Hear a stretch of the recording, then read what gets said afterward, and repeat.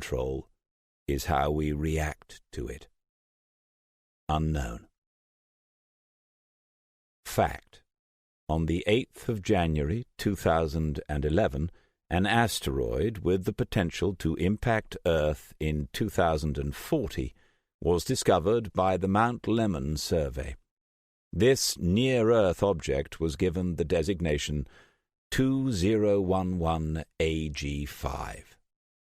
The majority of locations and organizations referenced in this book are real. Many of the world's most powerful governments build and operate large, clandestine, subterranean facilities. Prologue. November the 13th, 2017. Professor Steiner buzzed with suppressed excitement. This didn't happen often, as his job was mundane, to him anyway. As head of a highly classified government subterranean research project, his job was an important one.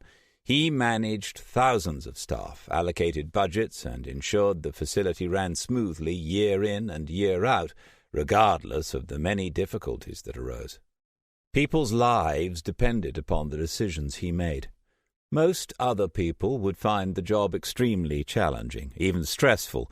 He did not, however. Graduating top of his class from Harvard in engineering, physics, and computer science, with PhDs in all three subjects, he had lectured all around the world, including CIT, Stanford, Oxford, Cambridge, and Tokyo. At the forefront of various research projects, he'd also authored numerous acclaimed scientific papers. So why had this emotional transformation occurred?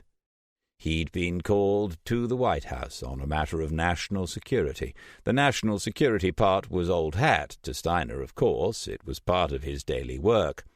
The White House, on the other hand, certainly was not.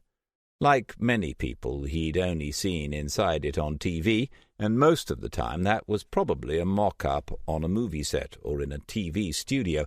This, however, was the real deal. Professor Steiner?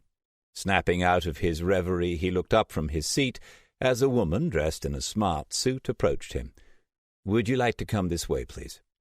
Standing up, he smoothed down his trousers, making himself presentable, and followed her through a door and into a large hallway. As they walked, he took in the sumptuous surroundings of the residency of the most powerful man in the modern world. Apparently, the Oval Office was under renovation, otherwise he'd have asked for a quick peek inside. This hadn't dampened his mood, though, and neither did the fact that he wasn't meeting the president, who was off on important business at the 2017 G13 summit meeting in Shanghai. Just being in the White House was enough for him. The woman opened a door and waved him through. "Take a seat, Professor. They will be with you shortly." Thanking her, he settled down again to wait. As Steiner sat there, his gaze was drawn to a magnificent oil painting that hung on the wall opposite. Captivating in its depth and energy, the picture depicted the Greek god Hephaestus wielding stonemasons' and blacksmiths' tools against the earth. Great fire and gases spewed forth at the sites of impact, while gaping rents in the planet's crust branched out across its spherical mass, revealing the molten core beneath.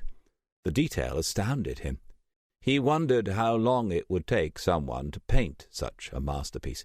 Hundreds of hours, he presumed, preceded by a lifetime of mastering the discipline's finer points. Steiner's eyes soaked up the exquisite brush strokes, his thoughts becoming entranced by the scene's dynamic power. Some time later, as he continued to study the great work framed within its ornate border of plaster and gold leaf, a young man appeared in a doorway off to his right. "Professor, good to see you again. Sorry to keep you waiting. Come in, come in." Steiner couldn't remember the man's name. Not one of his strongest points, names and faces. Give him a mathematical proof to remember any day of the week. Entering the room, he saw that 4 people sat waiting informally on sofas and chairs, papers, files, and laptops arranged haphazardly around them. "Madam Vice President," Steiner heard himself say. The VP stood and shook his hand, the greeting as genuine as the warmth in her eyes. Her entourage included one of the Joint Chiefs, a couple of suits, and the man who'd let him in. "Professor," the Vice President said, "thank you for coming on such short notice. I hope we haven't inconvenienced you too much by interrupting your important work. This is General Redshaw. I think you may have met previously." Steiner nodded, giving the general a small smile as he was reintroduced. The fact was he didn't remember the man at all, but not wanting to appear incompetent, he refrained from disclosing this fact.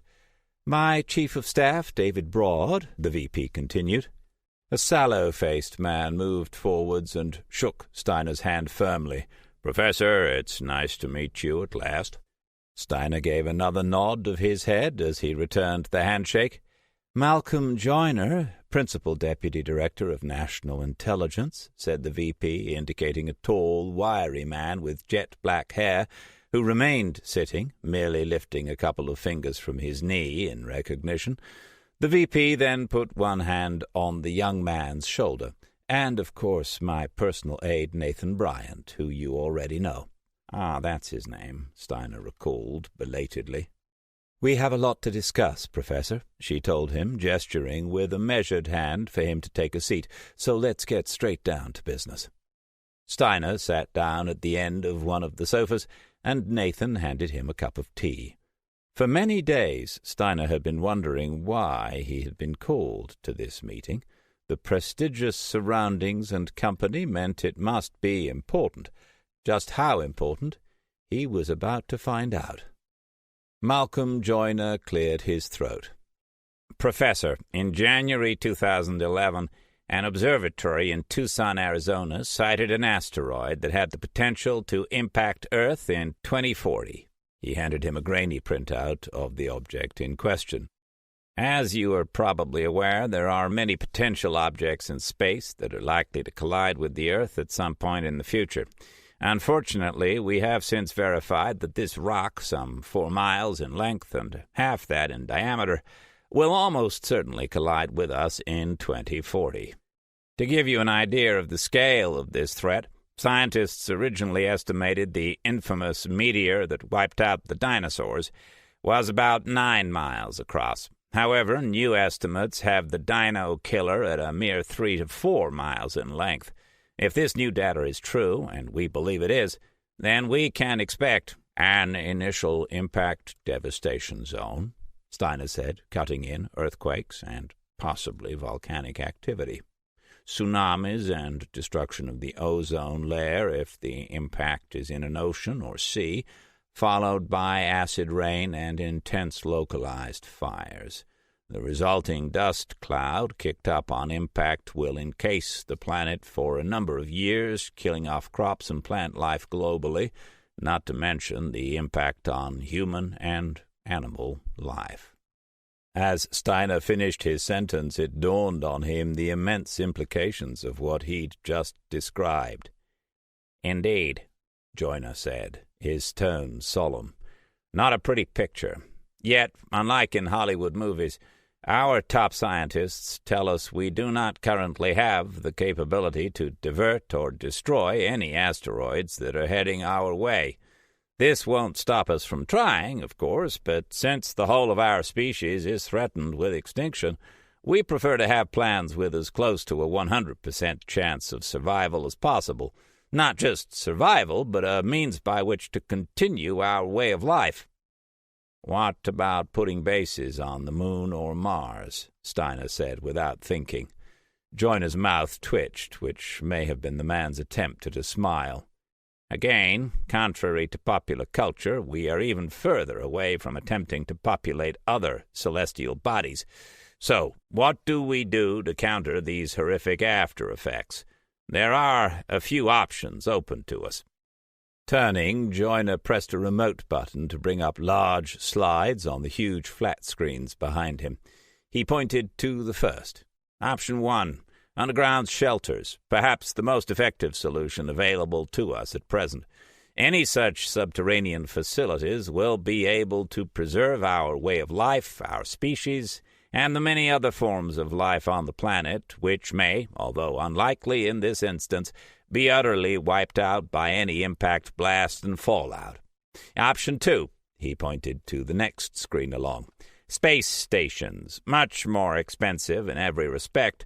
However, they have the significant advantage of maneuverability, enabling them to avoid direct impacts on Earth's orbit. And option 3, he said, motioning at the final screen, adaptive measures, genetically modified crops, plants, and trees, which can withstand little to no sunlight for long periods, food stockpiling and water storage, infrastructure strengthening and adaptation, conservation investment, population education leading up to impact, eternal darkness for many years will lead to mass panic and potentially wars and the breakdown of civilization unless preempted and diffused. Population evacuation of impact zone and the mega tsunami pathways. Since we have a finite time frame of 23 years to prepare for impact, it was decided that the most viable options were 1 and 3. Option 2 will be considered on a very small scale, utilizing current projects. "Are you with us, Professor?" the Vice President said. Tearing his eyes away from the screen, Steiner focused on the VP, his mind racing and his excitement a distant memory. His expression became serious. "I am, Madam Vice President," he said confidently. "Good. I knew you were going to be up to the task." She turned back to look at the Deputy Intelligence Director. "Proceed, Malcolm." "For the past few years, all the major nations of the world have been in intense discussions on how to combat this distant threat," Malcolm Joyner continued. "Not acting now may prove catastrophic in the future. Your work, Professor, since this discovery, has become more important than ever, which is why you will have seen a large increase in your budget year on year.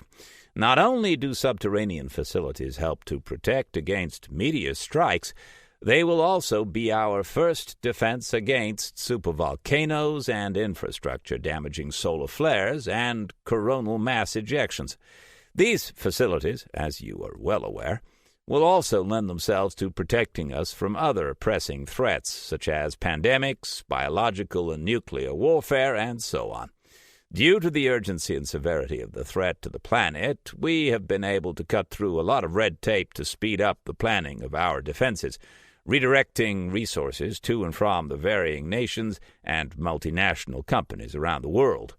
This process has inevitably been hindered by the need to ensure that the reason for such large-scale unilateral cooperation between nations and private enterprises initially is known to only a select few. Fortunately, the need for such secrecy has been aided by organizations that have been operating with complete, how shall I put it, untransparency for generations, operating around the world unseen by the majority of the populace. They have proved very useful in averting suspicions and minimizing the potential for mass panic and the breakdown of civilization. We need the world's economy and the people to go about their daily lives in as normal a way as possible, which will give humanity its best chance of survival in the future. Apart from the people in this room, there are only a handful of people in the U.S. who know about this situation. Needless to say, everything you've been told falls under the Official Secrets Act, to which you are already bound via your current position. The intelligence agent looked over to the VP. "Madam Vice President?" "Thank you, Malcolm. So, Professor, what do you think?" "I'm thinking you want me to help you build a facility," Steiner said. "Well, yes and no. We need you to head up a program," she told him. "Globally." Steiner's eyes widened in shock. "We are setting up an organization called the Global Meteor Response Council, or GMRC for short," the VP continued. "The GMRC will be operating under the banner of the United Nations, But in fact it will have significantly more powers and will operate and virtually control every nation's response to the asteroid and its eventual impact and fallout. You will not be required to operate in the public domain, as it would merely serve to nullify your skill set. No, you will help lead the Council from behind the scenes and concentrate on the worldwide subterranean response. You were our chosen candidate from the United States, and while your Chinese and British counterparts also had excellent credentials, you won out on the 4th round of voting. She smiled at him, her eyes sparkling with the glimmer of mischief. So, I believe congratulations are in order. Globally, Steiner thought, in command of preserving civilization, humanity, and virtually all life on Earth? No pressure, then? Thank you, Madam Vice President, he said dryly. You didn't think I should be informed about my involuntary candidacy prior to the voting? Would it have made any difference? I suppose not, he conceded. Excellent. She turned to her right. General? Yes, Madam Vice President, thank you. General Redshaw considered Steiner for a moment. Professor, your job is going to be incredibly difficult. However, you will have a good team to support you. Do I not get to pick my own support staff? Steiner said. Unfortunately, no. Due to the sensitivity of the program, team members will be allocated as we see fit. If you have any problems, come to us. The 5 people in this room are, from this point on, your core support. We are your team. Hang on, you're saying I'm in charge of you, a member of the Joint Chiefs? In a manner of speaking, yes. You will encounter many problems in the next 23 years, and I am here to ensure you have the full backing of the United States military when and where needed. Hard decisions will need to be made. Does the President know the full picture? The Chief of Staff stepped in to answer. No, he knows what he needs to know to do his job. He won't be in office long enough to warrant full disclosure. Doesn't that also apply to you, Madam Vice President? Steiner said. No. Once my tenure is at an end, we will remain as a team to ensure stability is maintained. Personnel change is neither efficient nor cost-effective, and increases the risk of intelligence exposure, or so I am told, she said, looking over at Malcolm Joyner, who nodded in agreement. She turned back to Steiner, a small smile creeping onto her face once more. Hang on, doesn't that mean I'm also in charge of you, Madam Vice President, or will be? It does indeed, Professor. Her smile widened. Right, okay then, just making sure. Dear Lord, what am I getting into? He thought to himself. In charge of the Vice President of the United States and one of the Joint Chiefs, not to mention the Deputy Intelligence Director. Your job at the China Lake facility will terminate immediately, the General continued. Your home and work will now be moved to a location on the border of New Mexico and Colorado, near a town called Dulce. Stunned, Steiner looked at them in amazement. I thought the Dulce underground base was just some bunkum made up by conspiracy theorists and alien nuts. You're telling me it actually exists? The Dulce project has been underway for 2 decades, General Redshaw told him. With this new situation, we have simply adapted it to suit. How large is its subterranean footprint, and how on God's green earth have you kept it a secret? I'm in the same field with high clearance. I haven't even suspected that there was something going on there. The footprint is approximately 20 square miles. As to how we keep it so well concealed, our friends in the intelligence community can be thanked for that. We aim to please, Joyner said with an air of nonchalance. 20 square miles, but that's 10 times bigger than China Lake. "It will actually be a lot bigger than that, Professor," General Redshaw said, "as it will utilize the cascading chamber design that you invented. We've simply scaled it up. Final preliminary testing is progressing, and the forecasts look very good for a fully functional, multi-level facility to be viable in less than 10 years. The top of the complex is 3,000 feet beneath the surface, while the bottom, when it is finished, will be over 10,000 feet down. It is truly an astounding feat of engineering on a scale humankind has never seen before." "So you must have been using nanotubes to strengthen the chambers," Steiner said, gazing down at the floor in thought. "Otherwise the depth would have been too great to support the vast pressures above." He looked back up. "How have you managed to go so deep? Unless you've devised a new extraction method, of course, but then—" "Professor," the VP said, interrupting him. "What?" "Yes, of course. Sorry. Don't apologize, Professor. This is what you've been hired to do, but you will have time enough to think and plan to your heart's content." The VP stood up, with everyone following suit. Steiner, caught on the hop, rose last. "Nathan will take you to your new home and help you settle in. All your research and equipment will be shipped to the Dulce facility in due course," the VP said. "I'm sorry to have to drop all this on you so suddenly, Professor. You are coping remarkably well, which confirms our choice was a sound one. We will be meeting again very soon, but until then, Nathan will be able to answer any further questions you may have." Steiner shook hands with them all, feeling a little bewildered by this sudden, life-altering turn of events. At the door he turned. "I won't let you down, Madam Vice President.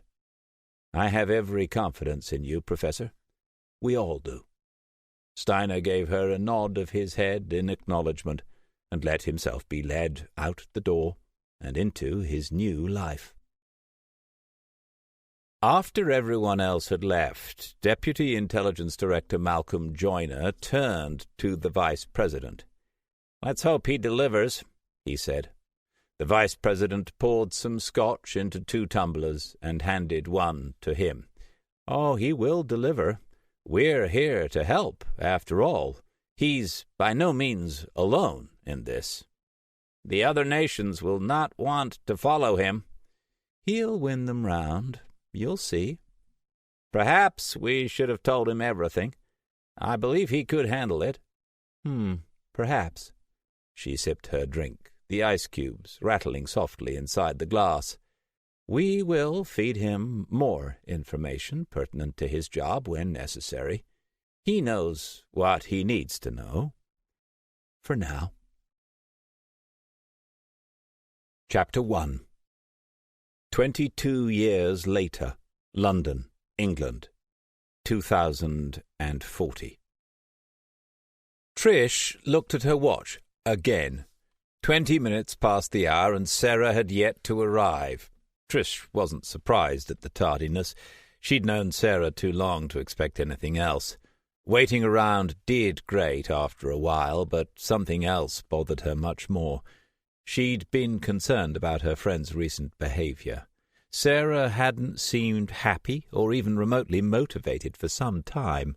Less focused, more introverted, and less sociable. Very un-Sarah-like. Trish hadn't seen her like that since Sarah's mother had died tragically in a fire 5 years ago. How time flies, she thought. It seemed like it had been only a couple of years since that fateful day. She took an idle sip of her tea and heaved a small sigh.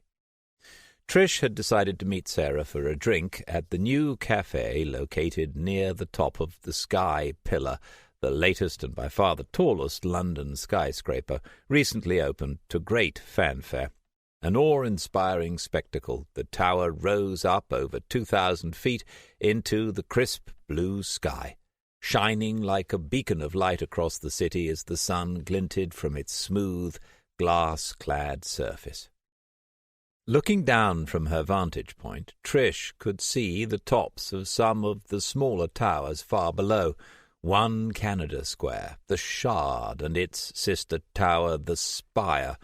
The building was so high it granted the observer a clear view of aeroplanes and helicopters as they bustled their way around the city. As she took another sip of her drink, she caught sight of Sarah stepping off the escalator and gave her a wave to catch her attention. Seeing the movement, Sarah waved back and began wending her way through the tables and chairs towards her friend. Sarah was quite tall, taller than Trish anyway, and at 5'8" she wasn't particularly short. Sarah also managed to catch the attention of many a passing man, as she was a true blonde with a beauty, figure, and complexion many models would envy. Sarah complained her looks were the bane of her life, as many people only saw her features rather than the actual person behind them. Trish could see her point. She could, although she wouldn't have minded the attention that Sarah enjoyed. Her friend's physical attributes also helped her in the befuddlement and usually inadvertent manoeuvring of the opposite sex.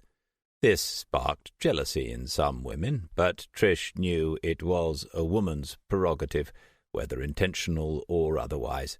Men had testosterone, and women had their wiles. It was just the way things were. "Gotta make use of what God gave you," her ma always said. Unfortunately, Sarah's looks had also helped to curtail her career prospects as an archaeologist. Strangely, many people didn't take her friend seriously, even though she was quite brilliant in her chosen field of anthropology. Trish knew Sarah had noticed people's attitude towards her too.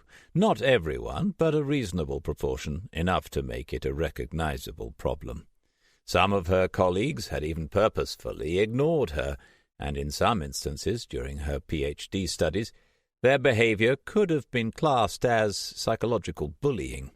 Dealing with these attitudes, showed Sarah by her peers, had made her a little intense and insular at times. They had also undoubtedly been a factor in her decision to investigate the more dubious and obscure subject matters on offer. But then, if you weren't respected or aided by your peers, you would have to forge your own routes or face mediocrity, and Sarah wasn't one to settle for that. Sarah dumped her bags down next to the table and gave Trish a hug in greeting.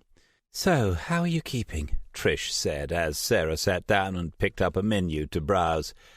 "Fine, thanks." Sarah glanced in her direction but didn't make eye contact. "Busy as normal. You?" Trish wasn't convinced her friend was fine at all. In fact, she looked like she'd been crying. "How's Mark?" "Yes, he's fine too," Sarah said, still looking firmly at the menu. "Sarah?" "Sarah." Trish leaned forward and eased the menu out of her hands. "Look at me, will you? I know there's something wrong. For a while now you haven't been yourself. You can tell me whatever it is. I won't judge. You know that." Sarah looked at her friend, anguish suddenly coming to the surface. She quickly looked away again, out over the city. A waiter came over, and Sarah ordered a half calf and a piece of chocolate cake with whipped cream. Trish raised an eyebrow. Sarah normally took great care with her figure, so whatever troubled her must be serious. Sarah caught the look. "It's nothing, really," she said, unconsciously wringing her hands together, which belied her words. "Mark and I are just going through a bad patch. Everyone does, right?" "Of course, but it seems a bit more than that. You haven't been out much, and when I've tried to talk to you about it, you've fobbed me off with lame excuses. I'm worried about you, Saz." Sarah turned away again, her arms folding protectively against her chest. Trish noticed the tension in the movements. She's not going to tell me, she thought. But then Sarah's shoulders dropped, and she sighed. "Mark hit me," Sarah said, her voice breaking. "What? When?" Trish said, shocked that he could do such a thing. He wasn't perfect, but hey, who was? However, she was even more shocked that Sarah was still with him and had taken it. The fire that had taken her mother had mentally scarred Sarah, making her more vulnerable. Could this be the reason she now found herself in such a position? "A few weeks ago," Sarah said. "And yes, before you say anything, I should have left him, but he was so sorry about it. He got really upset. He didn't mean to. He just lashed out. He'd been drinking." "Oh, my God, Sarah. Are you listening to yourself? He friggin' hit you, the piece of shit. I don't care how sorry he was or what it was about. It's unforgivable." I know. He won't do it again. He promised me, and I believe him. I love him, Trish, I do." Trish groaned inwardly. She knew her friend was wont to fall in love quite easily. Sadly, this had left Sarah in some emotionally retarded relationships. She'd hoped Mark would be different, but it seemed those expectations had been well and truly dashed now. She had suspected Mark of trying to control Sarah. Over time, she'd seen warning signs, but when she'd raised the subject, Sarah had dismissed her concerns out of hand. What else could she have done? It was her life, after all. "Hang on," Trish said. "Is that why you didn't go to Marta and Keith's wedding reception the other day, when you said you were too tired? I thought that wasn't like you." Sarah's hand went to her left cheek. Trish took her other hand to comfort her, but Sarah pulled it away. "How hard did he hit you?" she said, softening her voice, but finding it difficult to hide her anger. "It left a bruise. It was a slap, really, not a punch or anything." "Bollocks," Trish said vehemently. A couple sitting at a nearby table looked round, but Trish ignored them. "That's fucking bollocks, and you know it," she said a little more quietly. "Punch or slap, it's the same thing. If it's hard enough to leave a bruise or otherwise, he hit you." "I know. Look, I'll wait a while and see how things go. It won't happen again. He'd had a bad day at work. You know how it goes." Hello? I don't think so. A bad day at work doesn't give you carte blanche to beat up on the ones you supposedly love. Nothing does." "Trish, I know you mean well, but I can handle this. I'm fine, honestly. Can we talk about something else, please?" Trish didn't want to push it. At least she's opened up about it, she thought. That's a major breakthrough. I'll raise the subject later, perhaps speak to... And no, I know what you're thinking. You will not call my brother, and besides, he's off God knows where with God knows who. Trish gave a sheepish half-smile. "You know me too well. Seriously, though, Saz, if he does it again, I know I will. Promise." "Good. And you best keep him away from me for a while, too, as I won't be responsible for my actions." Sarah didn't reply as a waitress arrived with her order. She dug into the cake with gusto while Trish considered her in silence. "Sarah," she said at last. Sarah glanced up at her between mouthfuls. "I wanted to meet not just out of concern," Trish said. "Well, that was the main reason, but there's something else.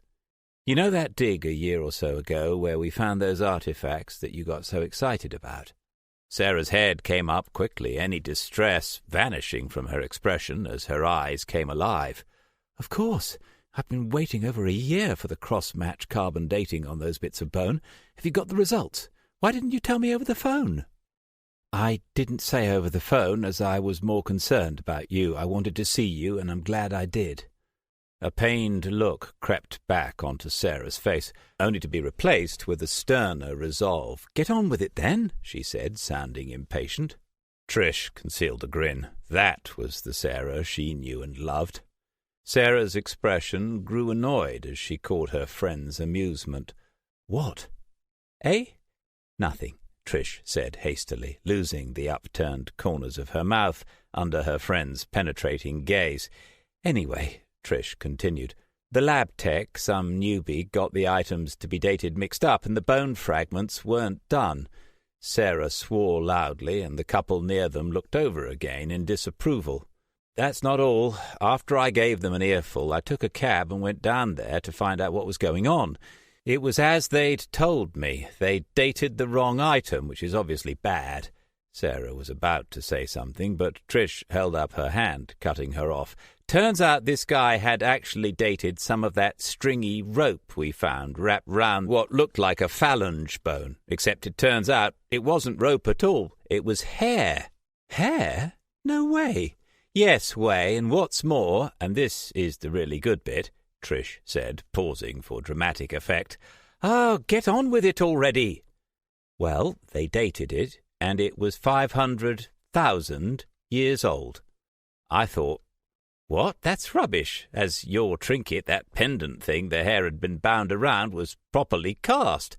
So I told them to test it again, but they said they already had 3 times, and the results came back the same. I knew it! Sarah reached across and gave Trish a big smackerful on the lips. Yuck! Trish wiped her mouth with the back of her sleeve. She couldn't help but grin, though, as Sarah sat back down. Oh, Trish, this could be the break I've been looking for these past years. Finally, some more hard evidence. Okay, I thought you might act like this. It's not really sufficient proof for your theory, though, is it? A few odds and ends? Sarah's eyes blazed with defiance. It will be when I get those bones dated, too. Hey, I'm on your side here, but you've got to think how they will look at it.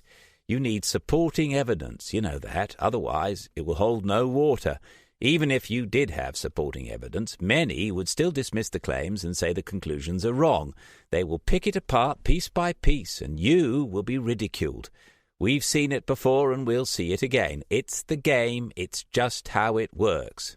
You think I don't know that? Frigging Ada, of course I know that, but it won't stop me from trying. If I still had those parchments... Trish didn't comment. She didn't want Sarah to dwell on that period of her life, especially considering her already fragile state of mind. The parchments in question, destroyed in the same fire that claimed her mother's life, were discovered by Sarah many years ago on a remote dig in the Zagros Mountains in Iran. Sarah had claimed they were from an advanced, extremely ancient human ancestor, since they had shown detailed maps of the continents equivalent to those that we have today, including Antarctica, which has only been mapped with any degree of accuracy in recent times. This theory was much more out there than another, which claimed a prehistorical human civilization existed around 10,000 years ago, one that was wiped out in a great flood when the ice caps melted. While this idea would also account for the maps, Sarah had other evidence to the contrary. Sarah theorized a race of larger humans existed hundreds of thousands of years in the past alongside Homo erectus, cited by the scientific community as the direct ancestor for Homo sapiens and Homo neanderthalensis. She'd become obsessed with this theory after finding an oversized femur bone and subsequently meeting other like-minded archaeologists, mostly amateurs, following the completion of her PhD in her mid-20s. Sarah and her group had gone from country to country, following up on leads found on the net and in medieval documents contained within libraries of obscure religious orders with tenuous links to the Catholic Church. Trish had always been open to her friend's ideas on the subject, but had never really believed in the theory like Sarah did. It was interesting, exciting, and more than a little mysterious, but to prove it as fact was nigh on impossible. If she needed convincing, and she had an open mind, then skeptics making up the majority of the scientific community would need more than a few scraps to even begin to change their views. 500,000 years old, Sarah murmured to herself. Do you know what that means? I'm not sure, Trish said, trying to keep her tone conservative. The dating was intriguing, but no more than that. It means modern humans didn't cast the pendant we found with the bones, Sarah told her, as, according to accepted theories, Homo sapiens didn't even evolve until what? An absolute maximum of 400,000 years ago. The earliest evidence of sophisticated casting equivalent to what we found was made by humans perhaps only 4,000 years ago. So who made it? Homo erectus? Possibly, but extremely unlikely, since there is no evidence they had the capability to cast anything. Couple this with the massive finger bones we found that indicate the individual's height was about 10 feet and... Come on, Sarah, Trish said chidingly. "That's pure conjecture verging on fantasy." "All right," Sarah raised her hands to placate her friend. "Perhaps 8 feet. But considering Homo erectus, Neanderthalis, and Sapiens all average roughly 5 to 6 feet, then 8 is enormous. I have to get to the lab and get them to date the bones." Excited, Sarah jumped up and grabbed her bags, hugged her friend, and zoomed off, leaving Trish sitting alone, bemused, and left staring at the remains of a piece of chocolate cake, discarded and forgotten on a plate. Trish picked up Sarah's unwanted morsel and popped it in her mouth, savouring the rich taste as she chewed. Waste not, want not, she thought, unsure if she'd helped her friend or just put her onto another destructive path. She was the one, after all, who'd introduced her to Mark in the first place. Heaving a sigh, she gazed out across the extensive metropolis of London, laid out like a beautifully crafted urban tapestry below, and thought, "I love this city." Chapter 2. It was 7 o'clock post-meridian by the time Sarah reached the Oxford Radiocarbon Accelerator Unit. Fortunately, the recently upgraded research laboratory for archaeology was still open as the lights blazed forth from the Dyson Perrins building where it was housed. Dean, an old flame, would hopefully be working late. He had a soft spot for her, and he might push through the bone fragments for analysis. She was lucky. About 10 years ago, this process had taken a few days or even a couple of weeks, but a new technique pioneered at this very lab had changed all that. Radiocarbon dating could now be carried out in a matter of hours, regardless of the age of the sample or its composition. And if this advance wasn't enough, another even bigger breakthrough made by the Chinese a few years later enabled carbon dating's 75,000-year limit to be extended tenfold. This new process, known as cross-match radiocarbon dating, utilized big data arrays, stratigraphy, quantum modeling, and molecular retracing, which had shepherded in a new era of accurate dating techniques, and Sarah knew if she was ever to make use of them, the time was now. As she entered the building, she checked her watch before taking the stairs up to the top floor. Turning left, she headed down the main corridor, passing a few students on the way. A moment later, she'd reached Dean's door. The sign read Mass Spectrometry Manager. Giving a swift couple of knocks, she entered without waiting for a response. Dean's desk was empty, but a furtive-looking woman shuffled through papers over on the right-hand side of the room. "Can I help you?" she asked Sarah, evidently annoyed at the intrusion. No. Yes. Is Dean about?" "No, he hasn't been in today. He'll be back next week." Sarah was crestfallen. She'd come all this way for no reason, and the chances of getting any carbon dating done that evening had gone out of the window. "I knew I should have called him first," she thought. "Idiot!" "All right," she gave the woman an apologetic smile. "No problem. Thanks, anyway." She wandered back into the hall and considered her options. Get the train back to London tonight, or get a room at a local hotel and head back tomorrow. She rubbed the back of her neck, unconsciously easing some tension. Frustratingly, her efforts to get here quickly had proved fruitless. Plus, telling Trish about her problems with Mark had brought up memories she wanted to bury. Sadly, though, her friend wasn't really the problem, as no matter how hard she tried to forget the incident with Mark, she couldn't seem to shake it. "I need a drink," she decided. The Turf Tavern was close by. Dean had taken her to it a few times back in the day.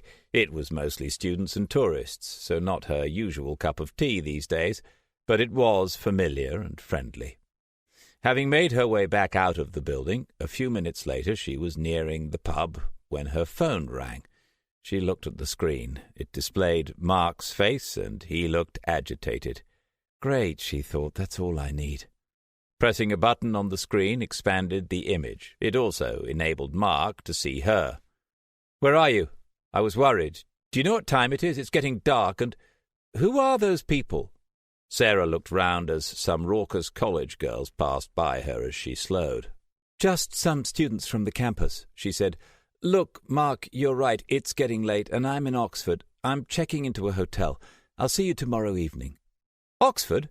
What are you doing all the way out there? I thought you were meeting Trish at the Pillar." I did. She told me some information about those bones we found a while back. You know, the ones we were waiting to get carbon dated." "It's taken that long? I thought you said they'd sped the process up or something." "They have, but you still get dumped on a waiting list, and with my rep, everyone else gets priority. Finally, someone got round to doing it, but they analysed the wrong thing, so I came over to sort it out." "Sarah, haven't we discussed this? It will go nowhere. It's always gone nowhere, and it always will go nowhere. Forget about it." "I'm not so sure. Trish, so are you coming home then?" he said, cutting her off. She was getting irritated with him now. "What? No. I told you I'm staying overnight. I've got to go. It's starting to rain." "Fine," he said. The screen went blank. He'd hung up. By then, she thought. Wrapping her coat around herself as the drizzle turned into a deluge, she hurried on. Reaching the tavern, Sarah pushed open the main door. A rush of warm air and noise greeted her, the smell of beer and damp clothing filling her nostrils. The pub heaved with people, the downpour having driven many inside. Not that students needed any excuse to drink and socialize. Ordering a glass of dry white wine, she settled in at the bar on a stool. A group of tourists huddled next to her examined a map and argued in a language she'd guess was Indonesian, although she couldn't be sure.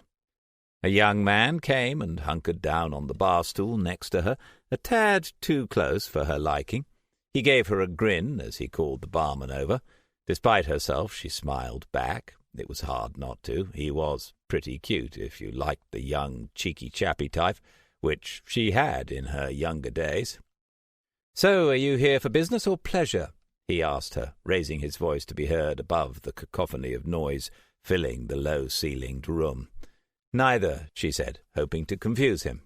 "What else is there? Education or something non-pleasurable like a funeral?" she said pointedly. "There are quite a lot of things, really." "Shit, sorry, he said, mortified, which is appropriate, she thought, chuckling inwardly. "Don't be," she laughed. "I'm kidding." He indicated her clothes. "You're wearing black, though." "You're quick," she said, while smiling. So—" A large hand clamped down on his shoulder, halting him mid-sentence. "I'm sorry, miss, is this fellow bothering you?" She recognized that voice. "No, it's fine. We were just chatting." The young man gave a nervous grin and made a swift exit. Dean pulled up another stool and sat down next to her, a pint in one hand. "Haven't seen you around for a while. What brings you to these parts of deepest, darkest Oxfordshire?" Sarah appraised him. It had been a while since she'd seen him. He'd aged a little, now in his early 40s, with some grey hair and a few more lines. Still easy on the eye, but he didn't seem that enamoured to see her. "You don't seem pleased to see me," she said. "Why should I, when the last time we met you left me hanging without another word? No sooner than you hear the word excavation or expedition, you vanish quicker than a fart in a fan factory." Sarah gave a wry smile. Lovely analogy. Dean glowered at her from under his heavy brows. "Oh, calm down, Dean," she said, and then assumed a pout while fluttering her eyelashes and looking pathetic. "You can't hold a grudge with little old me now, can you?" He growled and took a swig of his drink, trying unsuccessfully to hide his smirk. She pointed at him and laughed. "Ha! Caught ya!" "Very good. I never could stay angry at you for long," he said, relaxing a little and placing an arm on the bar. "So why are you here? Not to see me, I take it." "Actually, yes, but not for what you're hoping for." "Get you with the big head. I'm actually seeing someone at the moment, so I'm off limits." "Me too," Sarah said. So we've agreed we're not interested in each other. At the moment, he said, with a twinkle in his eye. She didn't reply, merely rolling her eyes in response. I'm down here to find out about a job one of your techs did for me recently. Unfortunately, he's dated the wrong piece in the batch. Dean groaned. It's probably our new guy, Roland. He's gifted, but a bit harebrained. I have to say, though, you don't seem that angry about it.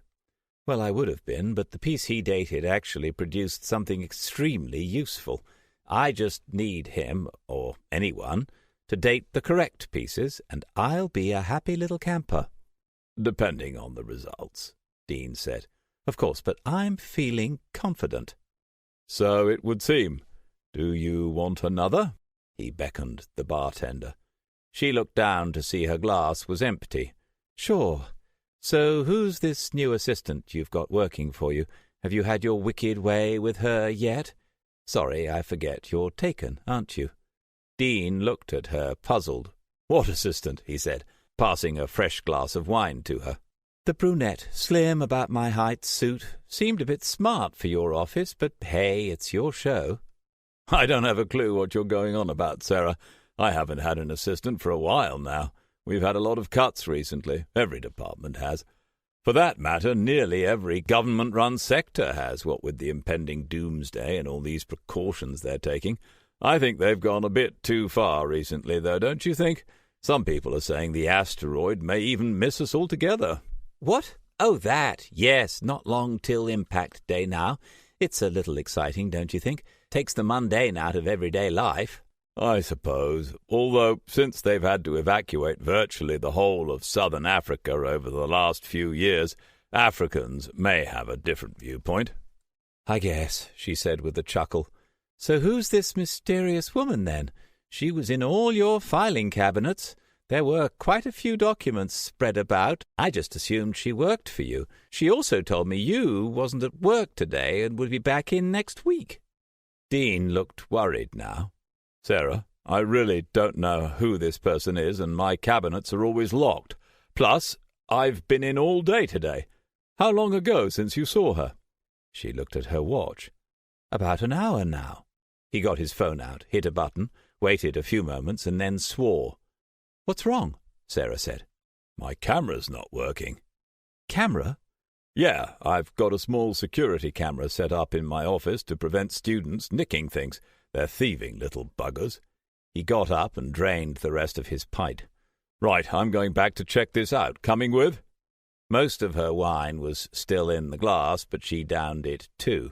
Sure, why not? She said, and followed Dean out of the pub.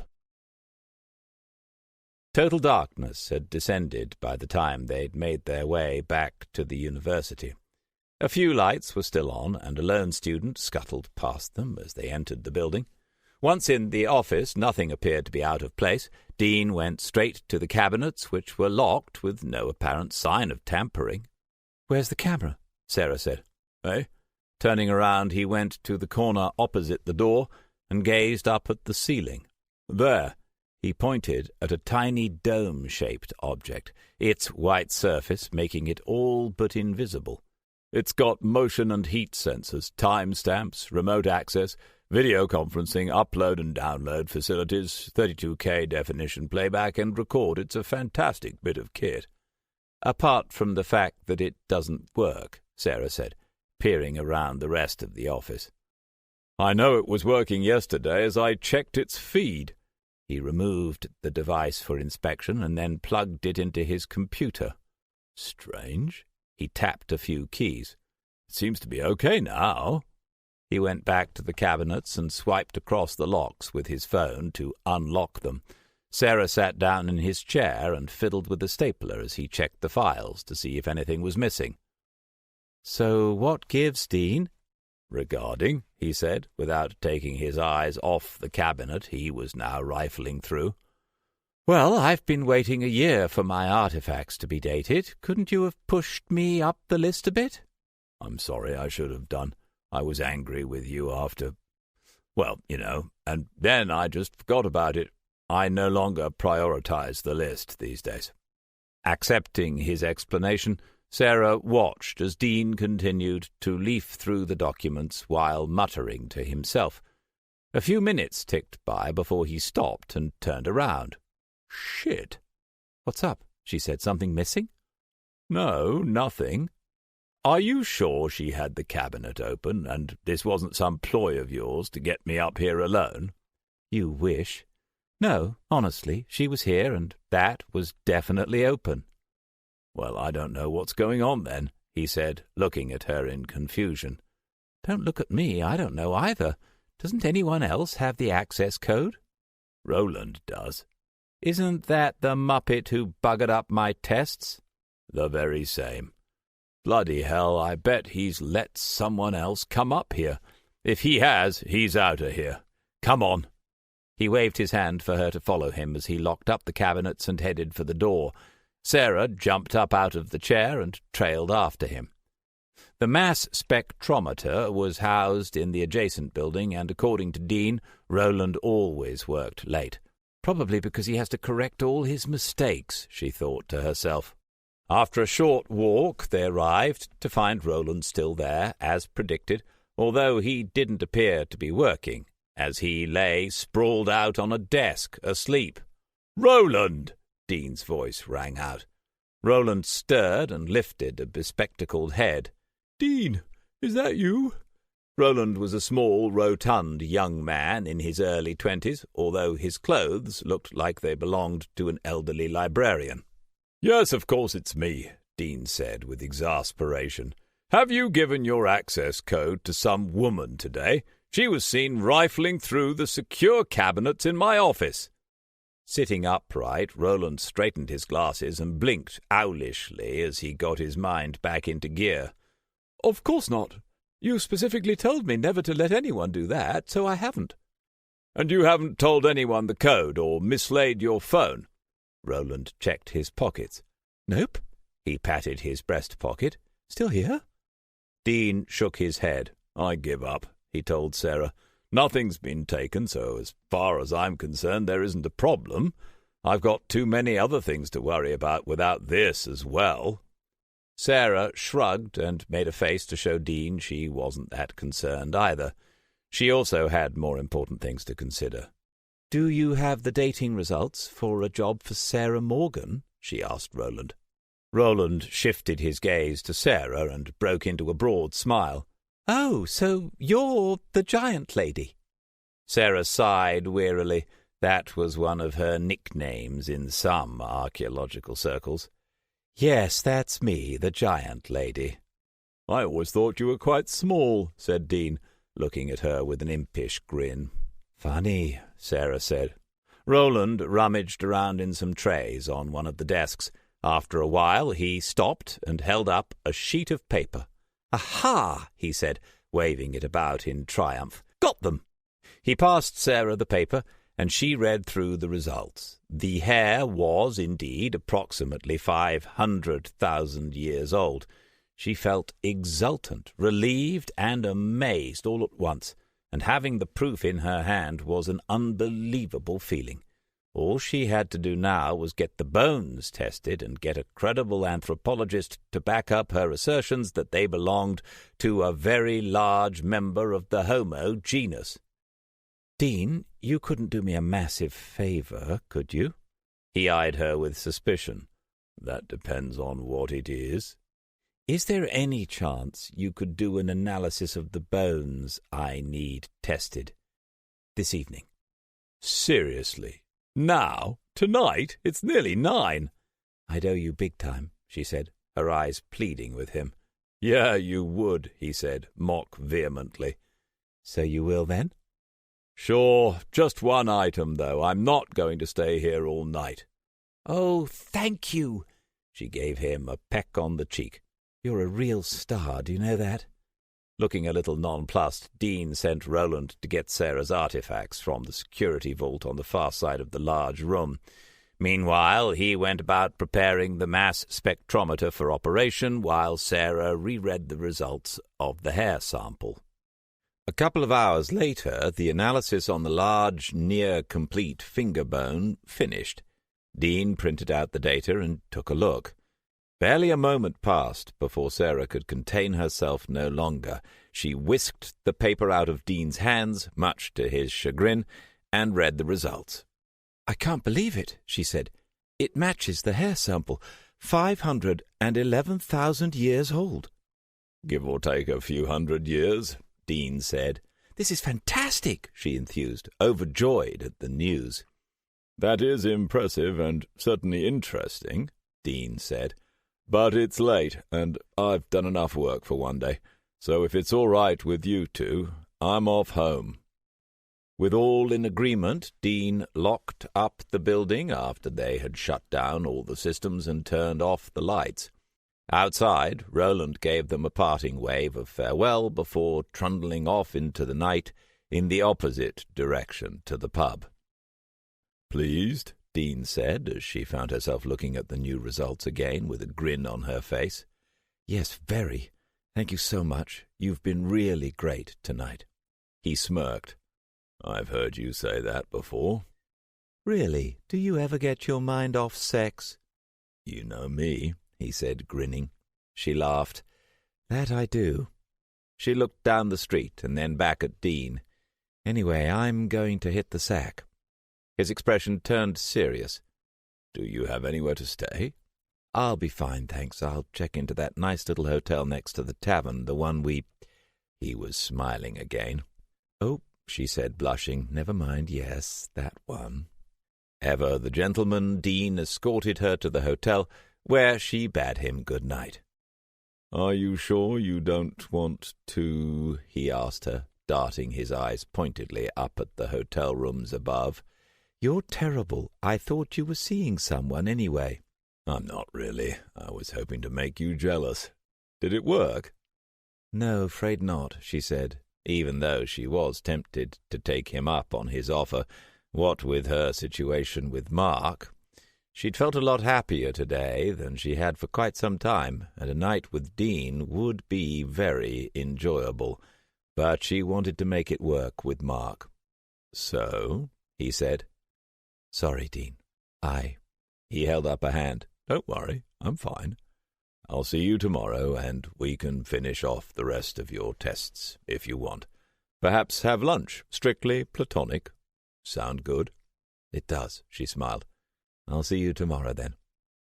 With a wave goodbye, she turned and walked into the hotel. It had been a long day, and she was looking forward to resting her head on a nice, soft pillow.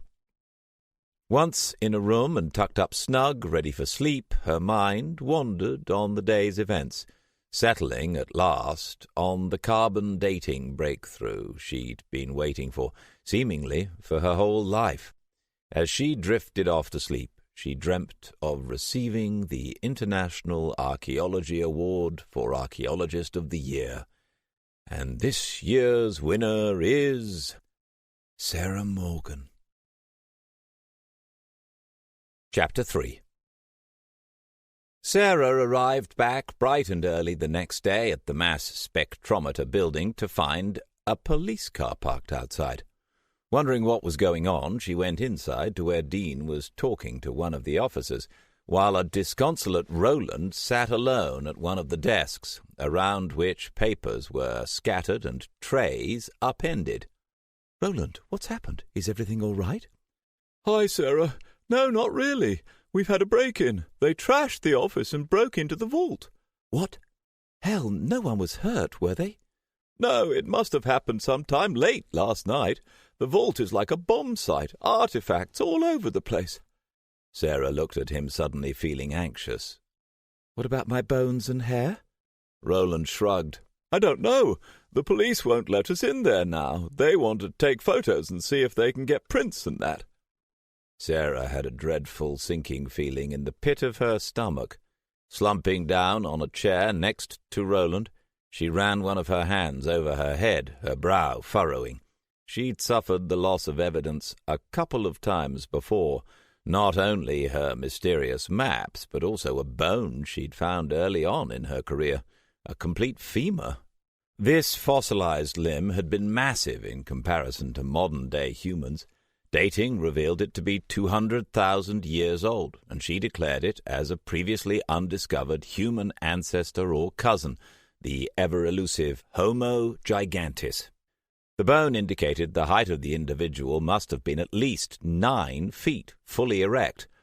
At the time, she made comparisons with fossils of an animal known as Gigantopithecus blacki, a giant ape estimated to measure 10 feet in a standing position. This massive creature lived between 9 million and 100,000 years ago in what was now India, China, and Vietnam. That such an animal evolved, an animal that was a member of the Hominidae family, of which humans were also a member, added credence to Sarah's claims.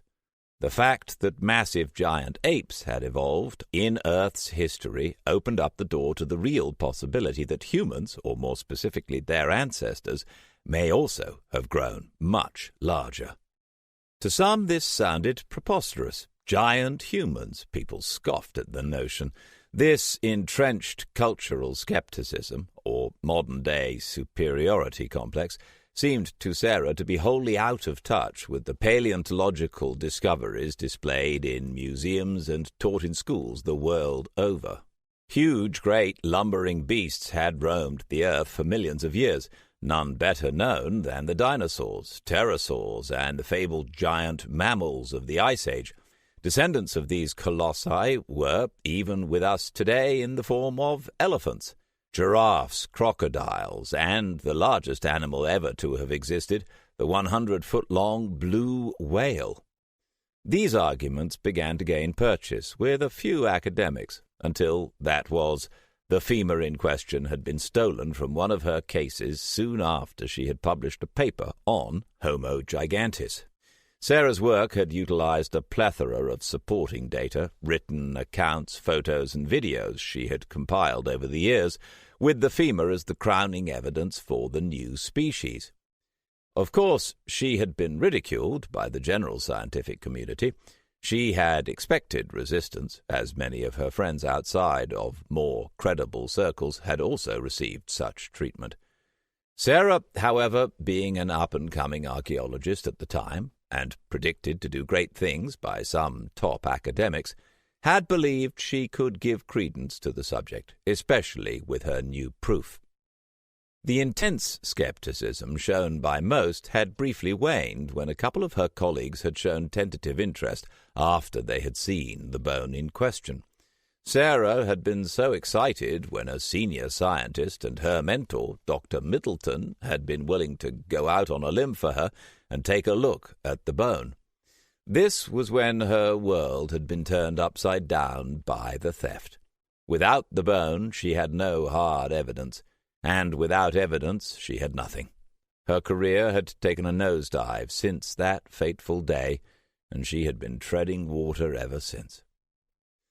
The most disturbing thing was the fact that it wasn't just she who had been plagued by bad luck.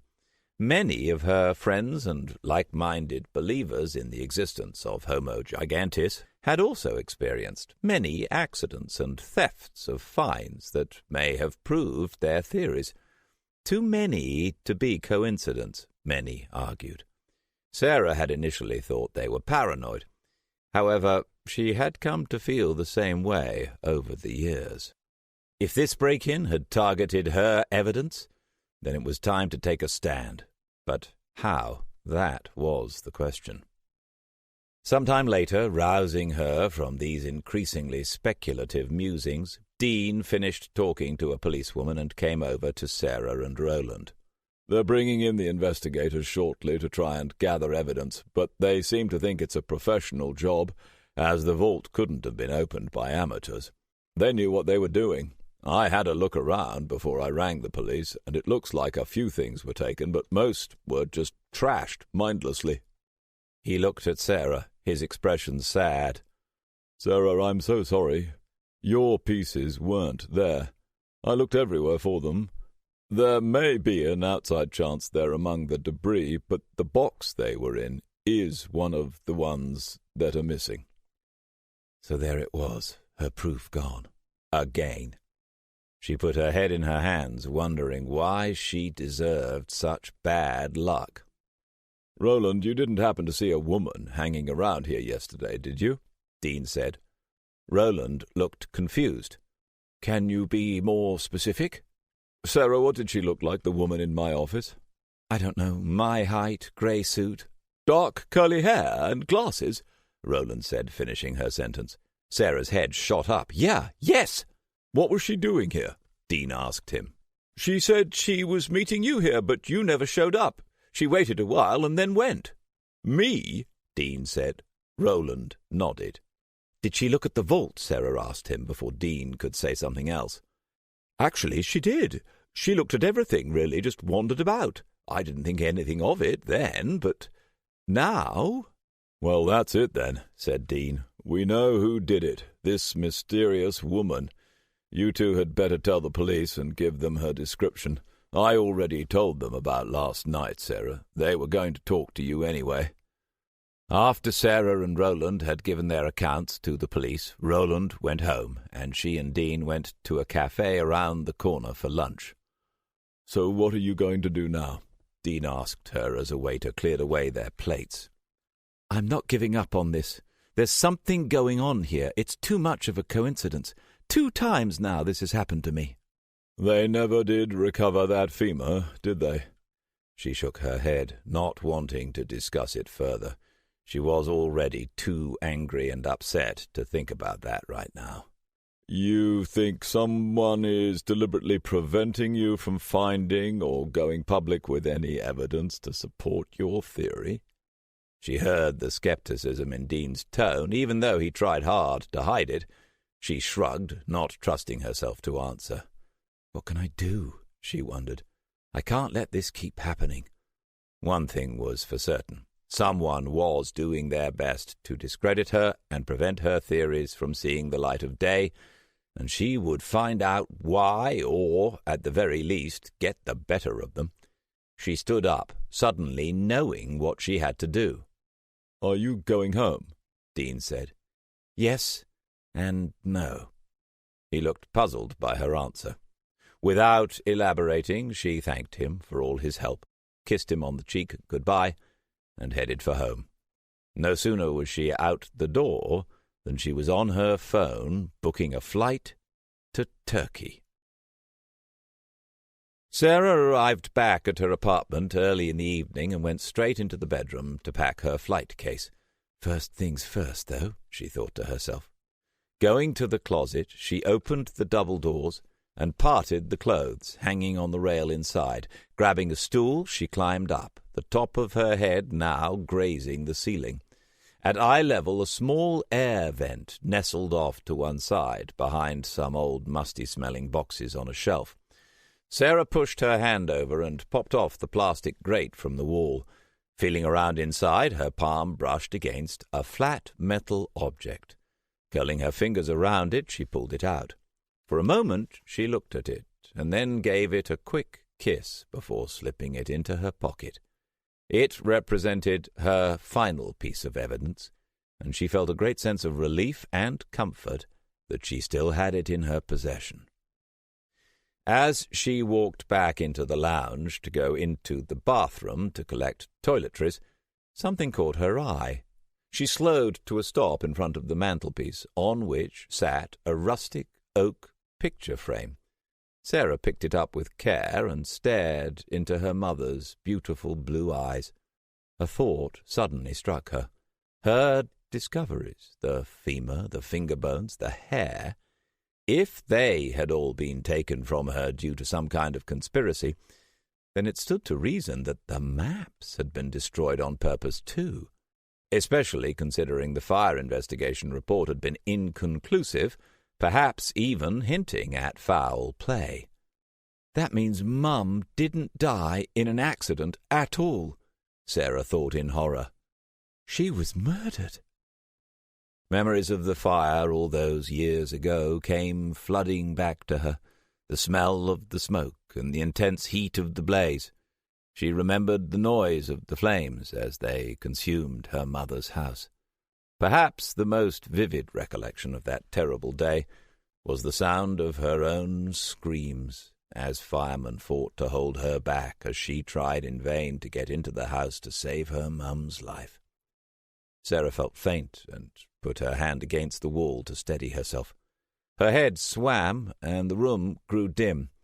The thought was too much to take, and she crumpled slowly to the floor, the picture frame falling with a clatter from her hand.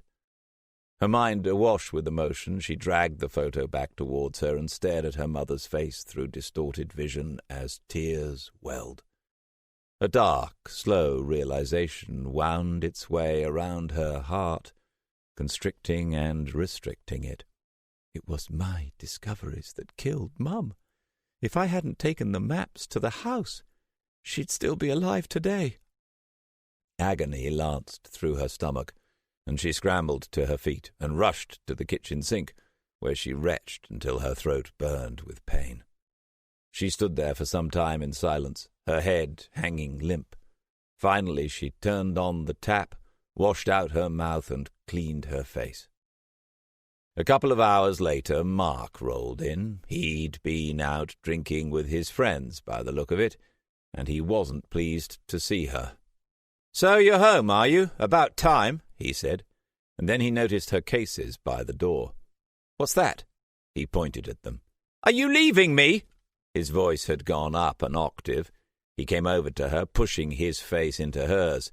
She pulled back as his breath stank of lager, but he grabbed her arm. "I'm not leaving you," she said, subdued and without emotion.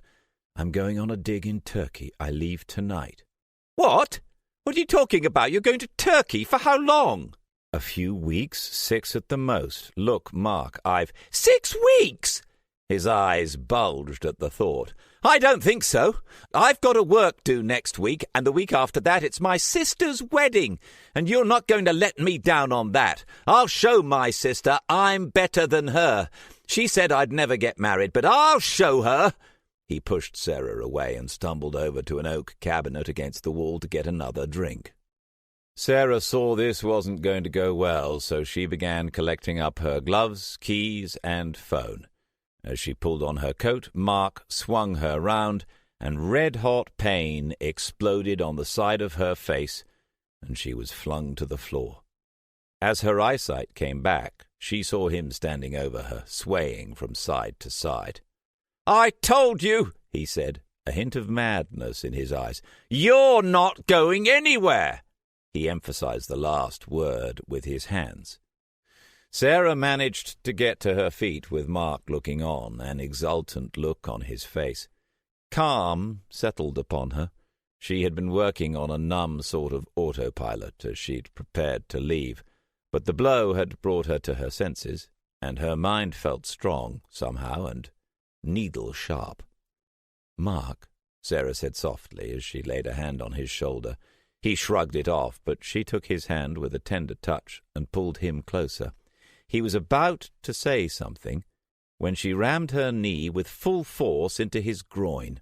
He hit the floor hard, writhing in agony. Sarah bent down to him, her anger raised, and grabbed his cheeks between the fingers of her right hand, making him look at her despite his pain. "I'll go where I damn well please," she said to him through gritted teeth. Pushing him back to the floor, she picked up her bags, and as she walked out the door, she turned away to see him staring up at her with undisguised hatred. "By the way, Mark," she said, "I am leaving you now." Slamming the door behind her, she walked off down the hall, looking at her watch. She had a flight to catch. Chapter 4. Dust clouds swirled and streamed across the distant plains as fierce winds battered the tents at the base camp of Mount Ararat on Turkey's eastern border. Fabric panels rippled as the air drove against them, end flaps snapping as they whipped endlessly back and forth. Like an invisible assailant, the storm whistled and screamed around a man who stood just outside one of the temporary shelters. Pulling his coat tighter about him, he ducked back inside to rejoin his 2 teammates. "It's colder than a frigid rat's arse out there," he said, taking off his gloves and blowing into his hands. "Is a frigid rat's arse colder than a sexually active one, then?" a man on the far side said. A woman laughed. "Perhaps he knows by experience. Have you been putting little Jimmy in places he shouldn't go again, Jace?" "You should know, Trish," Jason said, grabbing himself and thrusting at her. Trish wrinkled up her nose in disgust. "Oh, you're gross." "Ha-ha, bollocks, you'd love a bit of old Jace." Just then another gust of air ripped into the tent as someone else came in, wrapped in a thick red puffer coat. "Don't you agree, Sazza?"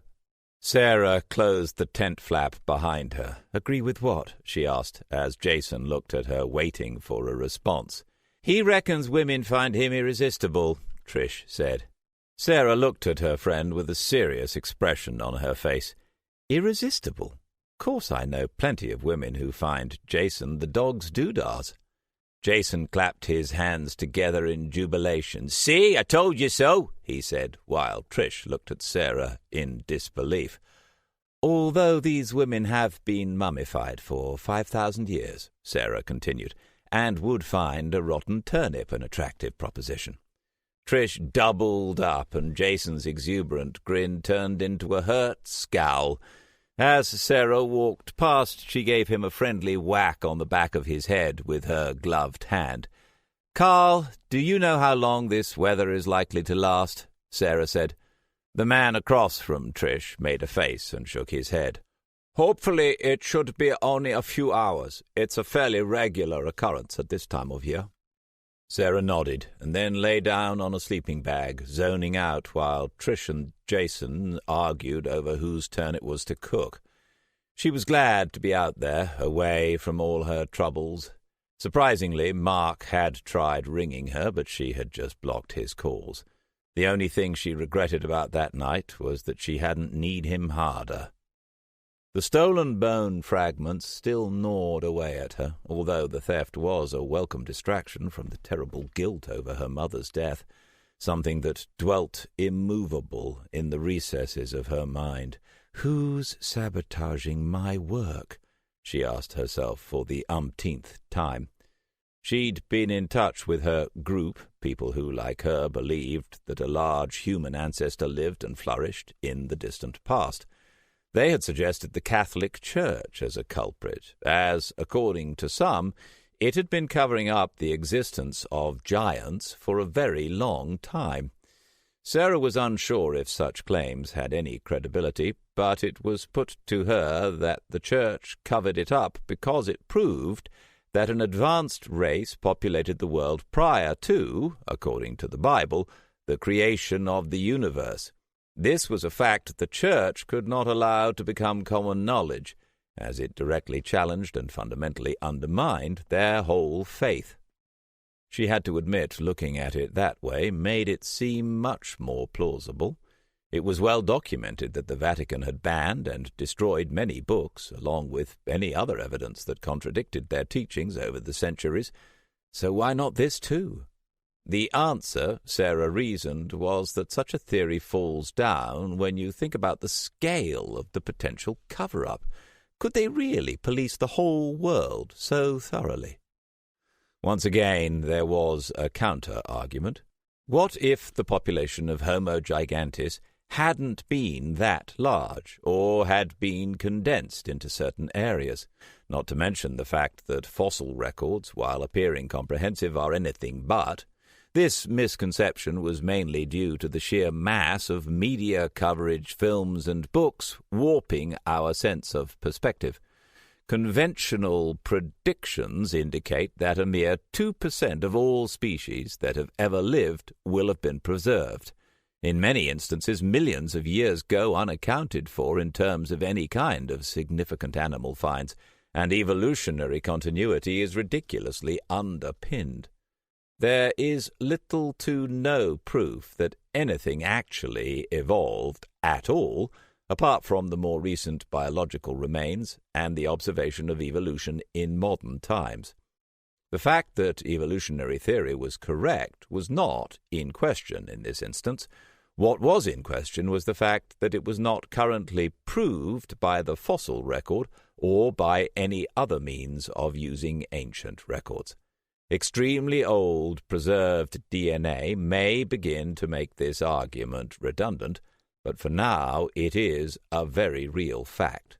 We know very little about Earth's evolutionary history and have only scratched the surface of what was in our past. All these assertions, according to Sarah's circle of like-minded individuals, were why a single powerful organization, such as the Catholic Church, had the motivation, means, and opportunity to be able to cover up the existence of a whole species. A flaw still existed, however. Over the last 100 years, many scientific discoveries had been made to challenge a whole raft of religious teachings, Catholic or otherwise. So why still cover it up? Something else must be going on, some other reason to hide this from the world. Wild claims, suggested by her friends, swirled dizzyingly around in her head as she drifted into a deeper sleep. "Sarah." "What?" she murmured, rolling over away from the sound. "Sarah, wake up, will you?" She felt a foot nudging her side. Groaning, she opened bleary eyes and saw Trish looming large over her. "Sarah, I've been calling you for ages. The winds have died down. Come on. We've got a few hours left till nightfall. Let's get to the dig site." "Sorry, I must have been dozing." "Soundo is more like it," Trish said, amused. "Come on, Saz, let's get going." Grunting a little and accepting a helping hand from her friend, Sarah pushed herself up. "You've got far too much energy for your own good," she grumbled. Trish laughed. "Ha! Pot, kettle, black is all I have to say to that." She had a point. Sarah had been like a woman possessed these past few weeks. She'd pushed her small team to the limits to cover as much ground as possible around the area where she had discovered the previous year's finds, which included the hair, finger bones, and the small cast metal pentagonal disc. The disc had a small hoop on one edge, like a pendant, enabling her to hang it on a chain around her neck. Instinctively she pushed a hand onto her thick puffer jacket and felt the object press reassuringly against her chest. This was one thing she was determined never to let out of her sight again, doubly so in light of recent events. She'd been keeping it at her apartment while she waited for the other artifacts to be dated at the lab.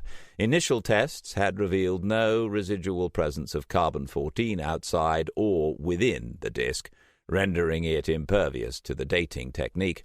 Luckily, this had ensured it was not amongst the other objects when the vault was broken into back in Oxford.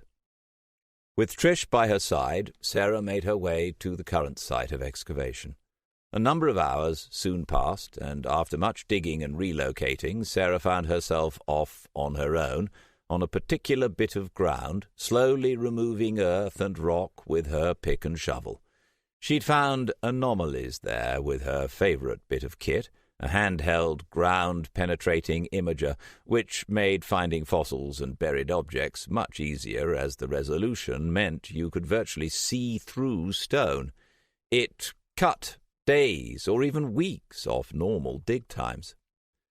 The imager had been around for some time, but it used to be extremely expensive and unwieldy. However, with innovative technical advances in its manufacture, it was now lightweight and a lot cheaper. Still expensive, but well worth the money. Sarah had also upgraded the scanner's software and added some lines of code herself to further improve performance, something she felt quite proud of. Prior to Sarah's reputation going down the plug hole, she had also managed to acquire some much sought-after satellite time. Using infrared satellite technology enabled massive areas to be scanned from space, resulting in spectacular finds. The idea had been pioneered in the early 21st century, when it had unveiled the lost cityscapes of Egypt, including the phenomenal finds of 17 pyramids buried for millennia in the desert sands. Since then, many lost tombs and treasures had been unearthed, eclipsing even those of the infamous Tutankhamun. It was truly a new golden age of archaeological discovery, and Sarah had got in on the act and requisitioned mapping of some areas around Mount Ararat.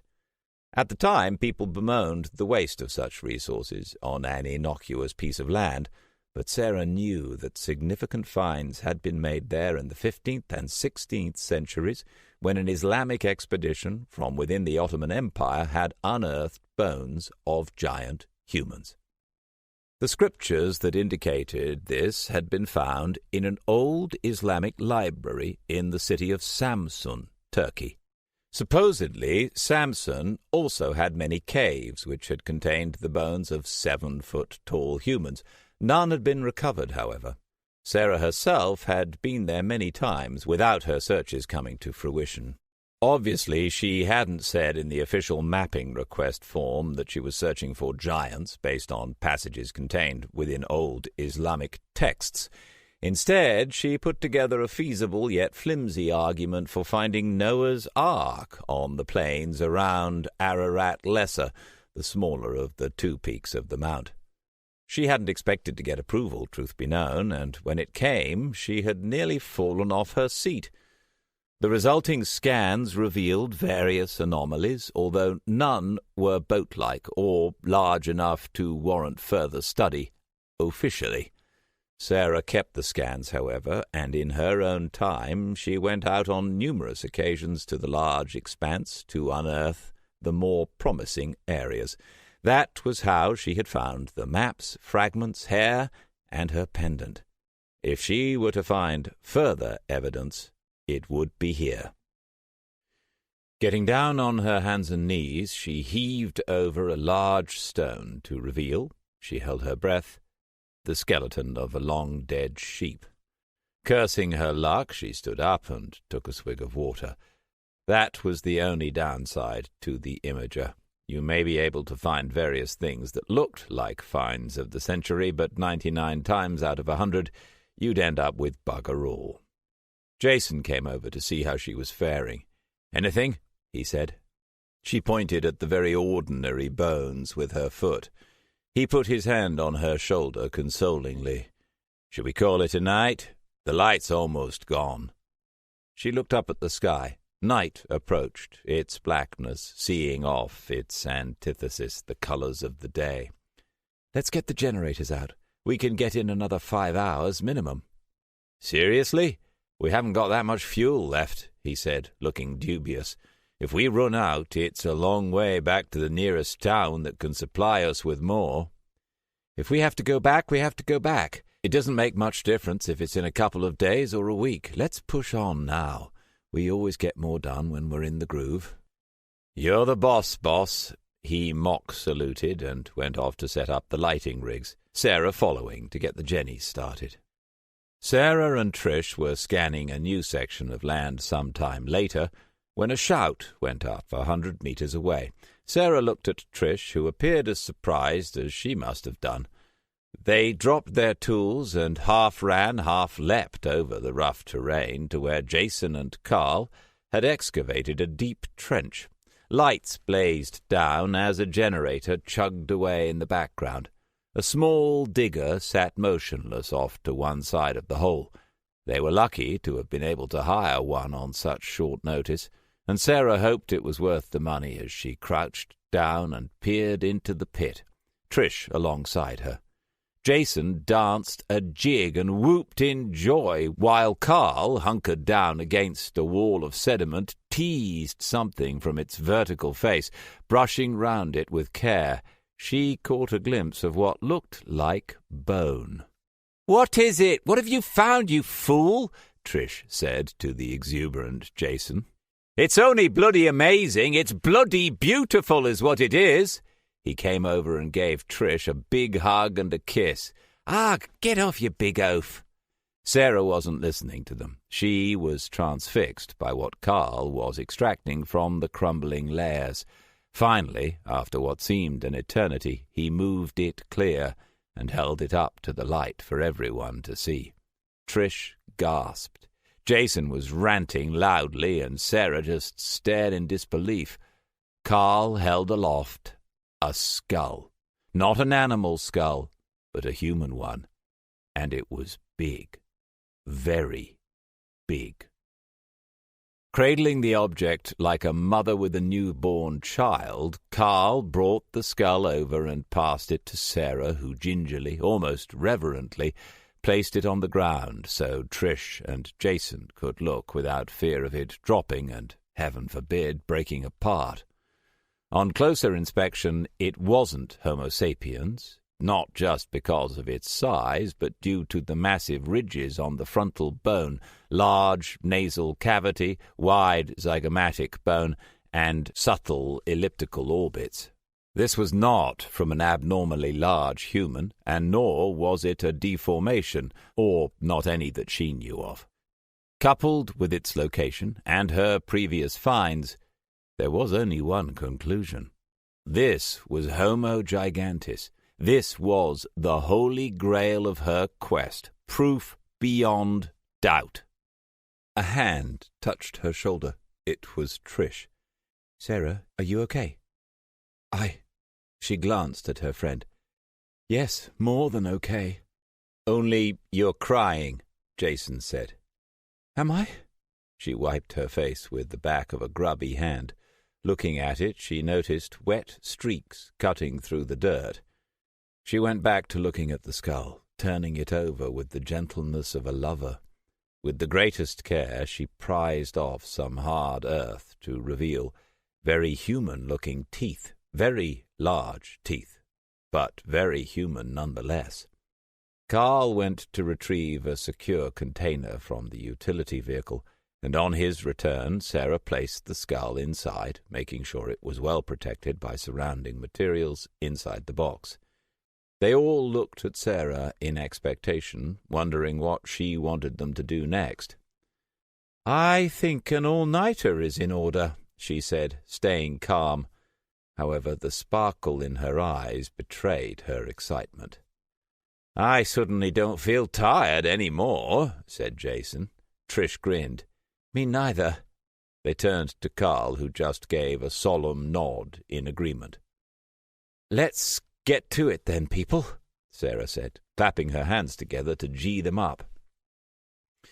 By first light, they had unearthed nearly a full skeleton, approximately 8.5 feet long, and that wasn't all. After a few hours working in the trench, Sarah had gone back to the scan site that she had been surveying prior to the skull being found.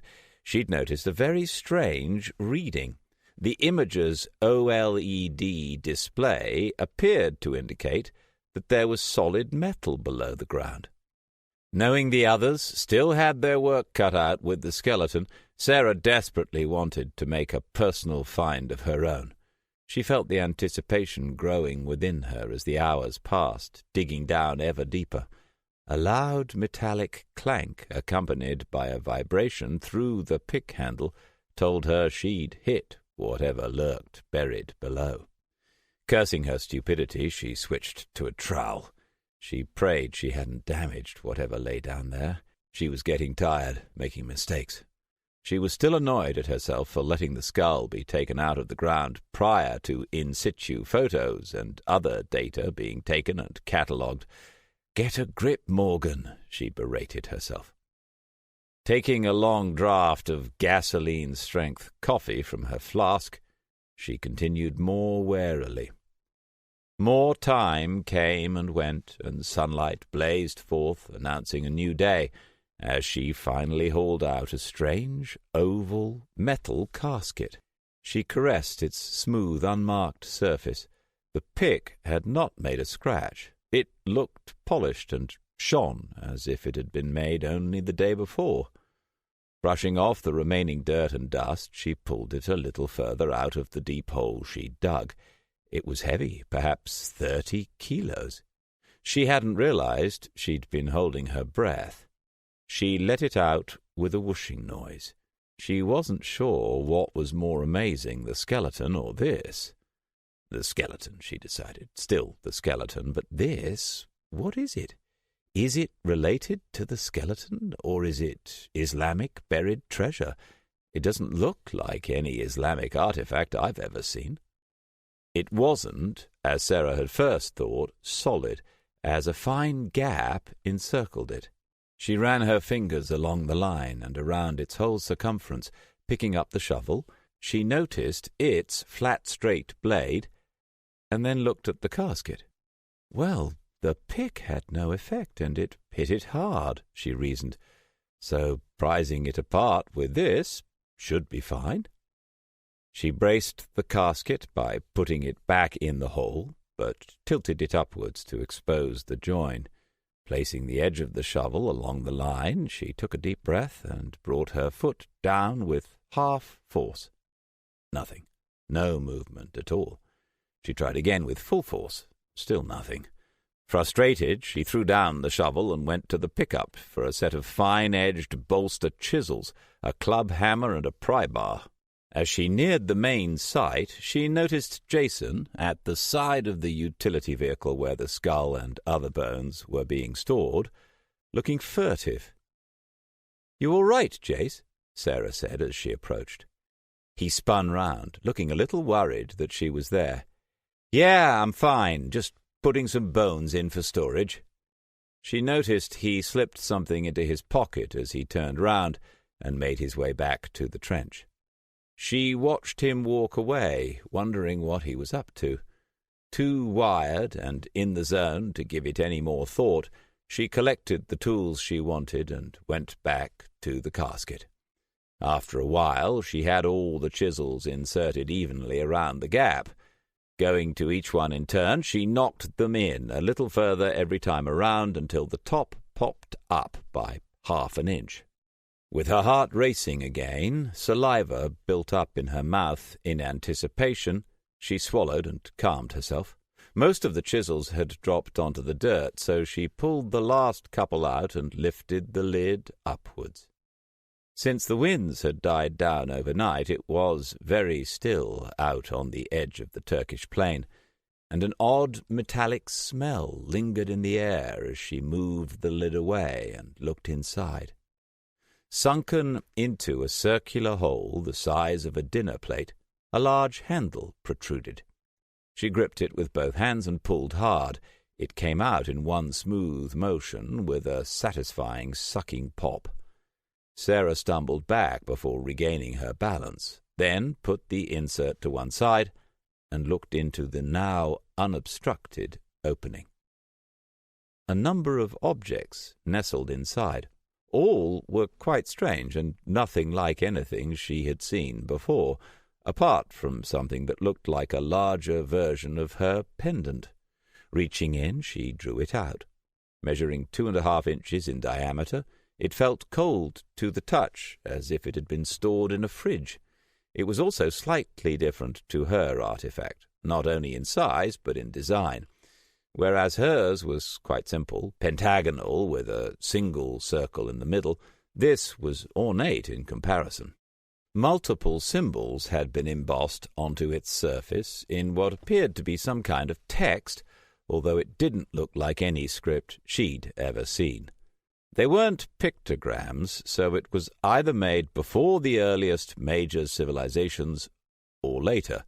Considering where it was and what they had just found, she was betting it was pre-Babylonian by a long shot, perhaps even pre-human. She noted that, unlike hers, this one had a metal clip at one end, which she easily popped open using a couple of fingers. She looked inside to see it contained a roll of parchment. With her fingertips, she managed to coax it out. About to unfurl it, she paused. Was that an approaching vehicle she could hear? Slipping the paper-like material back into the large pendant, for it too had a hoop at one end, Sarah moved around from behind the craggy outcrop of rock where she'd been working to see that it wasn't one vehicle but 5. 2 black military-looking short-wheel-based lorries and 3 large desert-coloured SUVs roared up around the dig site, one peeling off towards Sarah, who rushed back to the canister-like box she'd just dug up. Yanking out items, she stuffed them into her pockets, chucked a few under some rocks, and then they were on her. 2 armed men jumped out of the SUV and grabbed her from behind, dragging her backwards as she tried to escape. She kicked, struggled, and shouted at them before being slammed up against the side of the vehicle for her troubles. With rough efficiency, they then stripped her down to her underwear and removed all the artifacts she'd concealed in her clothing. She started to shiver as the 2 men swept the area. "Is this everything?" one of them asked her after they had gathered together most of the items she'd hidden. Sarah glared at him with baleful eyes and didn't answer. "It doesn't matter," said the second man. "We'll pick this site clean when the others get here." "What others?" Sarah said. "Who the fuck are you?" The men ignored her. One of them picked up her clothes and shoved them into her midriff. After she had dressed, they marched her over to the others.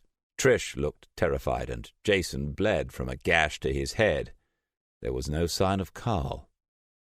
Amongst the desert camo-clad soldiers, who now seemed to be everywhere, a tall, imperious man strode around issuing orders. He wore a pinstripe suit and looked extremely out of place, almost comically so, and yet the men obeyed him without question as he directed them this way and that. Then, appearing from behind one of the trucks, Carl came into view. "You fucking bastard piece of shit!" Jason shouted, rushing at him. Carl sidestepped the attack and stuck out a leg, and Jason hit the ground hard. They grappled for a moment in the dust, but Jason was soon overcome. Now on top, with Jason face down, Carl knelt on Jason's back and twisted his arms behind him until he cried out in pain. "Stop it!" Trish pleaded in tears. "You're hurting him!" At that moment, the suited man approached. He surveyed the scene with a critical eye, looking at Jason, Trish, and then, finally, Sarah. "Get rid of them," he said to Carl in a strong and unmistakable Italian accent. Carl hauled Jason up, dragged him over to a nearby vehicle, and thrust him into the back seat. Trish and Sarah were forced forwards, and Carl unceremoniously pushed them in to join their friend. As Carl walked off, one of his colleagues noticed Sarah's pendant. "Sir, what about that?" he said, pointing at the dangling pentagon. Carl paused to glance at the metal disc hanging around Sarah's neck. He looked her in the eye. "It's nothing," he said, moving away, "just some cheap trinket." Satisfied with his superior's judgment, the man slammed the door shut on the 3 archaeologists with an ominous finality. "Sarah, what's going on?" Trish said. "Who are these people?" "I don't know." Sarah looked out of the window at the men as they went through their gear, throwing boxes of precious bones to the ground as if they were worthless pieces of junk. "Although I'm beginning to get an idea." She turned to look at her friends. "Did they take everything you had?" Trish nodded. "I tried to stop Carl taking the skull," Jason said, "but got this for my troubles." He pointed at his battered face. The front doors of the SUV opened, and they fell silent. Carl got into the driver's seat, and another man climbed into the passenger side. The suit and his mercenaries stayed behind, while Carl drove them back towards base camp. As they bumped along the uneven road, no one spoke, each immersed in their own thoughts. Reaching the site, Carl jumped out and ducked into the main tent. After a minute, he was back, and they were driving again, this time on the road towards the nearest town. Miles before they got there, he slammed on the brakes, and the vehicle skidded to a stop. Turning round, he chucked each of their passports at them and some cash at Sarah. "Do yourselves a favor and don't speak of this to anyone," he said, his eyes steely cold. "Now, get out." The 3 did as they were told, and as the SUV turned round and headed back towards the camp, Trish yelled some obscenities after them. Dejected, Jason looked around at the barren wilderness that surrounded them. "Now what?" "Now," Sarah said, her face grim, "we walk." Chapter 5. Richard Goodwin waited in his office. He looked out at the lush green Brazilian rainforest which stretched to the distant horizon and beyond. It was a wondrous sight. It was also an illusion, albeit a real-time one. Cameras around the world were trained on various landscapes that you could select, much like the allocation of a backdrop on a user interface. Once a vista was chosen, you couldn't change it again for at least 6 months, as, according to scientific research, for the brain to train the subconscious into believing it was real, it had to remain constant for that minimum duration. Altering the scene every day to different locations negated the effect. He still knew it was fake, but it was soothingly familiar nonetheless. Goodwin watched as a group of howler monkeys he'd grown to know worked their way through nearby treetops, adults foraging for leaves and berries and juveniles playing and learning to survive. Exotic birds preened and sang as the sun rose high in the crystal-clear sky above. The 360-degree views, plus domed ceiling display, all seamlessly knitted together, producing a 64K visual marvel. It was truly an immersive 3D experience, and yet, for all its wonder, it brought an ache to his heart as he knew the darkness was coming. Soon the meteor would hit, and the planet would become encased in a thick, pervasive dust cloud, choking the life out of the plants, trees, birds, and animals indiscriminately. Only a tiny minority would survive, and they would be entrusted to start their species anew. Along with human help, of course. Zoo funding had gone through the roof, and conservation, or geneticity, as it had become known, was very big business, much like the Green Movement at the turn of the century 40 years earlier. A bell chimed on his desk. "He's here, Director," said the familiar voice of his secretary. Goodwin pressed a button. "Thank you, Leah. Send him in, please." A few seconds later, a soft yet purposeful knock came on the door. "Come in," Goodwin said. The door opened, shifting the image to one side, and revealing the reception office beyond, and a short man with silver hair and a bushy brown-grey beard. "Professor Steiner," Goodwin said, walking forward and shaking his hand. The door closed behind him, and the illusion resumed once more. The professor looked around the room at the beautiful setting. "Did you have a good journey, Professor?" "I did, Richard, thank you," the professor said, his strong voice belaying his age and appearance. He wasn't the most powerful person on the planet, but he was right up there, able to call upon massive resources from around the world, governments bent to his will. He was perhaps the most important man on the planet in terms of ensuring the continued functioning of civilization as they knew it. He was also Goodwin's direct superior. In principle, anyway. He rarely got to see the man due to his never-ending workload. Goodwin was the operational director of the Dulce Underground Facility, officially called the United States Subterranean Base Steadfast, or USSB Steadfast for short. Located on the border of Colorado and New Mexico, it was the second largest of the U.S. bases which had been constructed deep underground to preserve not only human life but all other life on the planet. Of course, the United States wasn't the only country with such bases. They also weren't just there to protect against acts of God, such as meteors, solar flares, and the like, as they also protected against nuclear war, plague, biological war, and other catastrophes devised and unleashed by nature or man. Goodwin had worked on the base for 10 years and had led it for 4, more than a kilometre below the surface at its uppermost point to over 3 kilometres at its deepest. The complex housed nuclear reactors, weapons depots, 500,000 residents and staff, offices, laboratories, engineering and computer suites, and a huge multifaceted living ecosystem. Alongside the Chinese Shanxi base, USSB Steadfast contained the largest man-made partial self-sustaining biological organism, PSSBO, in the world. The PSSBO utilized fully integrated technology, including water recycling, air regeneration, horticultural and microbiological continuity manipulation, and sunlight wave systems, representing human ingenuity at its finest. "How goes Steadfast, Richard?" the professor asked him as he walked around the room, taking in the view. "I sent you a report last week, Professor," Goodwin said with concern. "Didn't you get it?"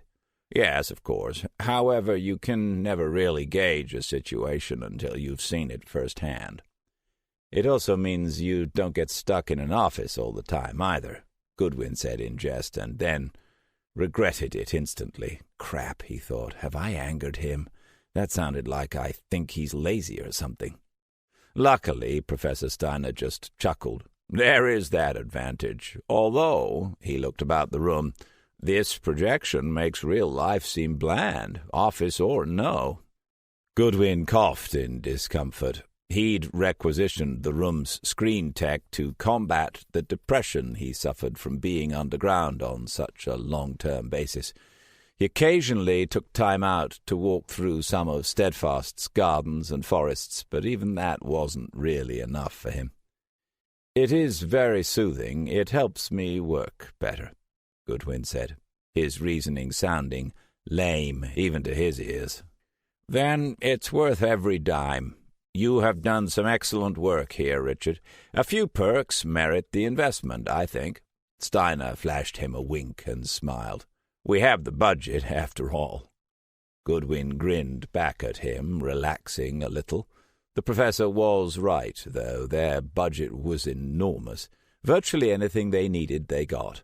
Goodwin wasn't sure how this near-infinite supply of money had been cleared through Congress, although it was a black project, and as such mechanisms had been in place for nearly a century to ensure they passed through regardless. Some things were just too important to disclose to the public, and even to politicians. It was concerning, though, even on this side of the curtain. "How is morale?" the professor asked him, "as a whole?" "Very good," Goodwin said with confidence. "We're on schedule with every major program, and final preparations are being made for when Impact Day protocols are activated." "That's not what I asked, Richard. What I mean is, how are people coping generally with the fact that all overground leave has been cancelled for perhaps 5 years or more? Some loved ones and friends will not be seen in person for the same duration. The sun and our fine," he looked up, "fine blue sky will also be disappearing too. What is their mood, Richard? These are stressful times for all." "There is an air of excitement," Goodwin said. "This is what we've all trained for, some for many years, or much longer in certain instances. There is also anxiety and agitation in some quarters, especially amongst the families of base personnel. Some of the military are also getting a little agitated.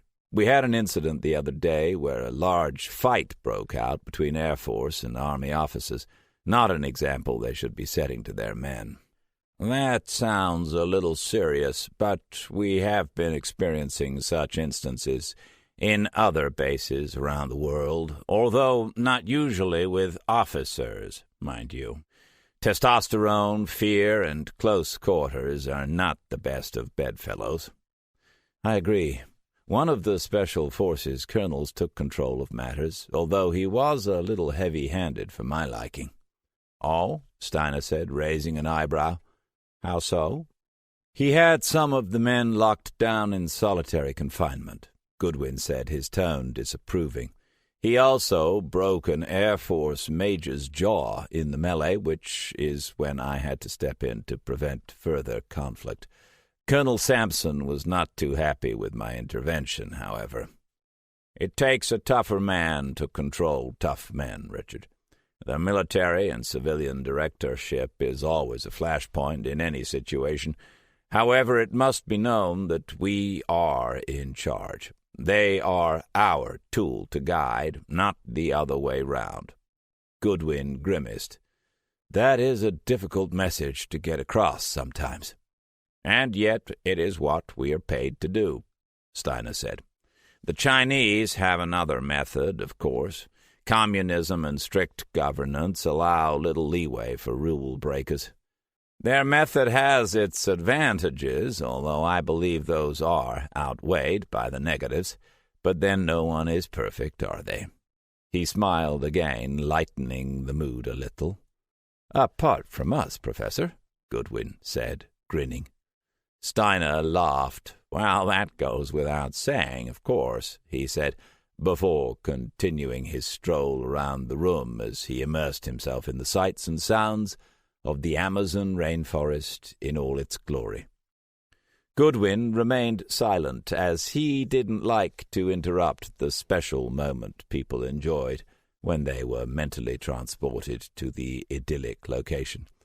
It took people in various ways. Some liked to chat about every detail, others questioned less and soaked up the ambiance.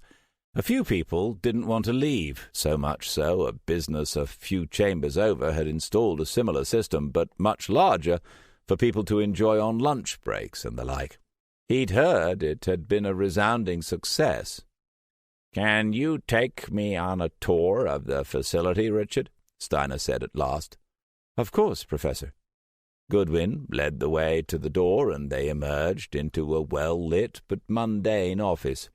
Out of the window, the actual view was an odd one. Thousands of feet below the surface, one would expect to see just rock. However, a major jump forward in excavation techniques enabled enormous chambers to be cut out of the Earth's crust. The principal and unusual process behind this success was called thermal density reduction, TDR, pioneered by renowned British scientists William and Thomas Wedgwood. It was evening, so the chamber they were currently in, Alpha Chamber 1, or AC-1 for short, was under street lighting, much like any surface town or city. USS B Steadfast was classified as a subterranean base, but since it housed 500,000 people, it was really an underground city, and as such would have qualified, if it wasn't clandestine, as the 45th largest city out of 285 in the United States. A central road ran through the chamber, and from the command center in which they were located, it could be seen disappearing off into the distance. Many roads branched out from this thoroughfare in a familiar grid system configuration, while emission-free cars, bikes, and trucks crisscrossed smoothly throughout the transport network's intersections, like data packets moving between computers. Of course, the advantage of electric vehicles underground was obvious. A lack of pollutants prevented chambers from filling up with noxious gases. Induction track lines integrated on the main roads charged and powered vehicles, while also preventing high-speed crashes, which would likely have dire consequences in such an underground facility. Safety was paramount for all Steadfastians, as they liked to call themselves. Once the two men had made their way outside, Goodwin hailed a cab and climbed inside after Steiner had boarded. "Where to, Mr. Goodwin, sir?" the cabby said. A certain loss of anonymity came with heading a project like Steadfast, as he was known throughout the base. He'd even appeared on the various media platforms run by the civilian sector, much to his dismay. He enjoyed his privacy and didn't like to be the center of attention. "Can you take us to the biochamber system, please? BC-5 would be good." "Will do, sir. Should take about 35 minutes.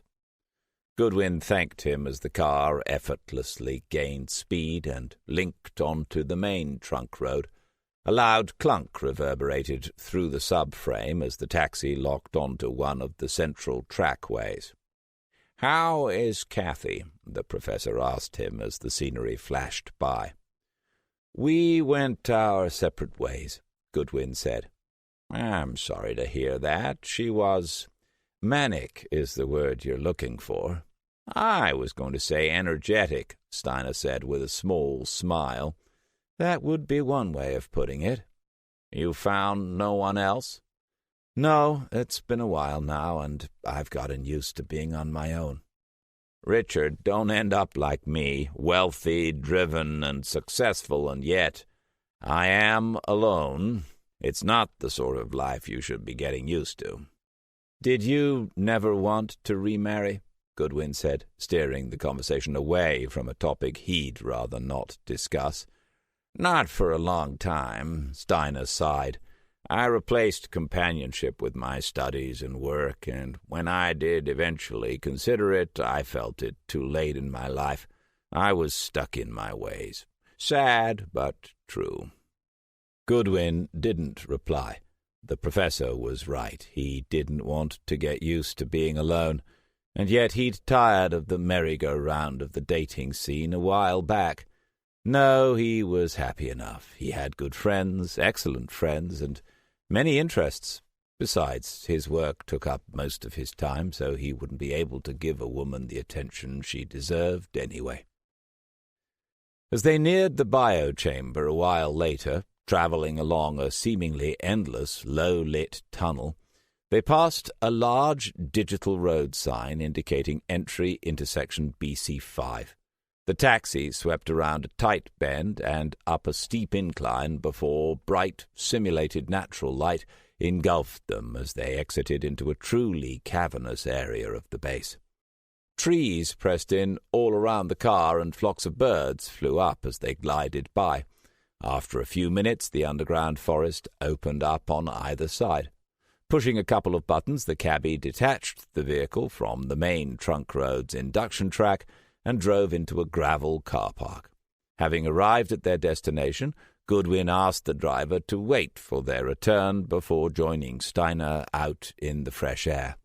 The two men then walked over to an oval-shaped building which overlooked a large expanse of water. A plaque outside read, MECA, Managed Ecosystem Control Array, USSB Steadfast, Biochamber 5, Protocols 6, 12, 56, 57, 58, 81. Goodwin had his biosignatures confirmed and then unlocked the doors with a quick swipe of his phone. The two men entered the building, and an elevator transported them up to the 6th and top floor. They exited at the center of a large room that was encased in a single transparent dome, showing off the full glory of the forest and lake below, all the way to the distant edge of the chamber a couple of miles away. A young-looking woman greeted them. "Richard," she said in a rich South African accent, "the system told me you were en route. It's good to see you. It's been a while." Goodwin kissed her on both cheeks and then introduced her to Professor Steiner. "Professor, this is Dr. Kara van der Voort, the head of our wonderful ecosystem." "It's a pleasure to finally meet you, my dear. You have quite the reputation amongst your international peers." "We call her Green-Fingered Kara," Goodwin said, smiling fondly at Kara, who blushed in response. "How was your trip?" he asked her. "Did you get to see everything you wanted?" Dr. van der Voort shrugged. "Yes, I suppose," she said, a little downcast. "I thought I had prepared myself for letting go, but I hadn't realized how hard it was going to be, knowing the places you grew up, went to school, the national landmarks, everything is soon going to disappear is—" She stared off into space. "Difficult." Goodwin laid a consoling hand on her shoulder. There wasn't much he could say. South Africa was to take the brunt of the impact, and nothing would be left after AG5's arrival. "These will be difficult times for us all," Steiner said, turning serious. "Your nation will be mourned, my dear, but it will not be forgotten. And the country can be rebuilt when everything is settled down again in the future. Isn't that right, Professor?" Goodwin said, catching a brief flicker of angst, or was it fear, on the professor's face before the warm smile came back as though it had never been away. "Most definitely. All will be well." Goodwin felt a little uneasy after witnessing that micro-expression. Did the professor think South Africa couldn't be rebuilt in the future? And if so, why? Unable to think of an answer, he shrugged it off while the doctor demonstrated for them the real-time monitoring systems and presented historical results and forecasts, all of which Goodwin had seen many times before. The professor, however, took it all in, asking numerous pertinent questions. After leaving Kara to continue with her work, they spent a few hours taking in many of the other major systems and facilities throughout the base. Finally, they took a cab back to the main command center located in the middle of Steadfast. The building, a massive structure 50 floors high, cut through 3 chamber levels and housed the majority of Steadfast's high-ranking civilian and operational personnel. Goodwin led the professor to the core observation deck located in the heavily reinforced interior. The large room comfortably held 70 systems operators, technicians, and analysts. Each person had their own semi-wrapped crescent screen, and operators flicked and gestured at their monitors, shifting information from location to location remotely. Complicated graphics, charts, and telemetry cascaded down onto one large command screen which dominated the room. "Would you like to take control, sir?" said a lead control center analyst as an alarm sounded off to one side indicating some target or level had been reached on a particular system. "I would, thank you, Rob." Goodwin swiped his card over the analyst's handheld computer phone and then attaching a control circlet to his index finger. With a couple of quick movements, he brought up current trajectory data for the asteroid known as 2011 AG5. "It looks as though it's increased in speed slightly," Goodwin said. "However, it hasn't affected predicted impact zones or forecast fallout data." "The increase in speed will be due to gravitational forces as AG5 passed close to Mars," the professor told him. "As you say, it's a negligible factor." Goodwin nodded. He might have known the professor would be up on such information. Goodwin brought up real-time footage of AG5's passage through space.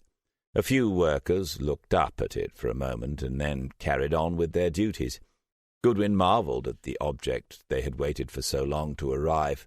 Colossal and sinister, and according to a spectral composition analysis, it had almost the same mass as had been displaced from the entire base. Parts of its surface glistened with ice as light from the sun reflected off its great bulk as it drew ever nearer to Earth. "She's quite a sight, isn't she?" Steiner said. Goodwin looked at him. "She?" "The media, Richard. They named her Big Bertha years ago." "Did they? Oh, yes, I vaguely remember. It had so many names, I lose track." "I like Big Bertha. It takes the sting out of it. It is, after all, only a bit of rock." Goodwin made a face. "A very big bit of rock." "That she is," Steiner said solemnly. "That she is." Goodwin checked the countdown timer. "Looks like we're going into the final stage." The professor nodded as they both watched the seconds tick away. A loud alarm sounded, and a red flashing light indicated time until impact had passed the 14-day threshold. Many more people took the opportunity to peer up from their desks this time, chattering to one another in mild animation. The flashing stopped, work resumed, and the timer continued its inevitable decline to 0. The next day, Goodwin had the unfortunate task of introducing Professor Steiner to the military liaison for a tour of the military installations of the base. Unfortunate because the usual designated liaison had taken ill, and the only on-site available ranking officer turned out to be the very one that Goodwin had recently clashed with, Colonel Sampson. Apparently, Professor Steiner didn't seem to mind the man's curt and sometimes aggressive demeanor. Goodwin knew military people. A few were close friends, and none of them displayed that type of behavior, not towards civilians anyway. Goodwin did not care for such rudeness. He'd heard the man was ruthless in war, and, if not to be respected, certainly to be feared.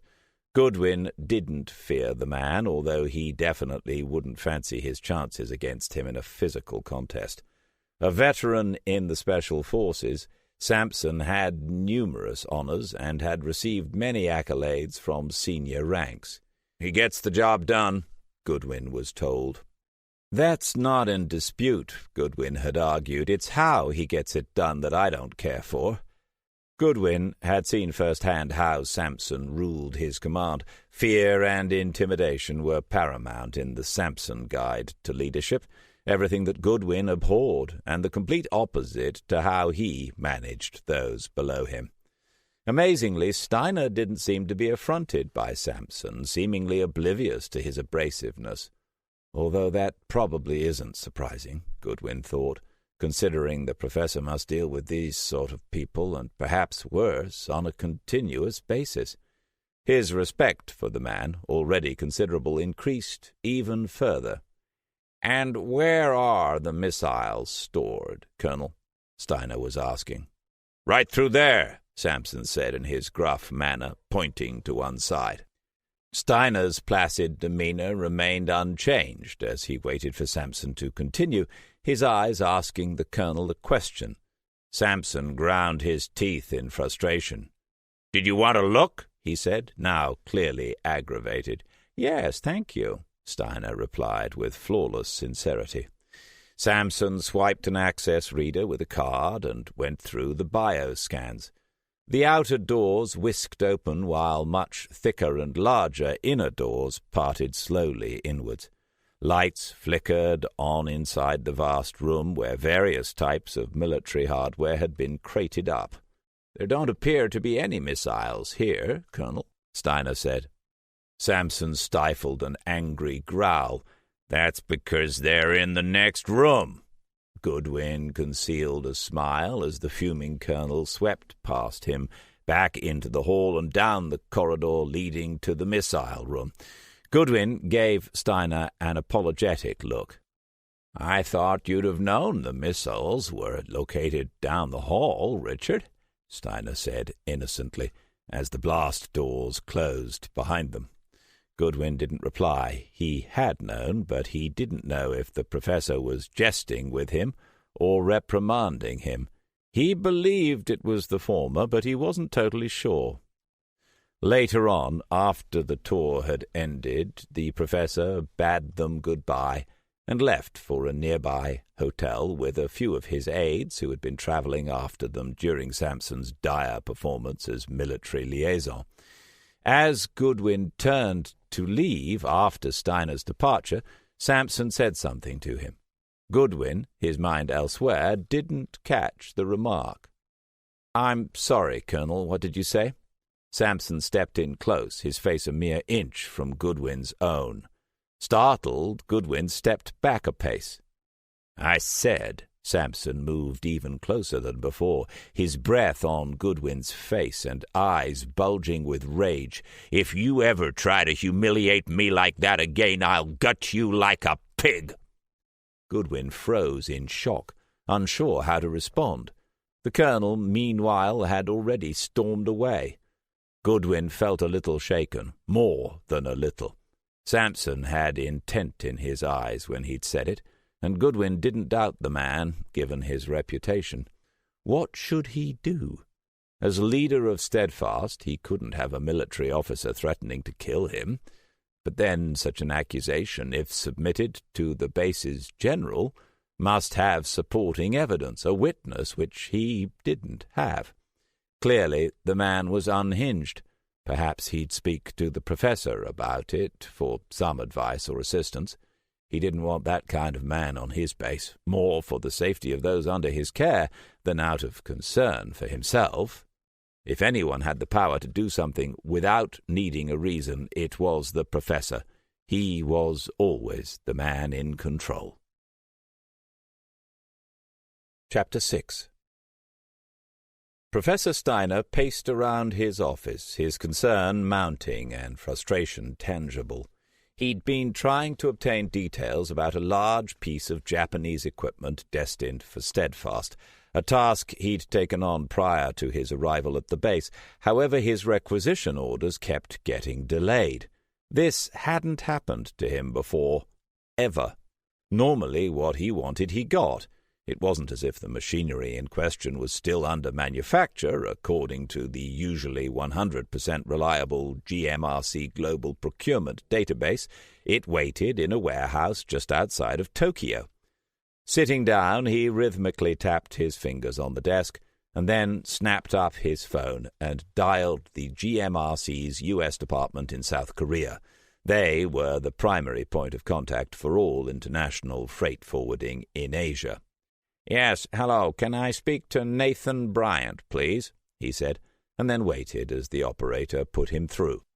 "Nathan Bryant," said a familiar voice. "Nathan, I need your assistance." "Professor, nice to hear from you. It's been a while. I'm going doolally over here. I'm sure Joyner stuck me in this office out of spite," he said, half joking, half voicing serious complaint. "Indeed," Steiner replied, recognizing Nathan's plight, but currently not in a position to tackle it. He had more important matters at hand. "Nathan, I need your help. I'm trying to get some important equipment through to Steadfast, but it keeps getting put back. Can you bang some heads together and sort it out for me as soon as possible, please?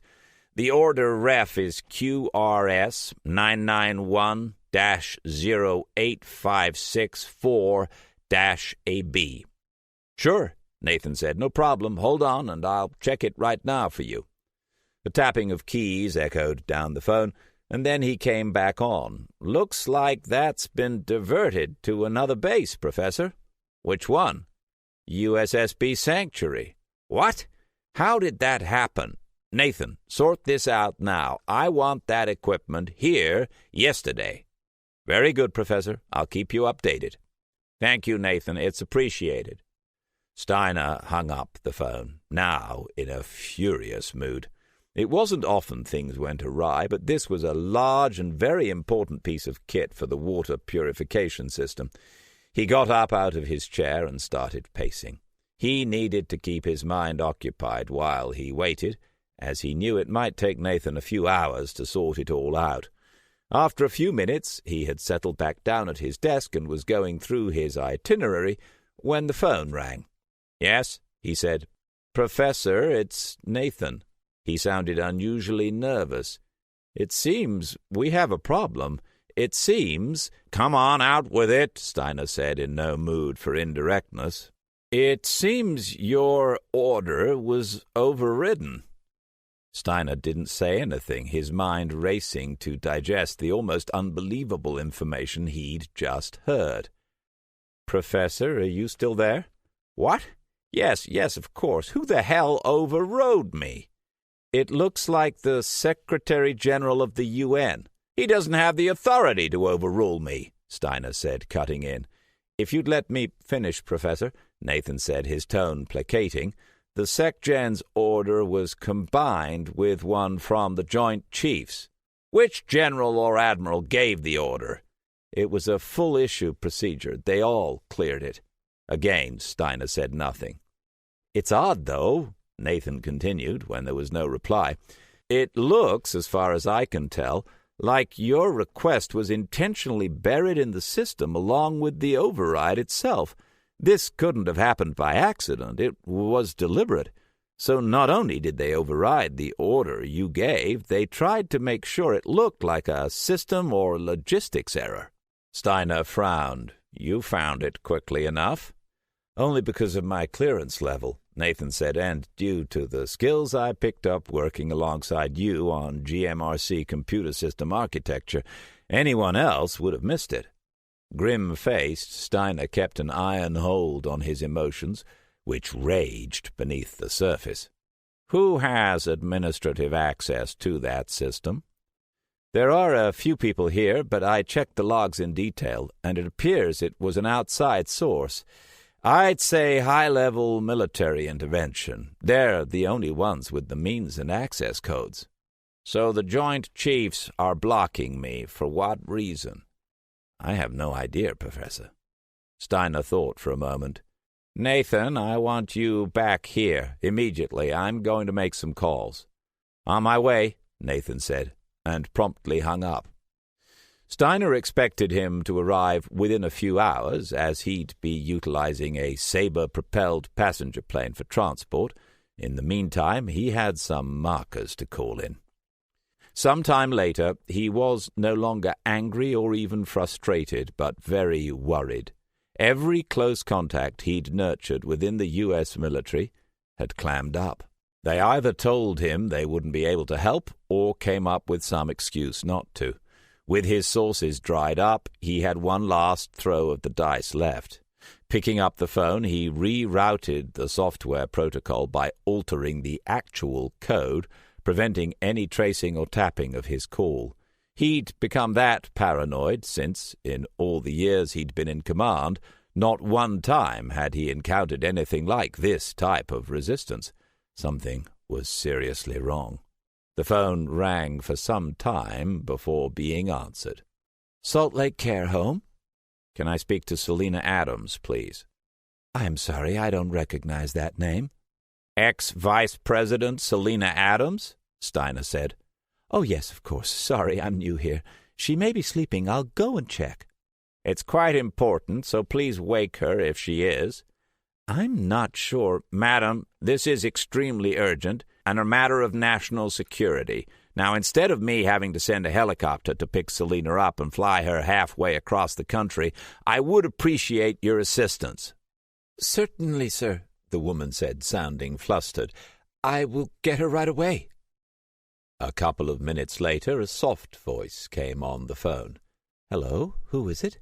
Selina, it's George. George? I don't know any George. Selina, it's Professor Steiner. Oh, why didn't you say so? Hello, Professor. Steiner was concerned. He knew her memory had declined, but it must be more serious than he'd thought. Selina, are you alone? I'm not sure what you mean, dear. Madam Vice President, are you alone? He said with authority. I am, and you should watch your tone, she said, her voice gaining strength and some semblance of its old power. Do you know who I am? I do, Madam Vice President. Forgive me. I need your help. It's extremely important, and I think you are the only one who can help me. Go on, she said, her voice a little weaker, but still much sharper than before.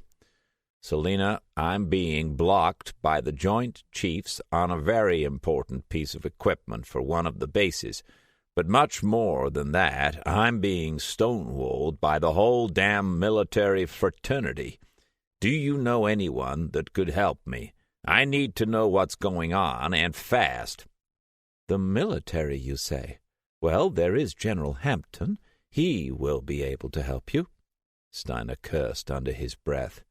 General Hampton had died 10 years previously.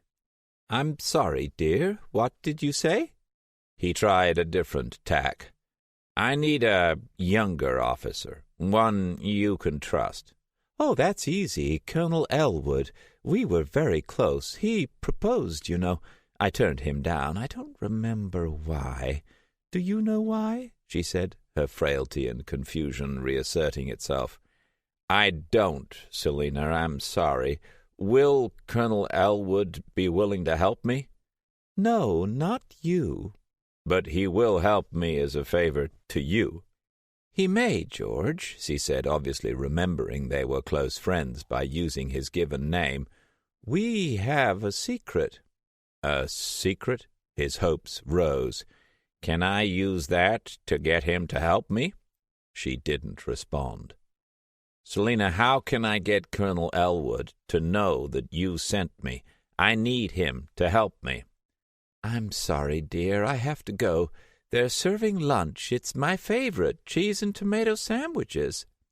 Madam Vice President, he said, hoping to snap her back to the present once more, I need your help, please. What can I say to Colonel Elwood?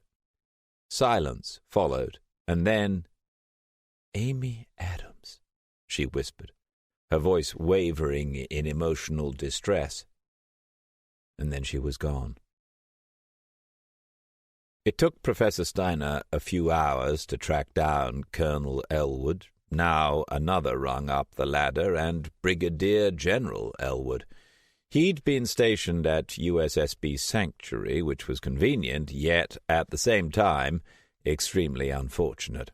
Elwood would know why Steiner suddenly found himself on the outside regarding the U.S. military, and seemingly USSB Sanctuary in particular. However, he might be complicit in preventing his progress in the first place. Steiner had nothing to lose at this point, so he picked up the phone, executed his previous protocol and code process to ensure a secure line, and waited for an answer. "General Elwood," a gravelly voice said. "General, this is Professor Steiner, GMRC Subterranean Director General Steiner. I need your assistance."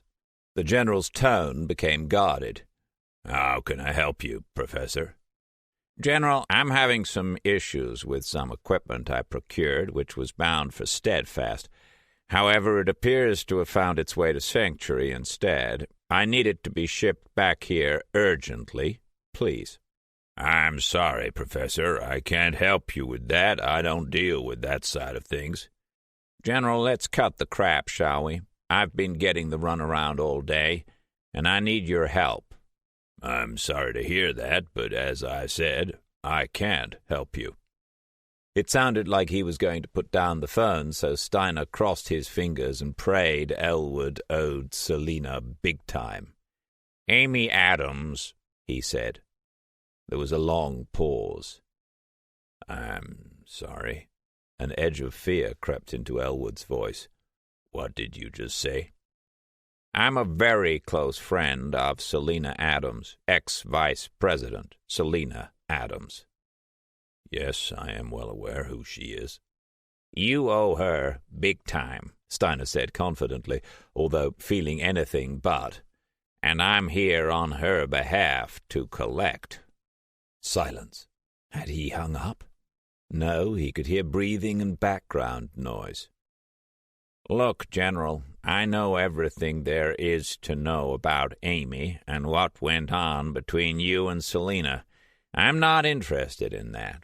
What I am interested in is why I am being undermined by the military at such a crucial time and in connection with such an important piece of equipment." Still silence. "Are you there, General?" "Is this line secure?" Steiner could have jumped with joy. "It is," he said, remaining calm. "It better be. Have you checked your deep space imagery recently, Professor?" "Of course, I'm constantly updated on the progress of all deep space analysis." "Check it again. Clearance code HJK-009er-Sanctuary-ID *825. All letters are uppercase." "And this is why the Joint Chiefs are blocking me?" "The Joint Chiefs are involved, yes, but Joyner pulls all the strings." "Joyner? Director of Intelligence? Malcolm Joyner?" "Yes," Elwood said, and hung up. Steiner put down the phone. Well, it looked like the gamble had paid off, but now he felt even more worried than before. What could be going on that he wasn't aware of? He had top-level clearance. He knew things that very few knew. For instance, no one else in Steadfast knew what he knew. So how did a lowly brigadier general at USSB Sanctuary know more than he? He took his personal computer phone from its induction dock, and the screen went blank. It was probably wiser to find another station to work on rather than use his own again. Exiting his office, he walked down the hall, took an elevator down 3 floors, and found a disaster recovery console. He hacked into the telemetry array and entered the security access code Elwood had given him. The data streams that came up on a monitor he had seen many times. He flicked the information onto a large screen display on the right wall of the room and brought up charts and graphs showing current and historical feeds. Entering a standard code, he was able to compare the two data sets against each other. He didn't know what he was looking for, so he studied the screen for some time, until suddenly he spotted it. The data he normally had access to had been tampered with. This new feed was apparently the real stream. Now that he knew there was a problem, he quickly found the algorithm utilized in the deception. The discrepancies appeared tiny, but Steiner knew that when dealing with massive objects and trajectories, the resulting repercussions could be massive. He extrapolated the numbers he needed and plugged them into a simulation program. That can't be right, he thought, and he put them in again. The same result displayed. He did it again. Switched terminals and tried again. Went back to his office and tried again and again.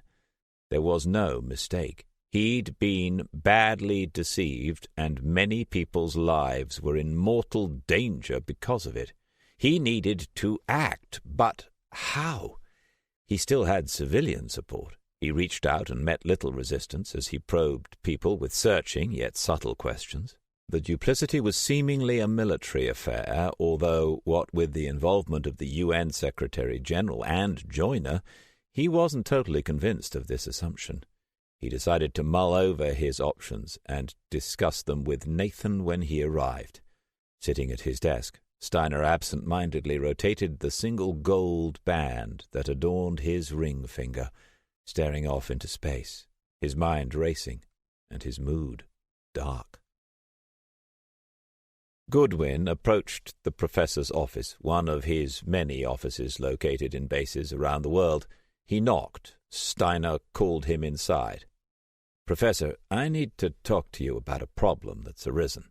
He stopped as he caught sight of Steiner. He looked exhausted. "Are you all right, Professor? You look tired." "I'm fine, Richard," he said wearily. "Please sit down." Goodwin took a seat and noticed for the first time that Steiner looked his age. "What's troubling you?" the professor said. Goodwin felt reluctant to pile any more pressure on the man, but Steiner noticed his reticence and waved him on with a hand. "I had a very uncomfortable encounter with the colonel after our tour," Goodwin said. "Sampson?" Goodwin nodded. He was wondering how to put it to Steiner, but there was no easy way, so he went down the direct route. "He threatened to kill me." Steiner's eyes widened in shock. "Well, he actually said he'd gut me like a pig, which amounts to the same thing, really." "Why on God's green earth would he say such a thing?" Steiner said, incensed. "Perhaps due to the altercation I broke up the other day, I undermined his authority in front of his men, so he might be holding a grudge. I think he also thought I was intentionally humiliating him during the tour of the facility when he got the wrong room for the missiles. I suppose I could have said something, as I did know he'd gone to the wrong door, but then he'd probably have got equally as angry if I'd done that. I was just keeping my head down, really. Apparently he's a little sensitive when getting things wrong publicly." "That seems like an understatement in the circumstances," Steiner said, wiping his brow with a handkerchief. "To be frank, Richard, this couldn't have come at a worse time. I'm having some difficulties with the military myself at the moment." "I'm sorry, Professor, I didn't realize. I can take this to the colonel's superiors." "I doubt that would have the desired effect. In fact, it might make things worse. I think you may have guessed that already, hence you're here now." Goodwin nodded. The professor appeared to be in thought for a moment. "Leave it with me," he said eventually, "and I'll sort it out for you. I would steer clear of him for the time being. I will assign you 2 of my bodyguards. They will be discreet, so not to draw comment." "I don't think that will be necessary." Goodwin shifted in his seat, unnerved at the prospect. "In truth, I'm actually more worried about others on the base. I'll be fine." "I'd rather not take that chance at the moment," Steiner told him. Goodwin wondered why that would be, but since Steiner didn't appear to be in the mood to elaborate, he didn't question it. "Thank you, Professor. I can't tell you how much I appreciate this. If there's anything I can do for you, just let me know." "No need, but thank you for the offer all the same. I have great admiration for you, Richard. I think of you as a friend rather than a colleague, and friends help each other out and require nothing in return." Goodwin thanked him again and got up to leave, just as there was a knock on the door. Nathan Bryant entered at the professor's behest. "Richard, it's been a while," Nathan said, briefly shaking his hand as they passed each other. Goodwin smiled and continued on his way. Nathan, seemingly too busy to chat, had already taken the chair recently vacated by Goodwin. That was fine by him, as he felt exhausted himself now. He planned to have a long bath and a good night's sleep to ease his tired muscles. A short while later he reached his apartment to find 2 suited men standing guard outside his door, their chiseled physiques and holstered sidearms out of place in the residential neighborhood. Steiner had been as good as his word. Goodwin spoke to them briefly and then retired to recuperate for the following day. Steiner sat at his desk across from Nathan as they discussed his options and the new information he had gained from his source. He didn't disclose Elwood's name, as he didn't want to put Nathan's position in jeopardy, even though the younger man pushed for it, saying he didn't mind taking the risk. Steiner also didn't want to betray Selina's trust in him. It was bad enough that he was using her secret for leverage. He wouldn't tell another and lower himself further. Of course, his actions weren't completely altruistic, as while he hadn't wanted to blackmail Elwood, he had, and he knew he'd prefer not to publicize such a shameful act, even though in actuality he hadn't a clue what had occurred with Amy Adams, and nor did he want to know. "So there is only one route to take," Steiner said, after they had weighed up all the options in their entirety. "It's going to be hard to swing it," Nathan said, "especially if the Joint Chiefs are behind this, for whatever reason." Steiner knew he was right, but it was beside the point. What can they do? If we mobilize and turn up on their doorstep, they won't be able to turn us away, as it may expose us all. They'd have no choice but to comply. "It's high risk. What if word got out?" "It won't make any difference in the longer term," Steiner said, his expression grim. "It will merely make their life a lot harder overnight, and we could just take our chances later on." "I would advise against it, Professor." "Duly noted," Steiner said, indicating an end to the matter. Steiner had hoped for Nathan's full support, but it seemed he was to be disappointed. He'd have to go it alone on this one. "On my head be it," he thought. It was the right thing to do, he knew it. He wasn't sure of Nathan's reasons to decide otherwise, but that was his prerogative. Now he must begin preparations. Plus, he would sort out Samson for Goodwin. His anger swelled again at the thought of someone threatening his friend's life. The next day, Steiner made his way to Steadfast's military quarter. Once at the appropriate barracks, a guard informed him Samson conducted exercises for his men in a nearby training ground. Steiner had brought his last remaining bodyguard along with his aides as a matter of course. Hopefully this would deter Samson, who sounded like he could be borderline insane, from chopping Steiner down in front of witnesses. "I can't afford to die at the moment," he thought to himself, with more than a little sardonic humor. "I'd like to speak with the colonel, please," Steiner told one of Samson's troops, who lounged at the entrance to the compound. "He's exercising with the men," the soldier said, looking at his watch. "He'll be finished in 5. Wait here, and I'll let him know as soon as he's finished." "Thank you, Sergeant," Steiner said, and moved away from his retinue to wait, which wasn't long, as soon after Sampson stalked out to meet him. "You wanted to see me?" the colonel said, irritation written all over his face. "I did." Steiner moved further away from prying ears. "I'm not going to beat about the proverbial bush, Colonel. You have threatened one of my personnel with physical violence. They also happen to be a friend of mine, so I shall put this very clearly. You will request a transfer to USSB Haven immediately, or I will have you forcibly removed and detained until I decide what to have done with you. Do you understand me, Colonel?" Towering over him, Sampson's face darkened, and he leaned down menacingly. Steiner's bodyguard moved forwards, but Steiner held up his hand to stop him. Sampson looked round and laughed.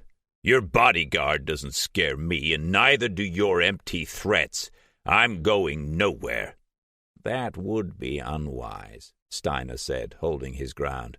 "You do not want to try me." The colonel smiled and walked off without another word, eyeballing Steiner's bodyguard as he went. That went badly, Steiner thought. His threat of moving Sampson by force was a weak one, considering his current relations with the Joint Chiefs and the military fraternity. Apparently Sampson knew that too, or else he just didn't give a crap. At least Richard has my bodyguards for protection, he reflected.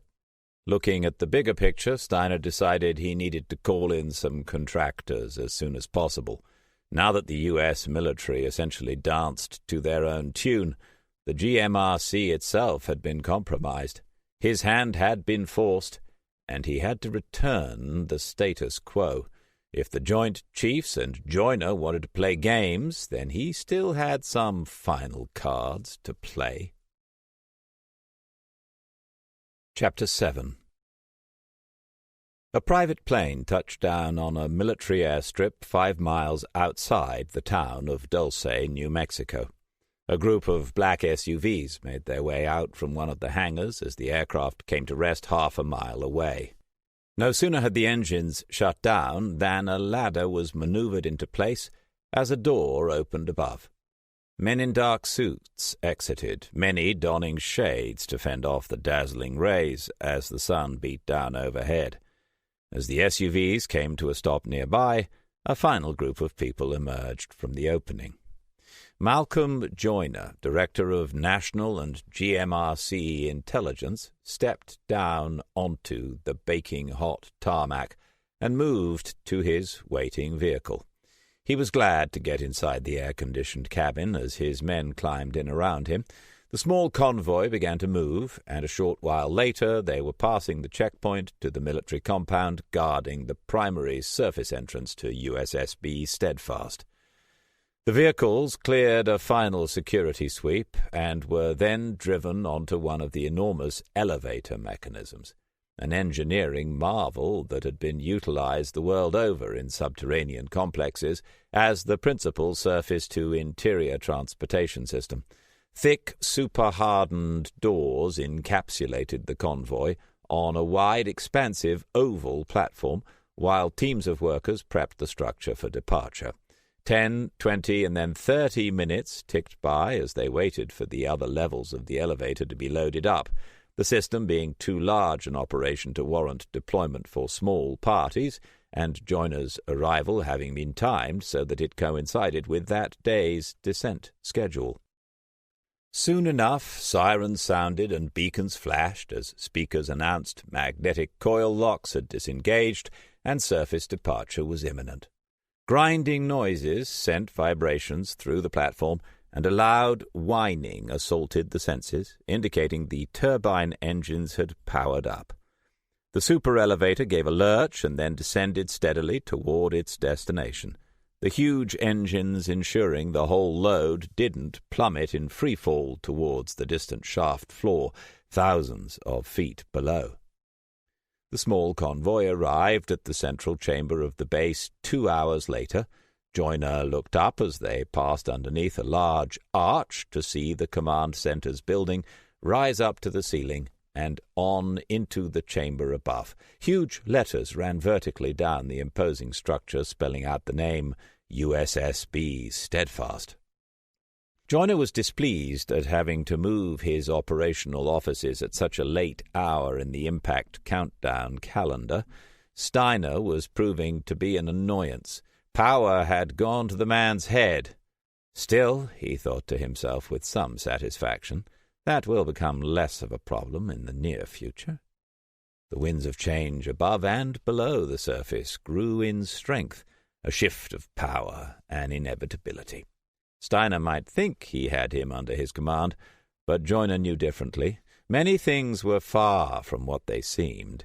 Even before Steiner had been brought on board, all those years ago at the White House, Joyner had been laying down plans which were only now reaching fruition some 23 years later. Exiting the car and accompanied by his entourage of intelligence agents, Joyner entered the command center. A few hours on, after he'd settled into his new surroundings, he summoned Nathan Bryant, the political aide who'd become an integral part of the U.S. and GMRC's management of the upcoming global event. Joyner had been surprised and momentarily vexed by Bryant's presence at Steadfast. He had placed him in South Korea for a reason, but ever the adept at manipulating the unexpected to align with his own agenda, Joyner saw it as an advantageous opportunity. His office door opened a while later, and one of Joyner's agents ducked their head inside. "Director?" Joyner looked up from his desk. "Nathan Bryant, sir," the man informed him. "Send him in," Joyner said, turning off his screen with a flick of his infrared finger circlet. Bryant entered the room looking relaxed and confident, as he usually did. "Ah, Director, you wanted to see me?" he said, lacking his usual aggravating grin and sitting down before being invited to do so.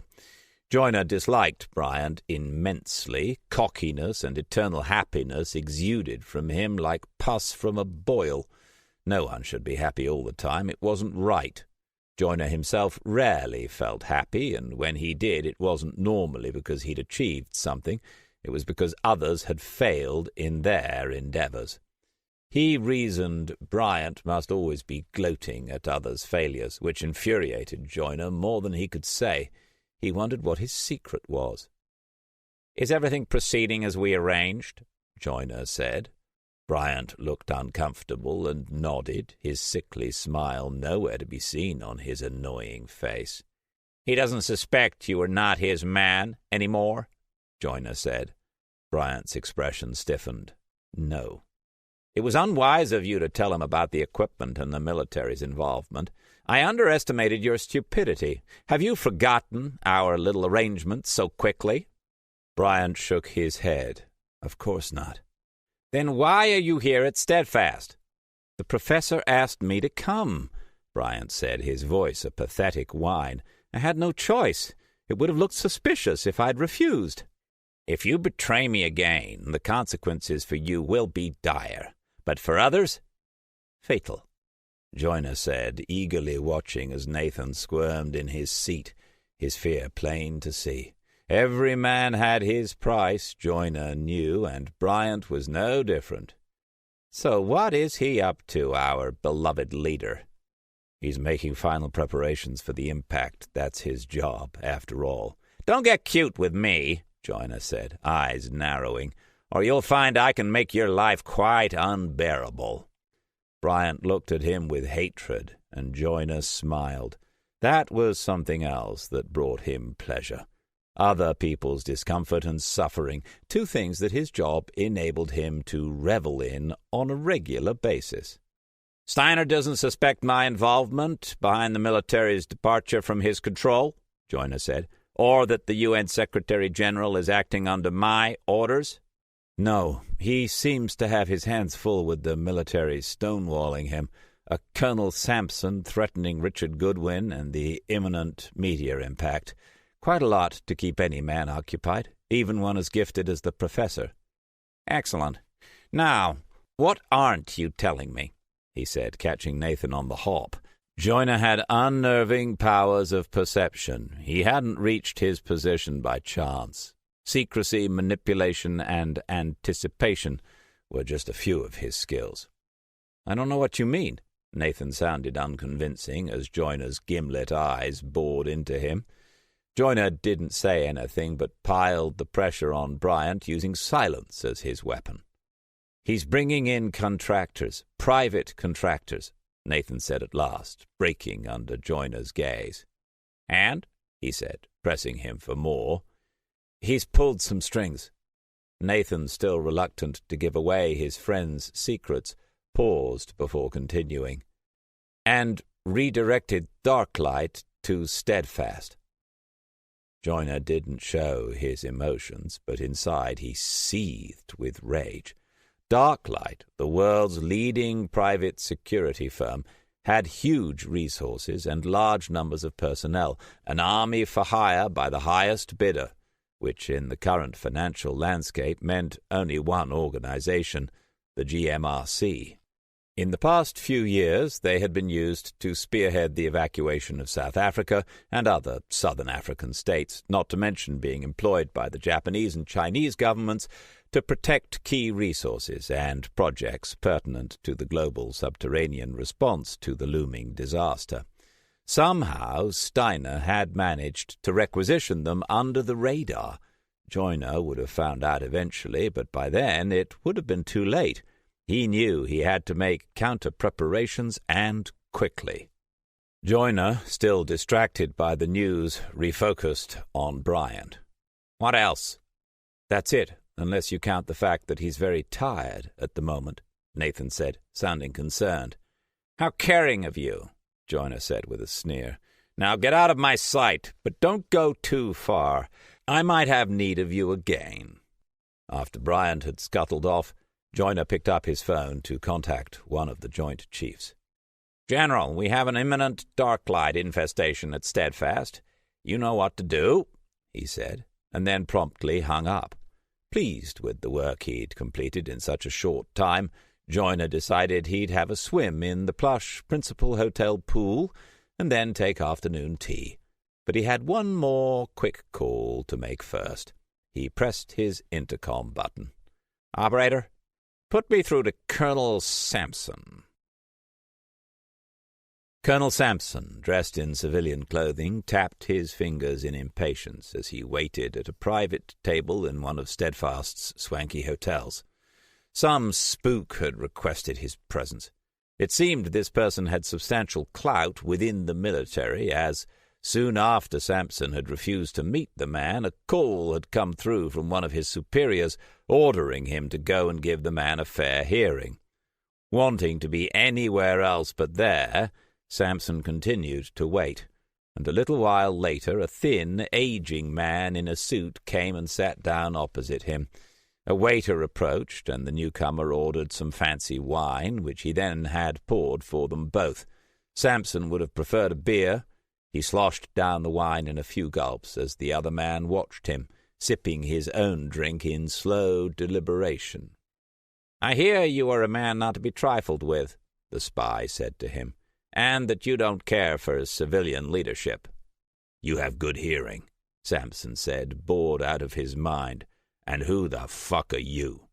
"I'm someone not to be fucked with." The man handed him a card. Malcolm Joyner, Principal Director of National and GMRC Intelligence. "So you're some bigwig," Sampson said. "What do you want with me?" He wasn't impressed by cards, hotels, or titles. "I'm just introducing myself.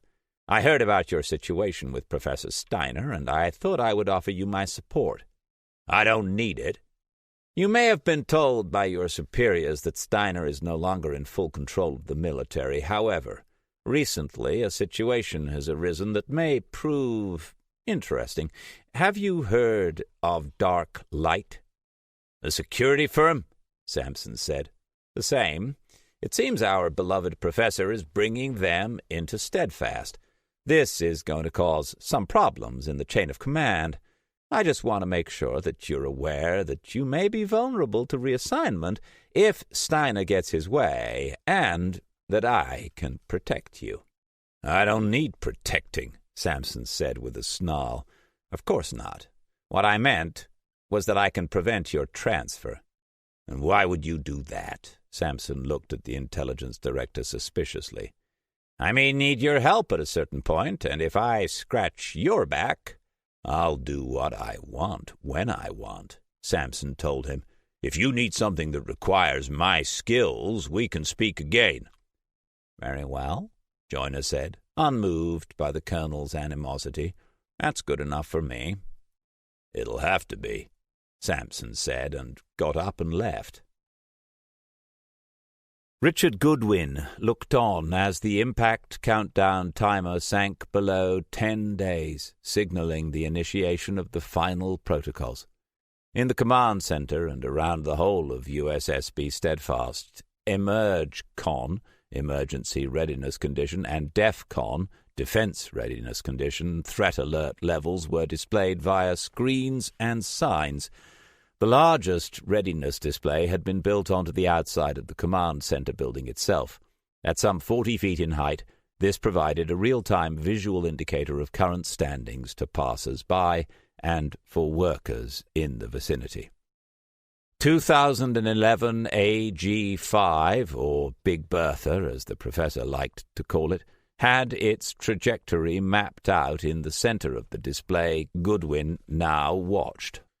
Key control center staff moved around the room as keyboards clicked, finger circlets flicked, voices chattered, and phones rang. The implementation of final surface procedures had begun as USSB Steadfast cycled towards complete isolated lockdown for the years ahead. This is what they had prepared for. Everything was coming together, apart from one major piece of equipment that should have arrived. Goodwin had asked the professor about the backup water purification machinery and its location, and he'd told Goodwin it would be there. Goodwin had pointed out its importance. However, the professor didn't seem to be worried, a small comfort, as Goodwin knew the importance to the program such a device represented. He was also concerned that the professor had decided to set up his base of operations at Steadfast instead of USSB Sanctuary, where he had initially been scheduled to be during impact. It seemed a lot of new people had streamed into Steadfast at a time when he needed calm and familiar faces. He'd also been told by the professor to expect a large and heavily armed contingent from the Dark Light security firm. Basic procedure, he had said, but Goodwin wasn't convinced. Something was going on, but he was far too busy to look into it further. Besides, he reasoned, the professor knows what he's doing, doesn't he?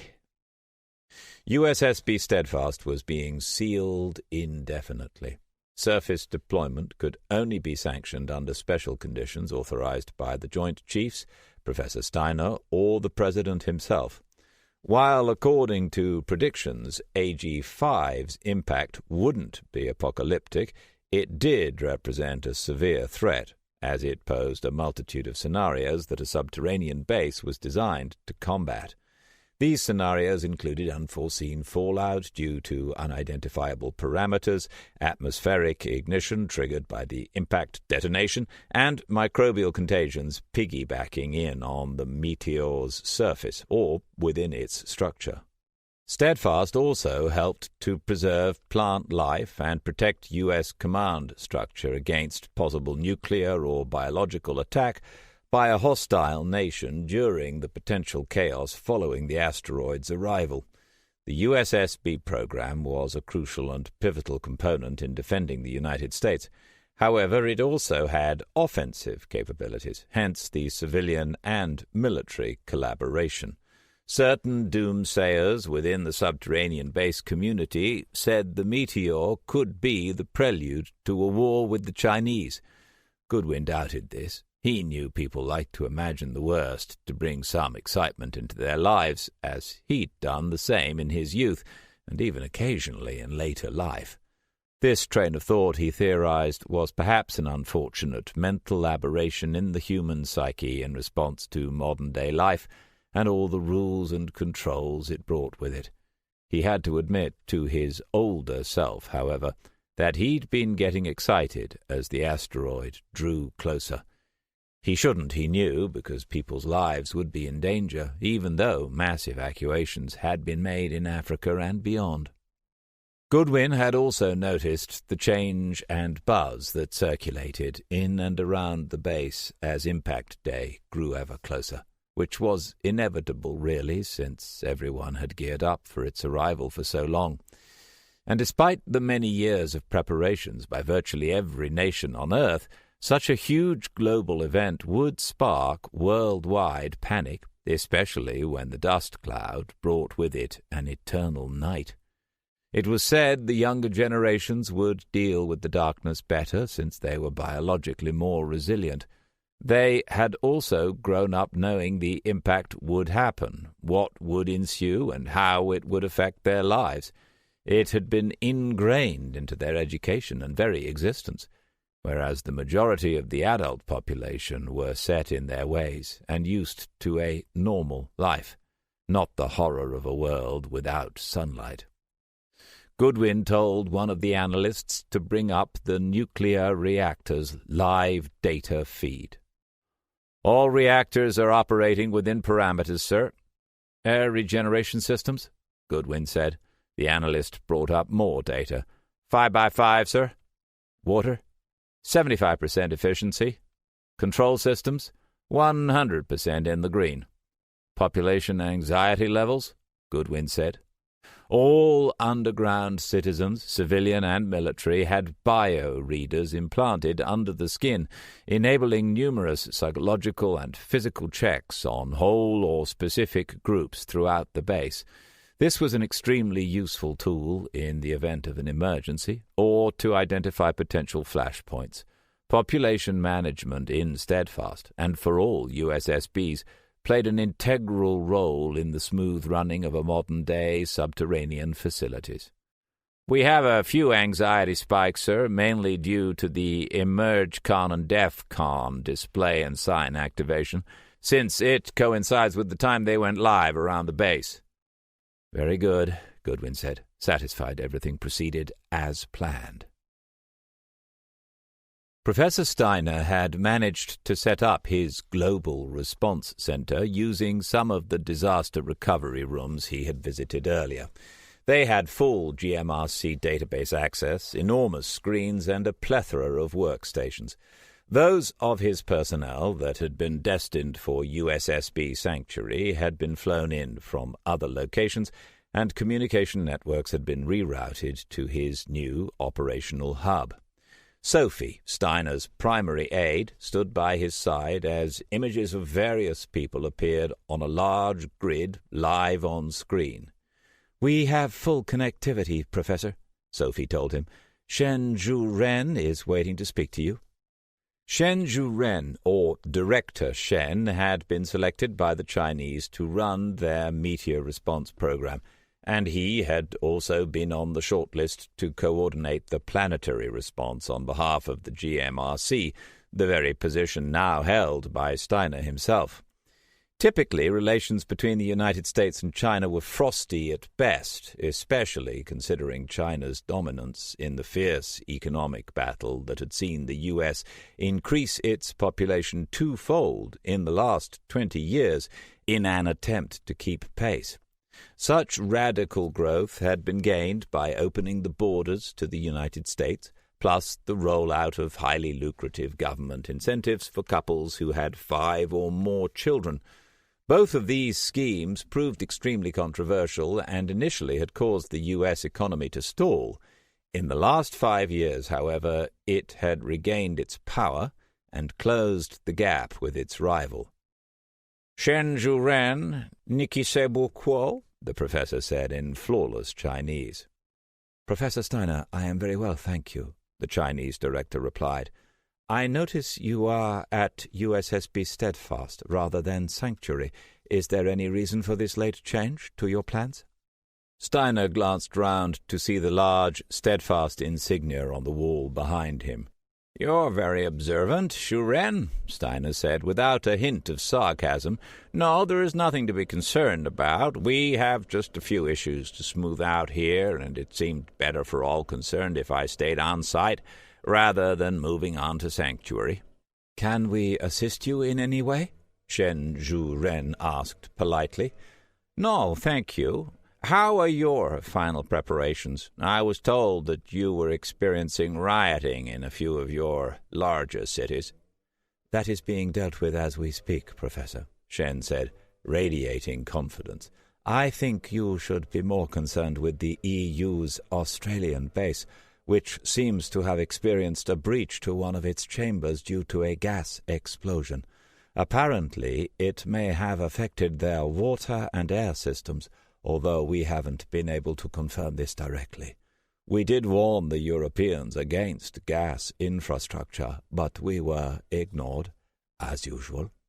Steiner detected Shen seemed quite pleased that the Chinese advice had proved correct, although that might have been to do with the fact that it was the Germans and the Italians' final votes that had ensured Steiner had received the position of GMRC Director General over Shen himself. An image of a large, heavy-set man appeared on the screen, the EU's representative, Dr. Daniel Sidwell. "Ah, Daniel, so nice to see you," Steiner said, as Zhu Ren's image grew smaller, indicating Steiner now conversed with another person, a situation mimicked on Shen's own screen in China. "Professor, I hope you are well," Dr. Sidwell said, giving him a warm smile. "Director Shen's information is correct, but the issue has already been resolved, so we won't be requiring assistance. Perhaps the Chinese should be ensuring their own ship is in order before criticizing someone else's." Steiner knew Daniel well from a research project they had run together many years ago, but he wasn't about to start taking sides, as it was his job to pull people together, not push them apart. "I'm glad you've contained the problem, Daniel," he said diplomatically. "How are the satellite relays operating from your end? We read green across the board here." "There is some interference on a couple of frequencies, but nothing too serious. It's been caused by some small space debris from an old Russian rocket. Robotic repairs are already underway." "These things are sent to try us," Steiner said. "We'd be out of a job if they didn't," Daniel replied. Steiner smiled. "We'll talk again at the Hollow Conference tomorrow," he said, before logging off the feed. Sophie passed him an itinerary for the rest of the week, just as Malcolm Joyner entered the room with Nathan at his side. "Thank you, Sophie," Steiner said as the two men approached. Sophie bobbed her head and moved off to speak to a couple of technicians who were busy installing a secure military network connection for Steiner's new command post. "Gentlemen," Steiner said in greeting. Nathan nodded his head in acknowledgement. "Professor," Joyner said, before gazing around at Steiner's new hub of operations. "So you've decided against Sanctuary?" "I have. There was an equipment problem, and I have a little issue with the military at the moment. You don't happen to know why, do you, Malcolm? You are head of intelligence, after all." "I've heard you may have fallen out of favor with the Joint Chiefs," Joyner said, unfazed by the question. "Did you want me to speak to them about it on your behalf?" "If I thought it would do any good, I'd have asked already," Steiner said as he studied Joyner's deadpan face, which, as usual, revealed nothing. The intelligence director remained silent, but Steiner could see the cogs turning behind those cold, calculating eyes. "I take it you know I have secured the services of a civilian contractor?" Steiner asked him. "I heard it mentioned." "I thought you might have done," Steiner said, wondering what else Joyner was hiding from him.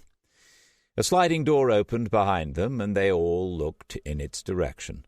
3 men had entered. They each wore a full suit of black, state-of-the-art body armor, and MX-4 rifles hung from slings around their necks. The leader was tall and heavily built, with a face which looked like it was hewn from granite, A nasty scar ran down the middle of his face. A small bit of his nose was also missing, as the scar carried on down to his chin. "Ah, Commander, it's good of you to come up to see me." "Not a problem, Professor," the man said, his voice deep and powerful. "Gentlemen, this is Commander Hilt," Steiner said. "He and his division will now be taking charge of the weapons systems and security details here at Steadfast." Joyner's face looked like it was very slowly being inflated from the inside as his eyes bulged at the sight of the man before him. "Nathan Bryant," Nathan said, leaning forward and shaking the commander's hand. "I didn't realize there was such a large dark light contingent in these parts, Commander. A division? That's 10,000 men, isn't it?"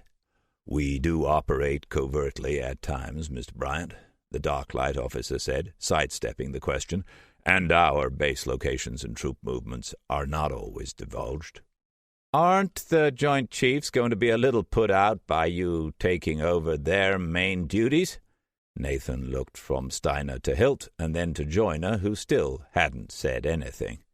"They won't have a choice," Steiner said. "It's my show, and what I say goes. Here, in any case," he thought to himself. "Our men are relieving them of duty as we speak, Professor," Hilt told him. "Very good, Commander. Thank you." Hilt nodded and left. His 2 men, however, stayed flanking the door on either side of Steiner's new command post. Chapter 8. The door slammed hard as Joyner burst into his office. How the fuck did Steiner get Darklight into Steadfast so quickly, he thought, heart racing. And how did they avoid the blocks I ordered the military to impose on traffic and flight routes into Steadfast? Enraged by the deception, Joyner's blood seethed through his veins like acid. I need the base under my control if I'm to extract key personnel and equipment to Sanctuary. The question he should have been asking himself was why had the professor really called in the mercs? It suddenly dawned on him. He knows. Steiner knows. Joyner didn't know how he'd done it, but he'd found out the asteroid's telemetry had been altered. He must react, and quickly, otherwise word might get out and his careful preparations would be compromised. Joyner knew he wouldn't be able to acquire reinforcements to deal with the threat fast enough, and yet the base still had a U.S. military presence underground, which he could control. He checked his digital mailbox for the latest Steadfast intelligence reports. According to a base-wide personnel count, the influx of mercenaries was more substantial than he had initially feared, but fortunately Steadfast was heavily garrisoned, and U.S. forces still outnumbered them by 4-1. Steiner was craftier than he'd thought. He had underestimated him. Joyner calmed his racing thoughts, focusing his mind on the problem at hand. He picked up the phone and dialed a number. "Yes?" a man answered. "General, as you're no doubt aware, Professor Steiner has managed to flood Steadfast with civilian contractors who now hold key positions throughout the base. What you don't know is that Steiner is now also privy to certain information that poses a direct threat to the United States and its allies. This information cannot be allowed to be disseminated, as it will jeopardize the whole program, and therefore he cannot be left in command." "That may prove difficult," the general said. "He is in charge on a global scale. People might notice if he's suddenly not on the scene." "Steiner's role is nearly at an end. He won't be missed for long, and a stress-related illness will prove an adequate cover story." "What do you propose?" "A swift strike on Darklight positions and the command center, along with the extraction and detainment of Professor Steiner and other key personnel." "Engaging Darklight forces will result in casualties on both sides," the general said, "and civilian lives will also be put in jeopardy. Is this something you really want us to commit to?" "We have no choice. The alternative is unthinkable." There was a long pause. "General," Joyner said, "Very well. I'll keep you apprised." "Don't bother. I'll be sending in my own men to oversee critical targets." "That won't be necessary," the general said, his tone stiffening. "It is, General. Do you have a problem with that, or should I contact your colleagues? They might like to know how you've been spying on them and manipulating their careers to suit your own ends." "You snide little worm. It was you who helped me." "I don't suppose you have any proof of such heinous claims," Joyner said, amused. The general said nothing, but Joyner could sense his fury. "I take it that's a no, then. Oh, and, General, let's be clear. I'm in charge here, not you or the Joint Chiefs. I'll be in touch." Joyner hung up the phone. Goodwin sat relaxing in his office chair, soaking up the forest scene around him. The familiar sounds washed over him as he closed his eyes. He gave a loud yawn and stretched out his arms and legs, easing away his stress. As he let his mind wander, his door burst inwards with a bang, making his eyes flare open and stomach clench. His secretary, Leah, stood in the doorway, wild-eyed. "You'd better come out here." Confused and annoyed by the disturbance, he jumped up out of his chair and followed her into reception. At the window she pointed down below, where people ran in all directions. "What on earth?" His voice petered out as from across a plaza to the right 50 men garbed in black appeared, moving backwards at speed with guns raised. The unmistakable shots of automatic gunfire rang out, coupled with bursts of muzzle flash expelled by the weapons. They both watched in horror as U.S. military troops erupted from either side of the retreating Darklight personnel. Men fell on both sides. Some dropped like stones, while others writhed in agony. What was a normal pedestrian scene had turned into a bloodbath as the two sides fought for a foothold. Goodwin's adrenaline surged. He grabbed an arm of the mesmerized Leah and dragged her from the room and into the corridor. Panic was in the air. People's screams echoed up from the atrium below as they ran for cover. Darklight troops ran towards the gunfight, dodging in and out of people fleeing in the opposite direction. Goodwin headed up a staircase to the floor where he knew the professor's team was housed. Leah had other ideas and shrugged off his grip. "Leah, where are you going?" he shouted after her, but she'd already dashed off into the melee, heading towards the back of the building. The shooting down below intensified and grew ever louder. "Richard!" Goodwin looked round and saw the professor striding towards him, flanked by his one remaining bodyguard. He wasn't sure where his own had disappeared to. "Where are your guards?" "I have no idea," Goodwin said in shock. "What's happening?" "It seems our beloved Joyner is trying to wrest control away from me. I don't have time to explain, but you must gather as many people as you can and rendezvous with Commander Hilt in the forest outpost." "What are you going to do?" "I must stay here and unlock the elevators so you can get out." "Get out? To where? The surface? What are you talking about?" "Just do as I say, Richard, please." Before Goodwin could ask him anything else, gunshots exploded inside the building. "Go," Steiner said. "I'll contact you on your phone to explain everything to you. Now go." The professor turned and ran back down the corridor, closely shadowed by his protector. Goodwin ducked as a bullet ricocheted off a pillar nearby, and he found himself running towards the back of the building, to where all the other workers had fled. He rattled down another staircase and burst out of the doors, trying to get his bearings. Before he'd decided on his next move, a massive transport vehicle screeched to halt 50 yards away, and another 2 followed it. The Darklight commander, Hilt, leaned out the door of the first vehicle with a megaphone. "This is an evacuation emergency. Please make your way to Biochamber 5, BC5. Goodwin ran over as others from all around came streaming onto the passenger buses. As Goodwin reached one, his phone, and everyone else's, sounded a high-pitched alarm. It was a command center alert message. The screen flashed and read, "Protocol 9, base evacuation. Proceed to your designated sector for surface evac. This is not a drill.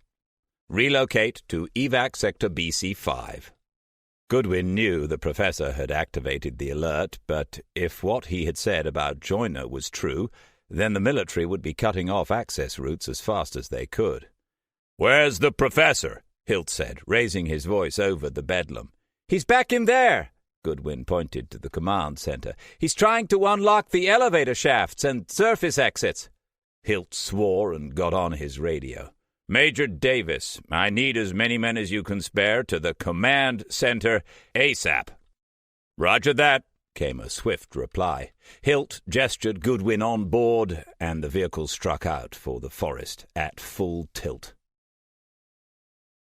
Samson's anger simmered within like a volcano ready to erupt.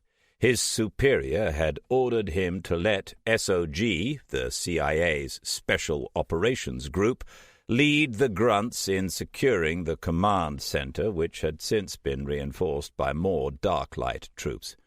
Ordinarily, he'd have been pumped at an imminent combat situation. Instead, he felt deflated. He'd begun to suspect his commanding officers of being influenced by an outside source, perhaps even by that slippery bastard intelligence agent Malcolm Joyner. Still, he told himself, orders are orders. His team, SFSD, Special Forces Subterranean Detachment, also referred to as Terror Force, had instructions to rendezvous at the building after having secured a nearby elevator shaft from Darklight control. This first objective had been easy. Darklight might pay well, but the USSBs were afforded the pick of the best men, and the elite Terror Force was no exception. Their armored transport roared into the huge central plaza which encircled the command center on the lowest chamber. The men inside stood holding on to hand straps hanging from the roof. All were fully equipped in a similar fashion to the black-clad Darklight forces, but they'd had time to attach further protective armor for the assault. Their dark grey and green kit had a matte finish, and many bore the scars of previous engagements with hostile forces, indicating to any observer their battle-hardened credentials. The vehicle's sides shot upwards, allowing the soldiers to all disembark at once, and the noise of many heavy boots hitting the floor momentarily filled the air. Bodies littered the ground around them.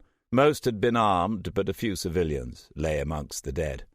This didn't disturb Samson, as he'd seen it all many times before, and worse, much worse.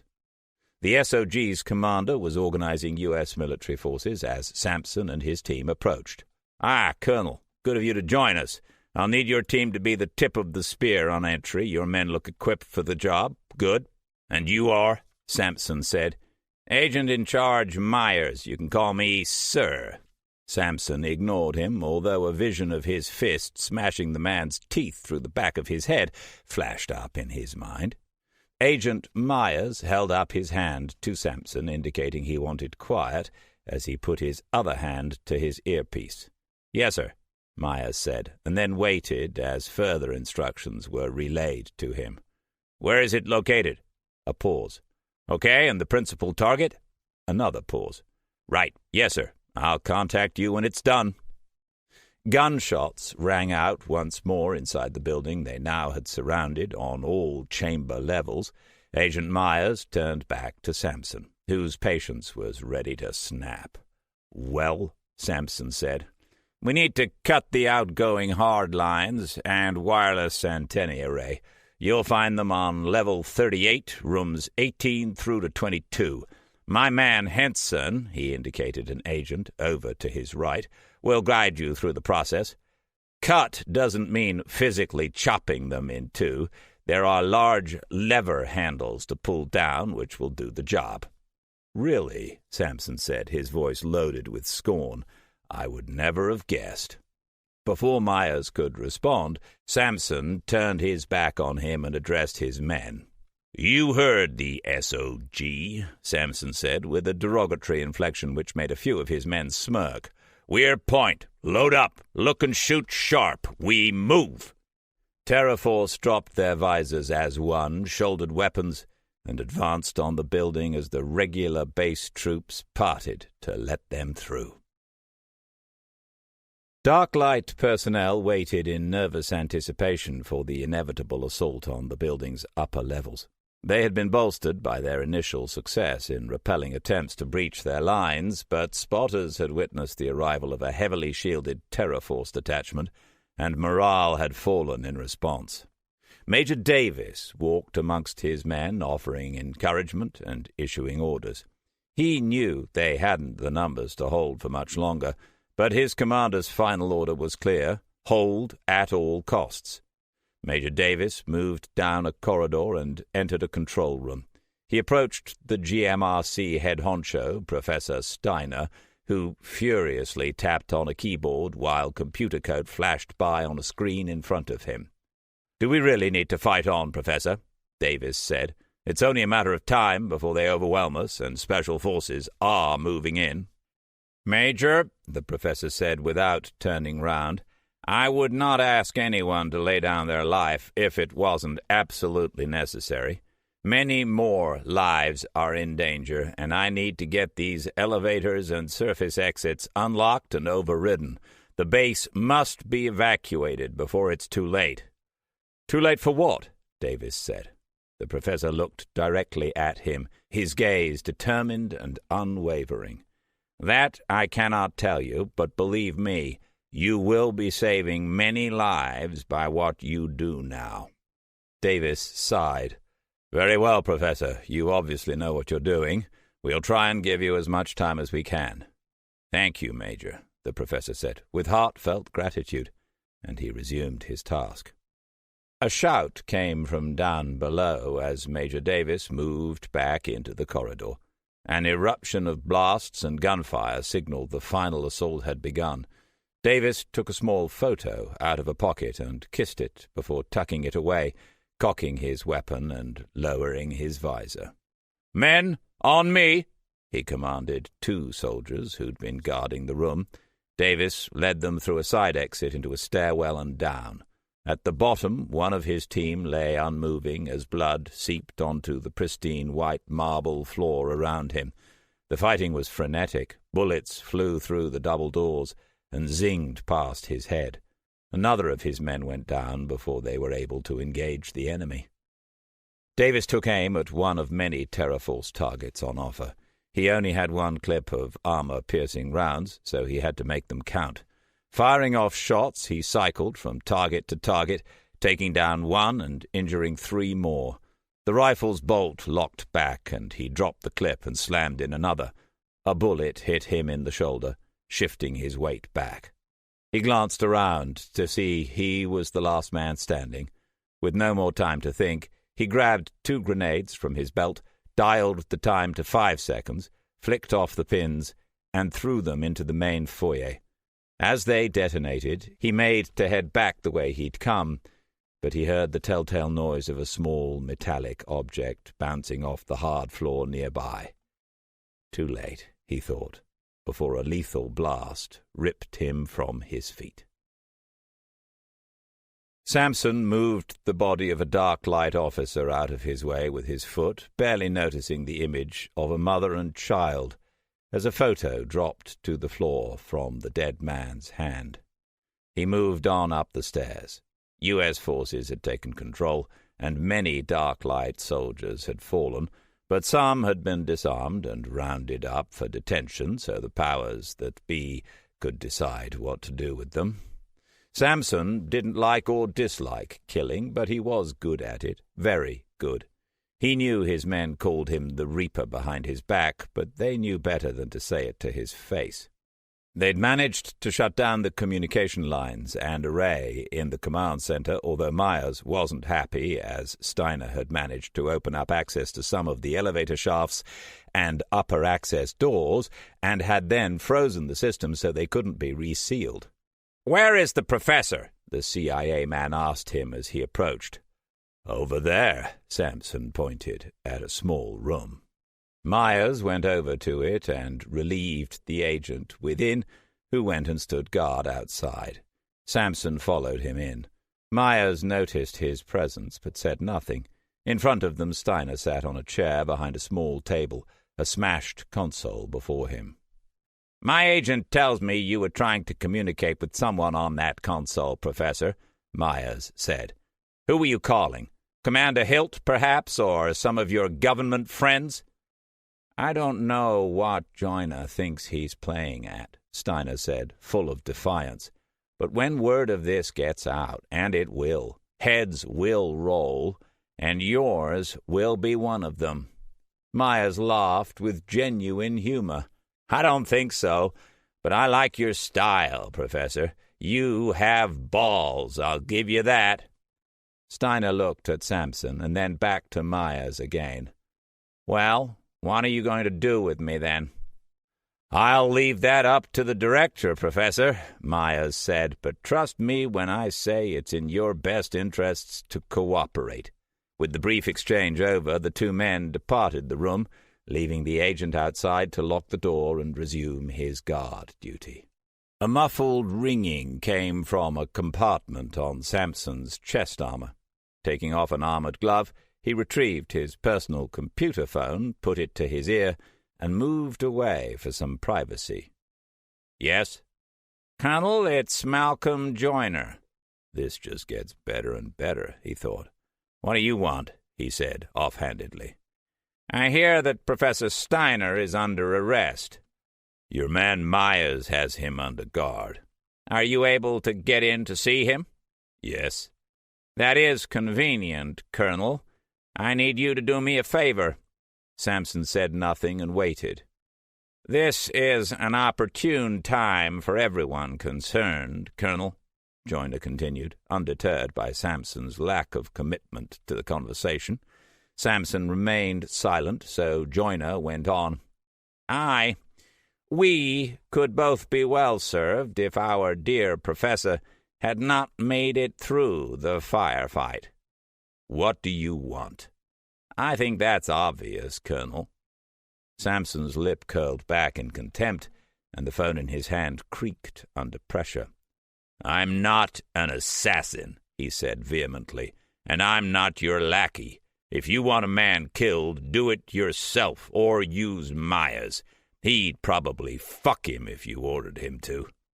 "I'm sorry to hear that, Colonel," Joyner said, his tone hardening. "I thought you a man of conviction. I was clearly mistaken." The line went dead. Joyner had hung up. Sampson snorted in derision and put his phone away. He needed to get out of there. He felt confined, constricted. He called his team to him, and without a backwards glance, moved out of the building, his job done. Approximately 5% of Steadfast's population had managed to make it to the extraction zone in the forest, around 25,000 people plus Darklight forces. Commander Hilt had already loaded up the first elevator, which was surface-bound. He'd also contacted Darklight units topside.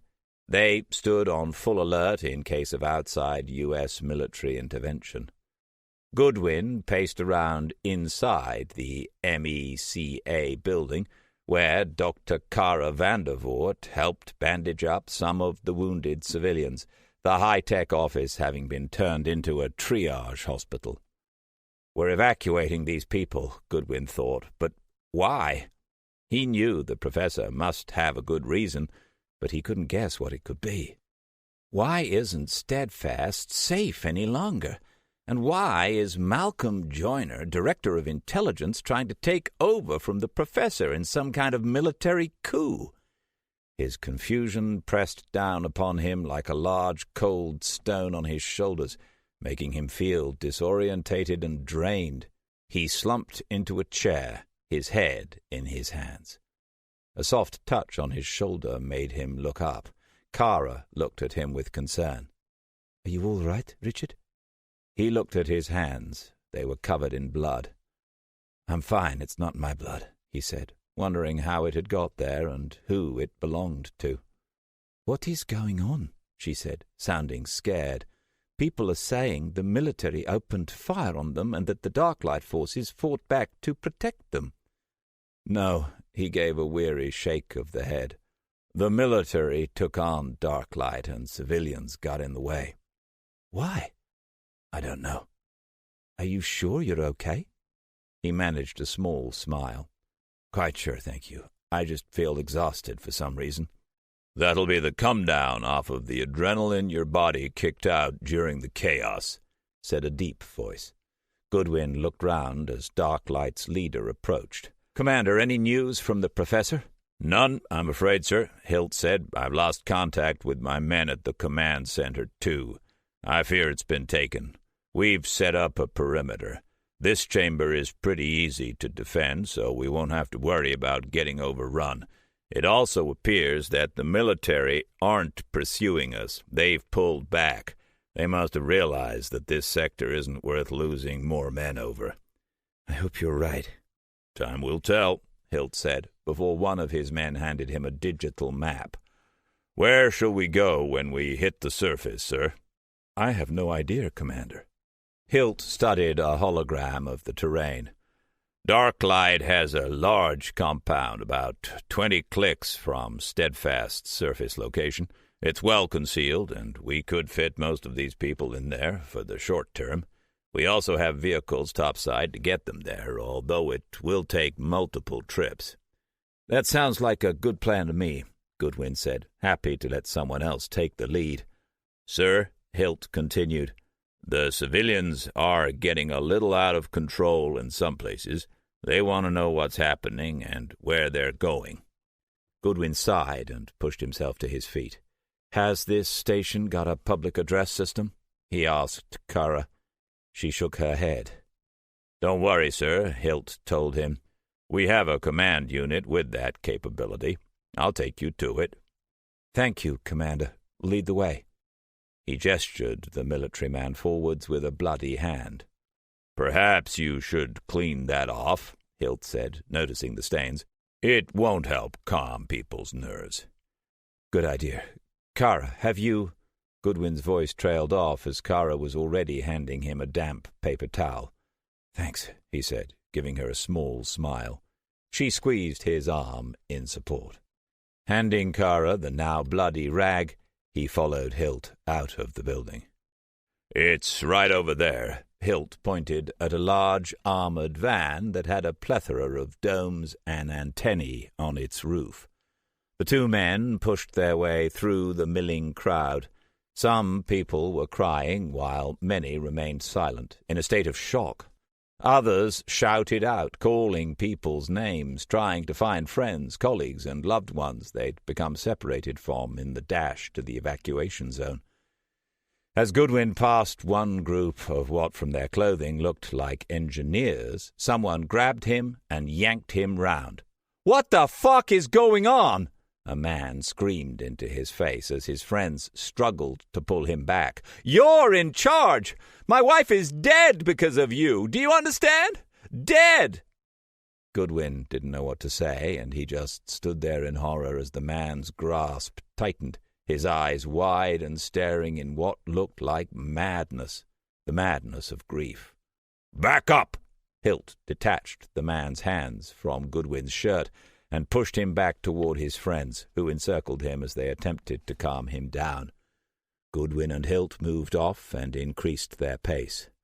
"Thanks," said Goodwin. "It's getting a bit ugly out here."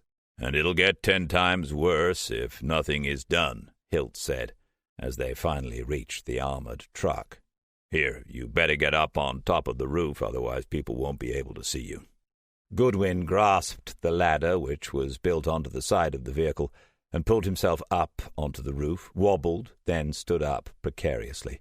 Hilt disappeared inside the van for a second or two, and then reappeared with a microphone in his hand, which he passed up to Goodwin. "Are we on?" he asked Hilt, but his voice, echoing out of the domed speaker system, answered his own question. Goodwin looked out as a sea of faces all turned in his direction. "Hello," he said, his voice faltering. Unsure as to how to proceed, Goodwin surveyed those gathered, the fear of public speaking upon him. The silence stretched on, and he could see the microphone in his hand trembling from nervous tension. He caught sight of a scared-looking little girl who perched on her father's shoulders some 30 feet away. She needed reassurance. They all did, and it was his job to give it to them. Gaining confidence, he began again. "Hello," he said, his voice louder and steadier than before. "The events of the last hour have been traumatic for us all and devastating for some." He looked over to the group where the man had accosted him.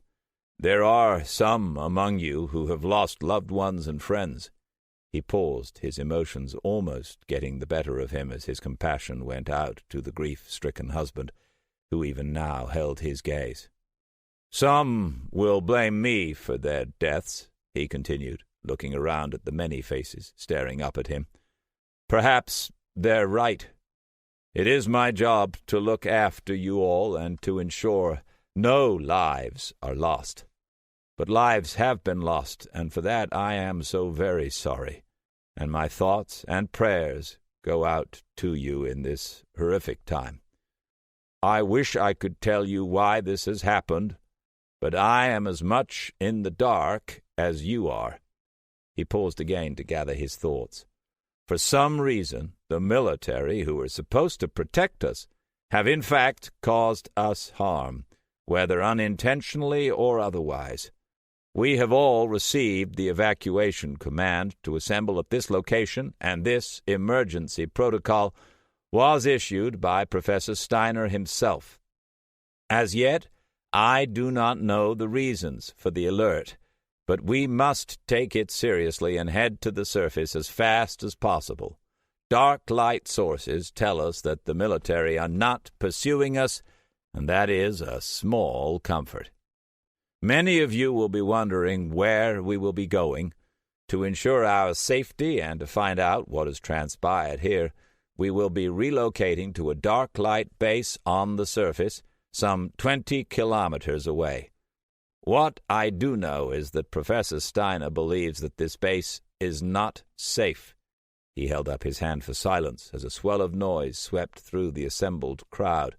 "I understand your concerns and confusion, as I feel exactly the same way, but I trust the professor with my life, and if he says that it's not safe, I believe him.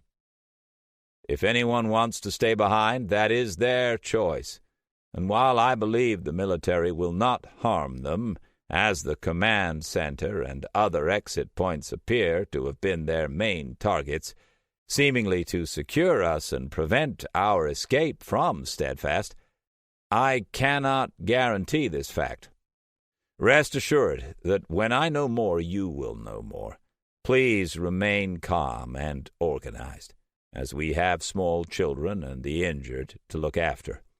Thank you for your time, and I will speak to you all again when we have reached the dark light outpost I mentioned previously. Thank you."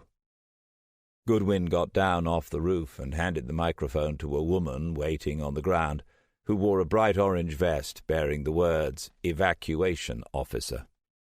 "Some of us managed to action the procedure for an emergency," she told him, stepping onto the bottom rung of the ladder. Goodwin knew he ought to know her name, but it escaped him. "It's Julia, sir," she said, catching his look of semi-recognition. "I work on the 3rd floor, personnel." "Yes, of course. I remember. The charity triathlete, right?" "Yes, that's me, sir. I'll try and get some organization going for you." "Thank you," he said, as she made her way up the ladder to address the people who now spoke amongst themselves, digesting the information Goodwin had just given them. "Excellent speech," Hilt said solemnly. "Thanks. I hope it helps." "It already has," the commander replied. A siren wailed in the distance, momentarily drowning out Julia on the speaker system. "Sir, the 2nd elevator has been loaded and is about to depart," a dark light operative told Hilt. "Very good, Lieutenant. Thank you." "Richard!" Goodwin looked round to see Kara fighting her way through the press of bodies.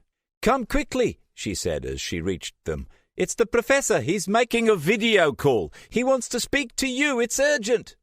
Goodwin excused himself from the dark light commander and followed Kara back to her building. He asked to be transferred to a private terminal, she said, showing him into a small room.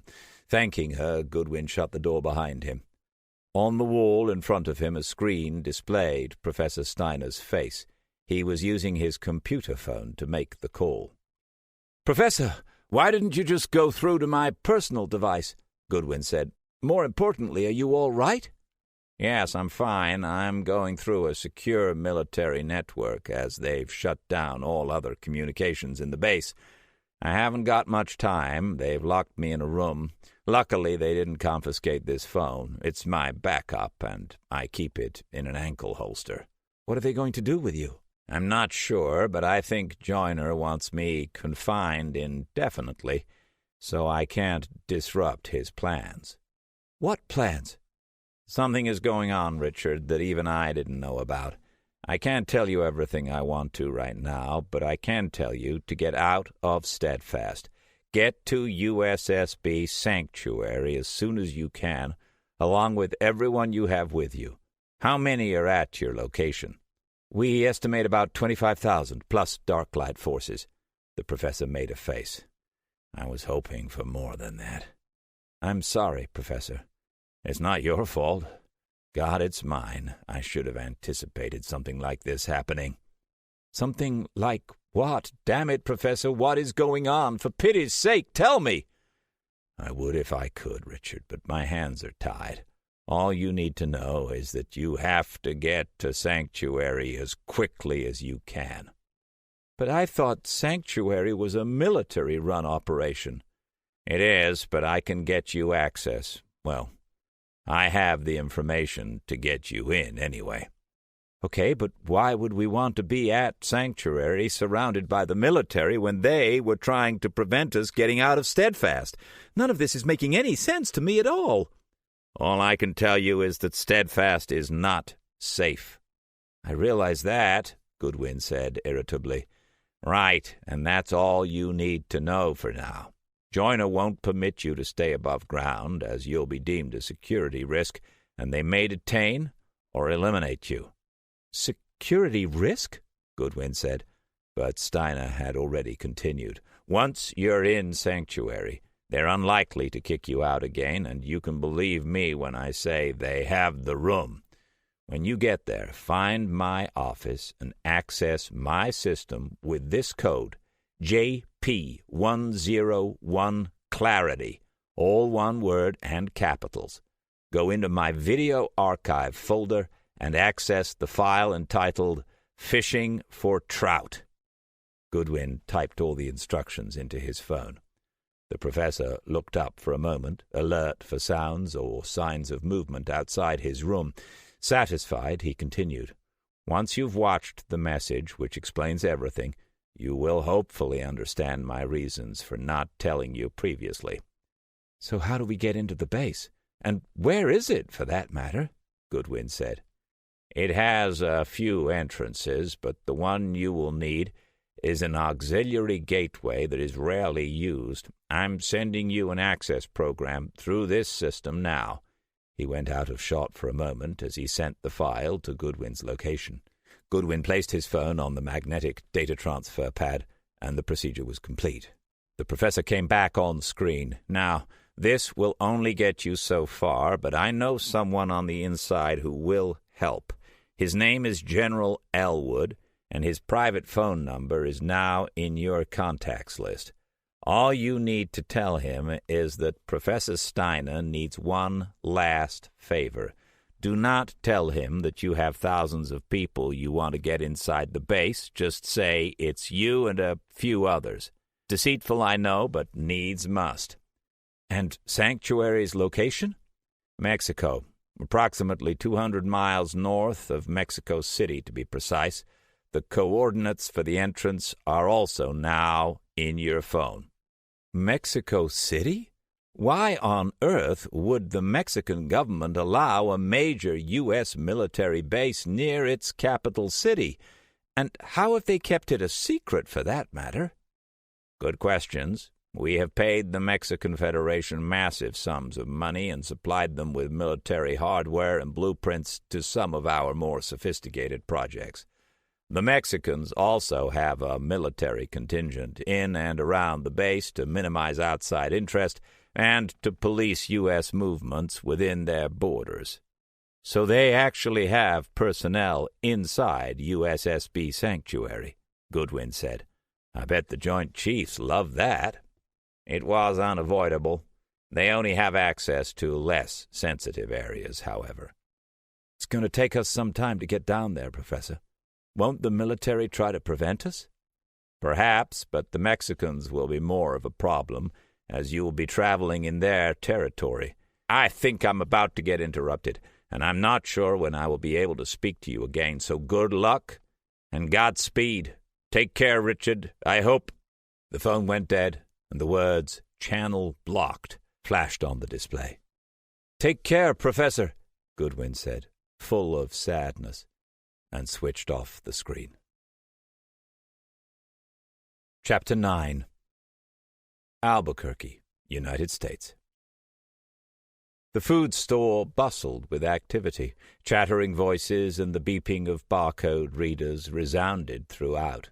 School holidays meant an influx of people to the local high street, which made Rebecca's job harder. She worked as a carer for adults with mental health problems, and less people made her life much easier. At the moment, she was taking one of her primary wards out with her to get some weekly food supplies. Joseph required constant attention, which made most activities difficult. He enjoyed the trips, however, so she did her best to make sure she took him as often as she could. Picking up some bananas, she placed them in the basket that Joseph held for her. "Nanas," Joseph said with a big grin on his face. Rebecca smiled at him and touched his arm fondly. "That's right, your favorite. Now I need some breakfast cereal," she said to him, although it was more to herself, as Joseph only had a very limited vocabulary and understanding of language. She'd spied what she wanted, but the next aisle was too crowded to take Joseph there without disturbing others and potentially scaring him. Bound to a tight schedule, she glanced at her watch. "Joseph, stand here, and I'll be right back." She put the basket on the floor by his feet and held both his arms by his side and pointed at the floor. "Stay here, Joseph, okay?" Joseph looked at her and beamed. She couldn't help but smile back. "Stay here, okay? I won't be long." Joseph nodded his head and pointed at the floor. "Here," he repeated, still smiling. "Yes, here." She pointed at the floor again, and then went off down the next aisle. As she neared the end, she looked round. The back of Joseph's head could just be seen peeking out past a shelf. Satisfied he was doing as he was told, she bent down and picked up the box she wanted. As she lifted it, the bottom opened, and the bag fell out and split, the contents going everywhere. People looked round at the noise and moved out of the way as she scrabbled to clear up the mess. A shop assistant who'd heard the commotion came round the corner and began helping her. "I'm so sorry," Rebecca said to her. "The bottom was undone, and the bag split, and it just went whoosh." The woman laughed. "Don't worry, dear. These things happen. No harm done." "Thank you. She stood up, remembering Joseph was waiting for her. "I'm sorry. I have to go." The assistant looked bewildered as Rebecca rushed off. When she got to the end of the aisle, Joseph was nowhere to be seen. With panic setting in, she looked with ever-increasing desperation from aisle to aisle. There was no sign of him. "Has anyone seen a dark-haired man about this high?" Rebecca held her hand up above her head as she went from person to person. "Joseph!" she called. "Joseph, where are you? Joseph!" She raced out of the shop and heard Joseph's cries coming from the right. Rushing along the street, she approached a group of youths who were huddled together looking down at the ground and laughing. Joseph's sobs could be heard over their voices. "Get out of the way!" she shouted, pushing her way through. She found Joseph on the ground, crying and frightened. He'd wet himself. Rebecca bent down and brought him close to comfort him. He grabbed onto her, burying his face in her shoulder. "It's all right, Joseph, I'm here," she told him soothingly. "I'm here now." She glared up at the young men who had begun to walk away, still cracking jokes at Joseph's expense. "Oh, has poor little Joseph's mummy come to protect him?" one of the men said. "I wouldn't mind getting a cuddle too, Mommy," said another, smirking. Rebecca said nothing, as she didn't want to scare Joseph further. He wouldn't be able to distinguish between her being angry with them from being angry with him. She helped him to his feet after he had calmed down and brushed him off. His soft, light blue jogging bottoms had a big wet patch on them, which people stared at as they went past, making Joseph uncomfortable with the attention, and Rebecca angry that his dignity had been compromised. Looking around, she guided Joseph to the only shop nearby that had trousers in the window. As they entered, a bell jingled, announcing them to the shopkeeper, who stood behind the counter serving a man and a little boy. A sign indicated the trousers were located at the back of the store, which was stocked full of army surplus and military-type clothing. "No changing room," Rebecca mumbled to herself. "Wonderful." After taking a quick glance around, Rebecca quickly slipped Joseph's trousers off, plucked a pair of camo trousers from a rack and redressed him as he wriggled and writhed in protest. Standing back to admire him in his new attire, she was pleased, as they were a near-perfect fit. Joseph had always liked watching military parades on TV, and as he looked around he caught sight of a poster of an officer saluting. He suddenly went bolt upright and mimicked the pose. A chuckle came from behind them, making Rebecca jump. "He looks good in those. Just the part," the shopkeeper said. Joseph giggled and relaxed back into his normal slouch. The man quickly covered his confusion at Joseph's childlike demeanor with a grin, recognizing his apparent disability. "Would sir like anything else from the store?" he asked Joseph, who was busy playing with the waistcord. "I don't think so." Rebecca whipped up Joseph's wet attire from the floor. "We just needed some pants. It was an emergency." "No need to be embarrassed," the man said. "My dear old mother, God rest her soul, had incontinence for years. I was forever changing her clothes. If only they'd had those adult diapers, it would have saved me a lot of trouble and washing of hands." Rebecca laughed in spite of herself, relaxing in the jovial old man's company. "Did you want me to put those in a bag for you?" He pointed to the clothing in her hand. "Yes, please. That's very kind of you." "No problem at all," he said, smiling. "It's all part of the service." They followed the man back to the front of the shop, where a young boy jumped out on them, making shooting noises with a toy gun. "I'm sorry," said the man accompanying him. "He's got a bit excited." Joseph laughed and began making shooting noises back at the child, who gleefully chased him round and round a display cabinet. "Don't worry," Rebecca said. "He looks very cute, your son." "Thanks. Although he's not my son, he's my nephew. He just loves all things military." "Joseph loves the parades."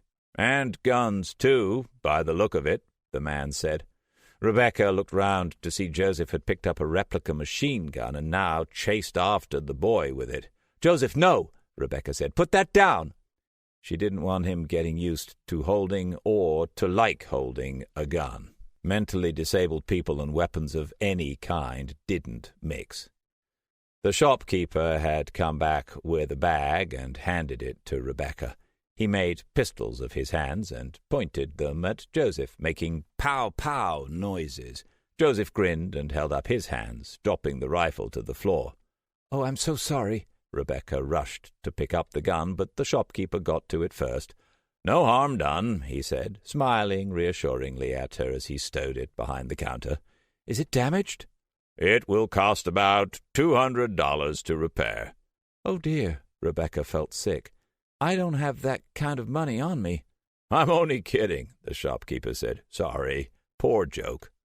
Rebecca gave a nervous laugh, relieved, as she didn't have $200 to spare, on her or otherwise. "Right, I'll leave you to it," said the man with his nephew. "It was nice to meet you both." "Goodbye," she said. "Nice to meet you, too." Joseph waved goodbye to the little boy, who waved back, the door ringing as they left. Rebecca paid for the trousers, thanked the man again for his help, and bade him farewell. On their way back home, they passed a lamp post plastered with various information and warning flyers from government and local agencies. One read, "Impact Day Preparations. After February the 9th, 2040, daily curfew, 1900, enforced by National Guard and local police service." Another read, "Impact Day Preparations. Food ration cards. Collect from your local government office." Another, "Impact Day Preparations. Rioters and looters will be shot on sight." Rebecca looked up at the sky. She couldn't see any sign of the meteor yet, but there was still 2 weeks to go. Supposedly in the days prior to impact it would be visible to the naked eye at different times of the day and night as its trajectory brought it closer to its final destination. She sent a silent prayer to God to give her the strength to protect those she cared for in the coming months and years, which would see day turned to night. Rebecca sat watching the television after Joseph had been put to bed at the care home. She had a small apartment on the grounds, as did a few other carers who worked alongside her. It was convenient and cheap, which was lucky, as her wages meant she struggled to pay her bills on a weekly basis. The news was filled with the same old stories of how governments were gearing up for the dust cloud, and images from Washington, D.C., where the president issued yet more words about how the whole world was ready for the impending disaster and calling for calm. She switched channels, but wherever she looked, more of the same greeted her. The closer it got to Impact Day, more and more TV channels focused in on the event. Even fictional programs had storylines based on it to add to their realism. She finally settled on a small local independent channel, and while it still covered Impact Day, it was more down-to-earth and realistic than the other channels, which sensationalized the whole thing almost beyond imagination. The show's presenter had a couple of townspeople on and was asking them how they were being affected, discussing things like rubbish collections, postal deliveries, and whether the lawnmower would be able to run on chip fat due to the ongoing fuel shortages. "Well, thank you, Margaret," the presenter was saying, "for that insight into how gasoline lawnmowers can be made to run on chip oil. And now let's speak to Dwayne and Emma, who are outside looking at how you can protect yourself against intruders and rioters who may target your home for wanton looting and mayhem." So much for not sensationalizing things, Rebecca thought with a wry smile. The camera switched to a view of the outside, where they had a mock-up of a house frontage complete with door and windows. "So, Emma, when the dust cloud sends people a bit gaga and turns day into a thief's wonderland, what can you do to protect yourself and the ones you love?" "Thank you, Dwayne. Well, for a start, you need to make sure you have your doors locked and windows shut and bolted even before the curfew is started. Remember, daylight hours will no longer be light when the cloud is overhead, so treat the day like you would the night. Be wary, as darkness is when criminals like to operate, and a permanent 24-hour night will make their lives easier and yours more dangerous." Emma looked at the camera. "But we can help you improve your chances of getting through the coming years in safety and with peace of mind." She moved to the entrance of the fake house. "First of all, we have this super-strong nano-fiber door frame and brace. Simply fitting behind your door, it acts as an impenetrable barrier to your home if the door itself is breached." "And this will work for the windows as well," Dwayne said, impressed. "Of course," Emma replied.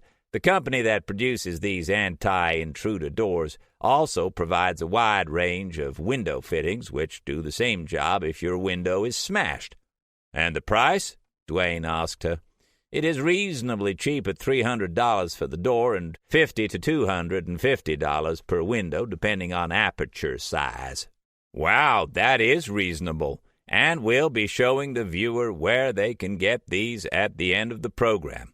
What else have you got to show us, Emma?" "We have these powerful pepper sprays and high-powered catapults for those who don't have access to guns. They can be very effective at deterring all but the most determined of unwanted visitors. So what should someone do if they're confronted by a raging mob? Stay inside and try and frighten them off by whatever means available. Of course, there will be a strong military presence on the streets at all times, but there is a limit to how many places they can be at once. If in doubt, hide or run away. You can rebuild and repair a house, but you may not be able to repair yourself. Wise words, Emma, thank you. And it's back to you in the studio. Thank you, Dwayne and Emma. We'll be broadcasting further sets on this topic every day this week, so tune in for more handy tips and tricks to help you with your Impact Day preparations. Rebecca zoned the TV out and thought about how the care home could prevent getting embroiled in any such problems. The main building itself was secure, but it wouldn't withstand an assault. It was also in a bad position. It bordered on a large, poor housing estate, located a significant way away from the stores and more prosperous areas of the town. Not the best place to be, she thought. They'd had trouble anyway, even as recently as last week, when some kids had pelted the building with rocks and bottles.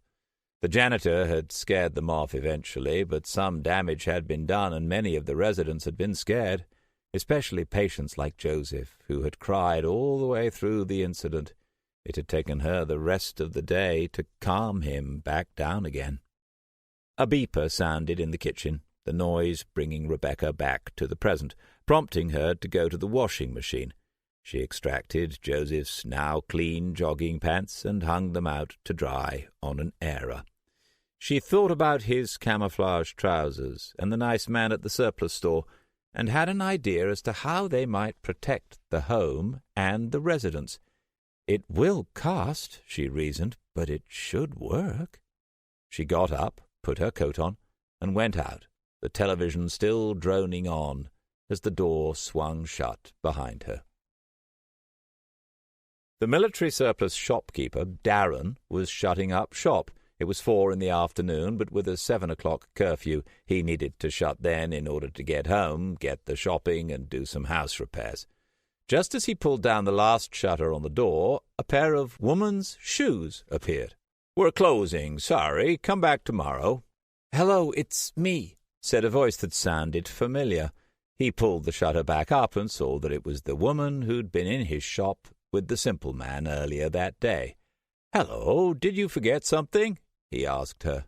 "No," she said, her expression determined, "but I really need your help."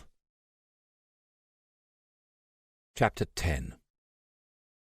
It had taken Sarah, Trish, and Jason the whole day to get back to the Turkish town.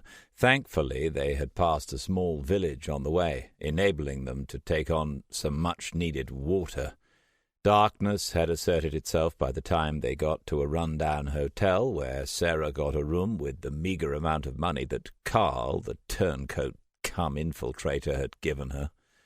They traipsed up the wooden stairs and opened the door to the sparse double room.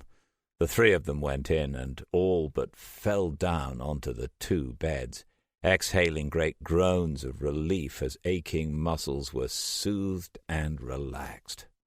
Since they had worked all through the previous night, followed by the grueling walk to the village, they all slept until 10 the next day. After cleaning themselves up as best they could with 0 supplies and only the amenities provided by the hotel, they sat on the beds and discussed their options as to what to do next. "Well, I guess by now the site has been stripped clean or is still under guard," Sarah said. "We might be able to follow them at a safe distance, though, see where they go, maybe even retrieve the bones or some of the relics from the canister." "What?" Jason said, incredulous. "Are you thinking of going back there?"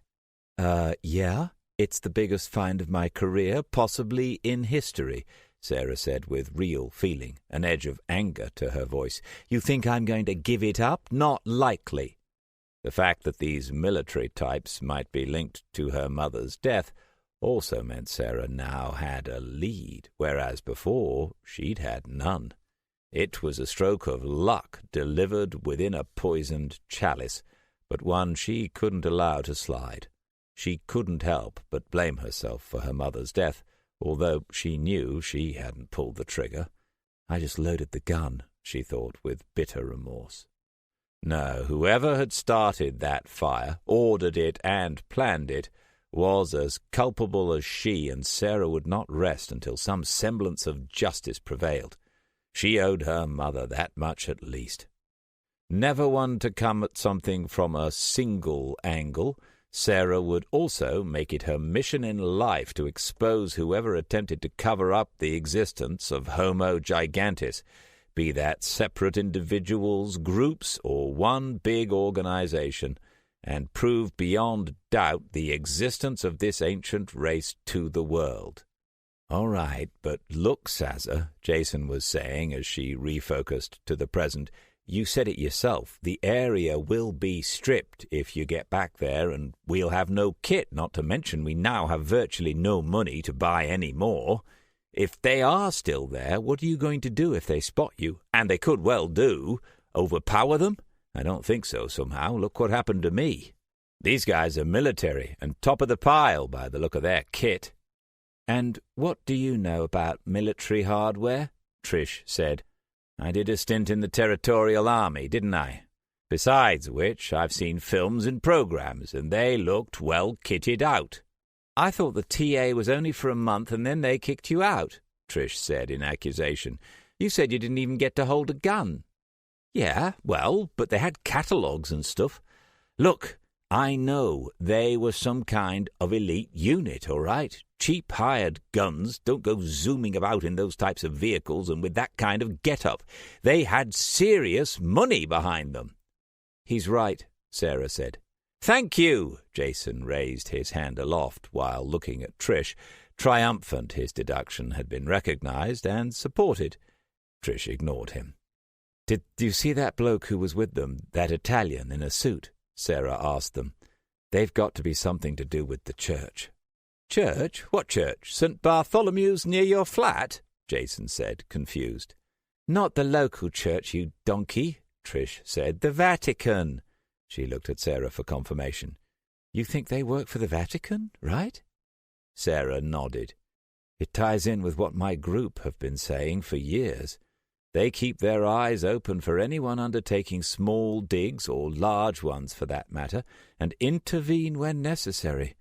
That explains his Italian accent, and the money they'd have behind such a scheme would be huge. Do you know how rich they are?" Sarah said. She didn't wait for an answer. "They've been around for over 1,000 years. They've stockpiled precious art and artifacts, destroyed books in their millions, and waged war across continents. They predate the banks, stocks, and companies themselves.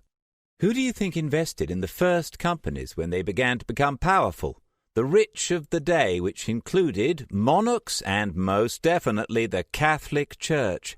They probably own some of the big multinationals, along with other massive private companies we know nothing about. If there was ever any organization capable and motivated to cover up this kind of thing, it's them." Sarah slumped onto the bed, looking deflated and morose. Everything was stacked against them. "Perhaps they'll miss something," Trish said.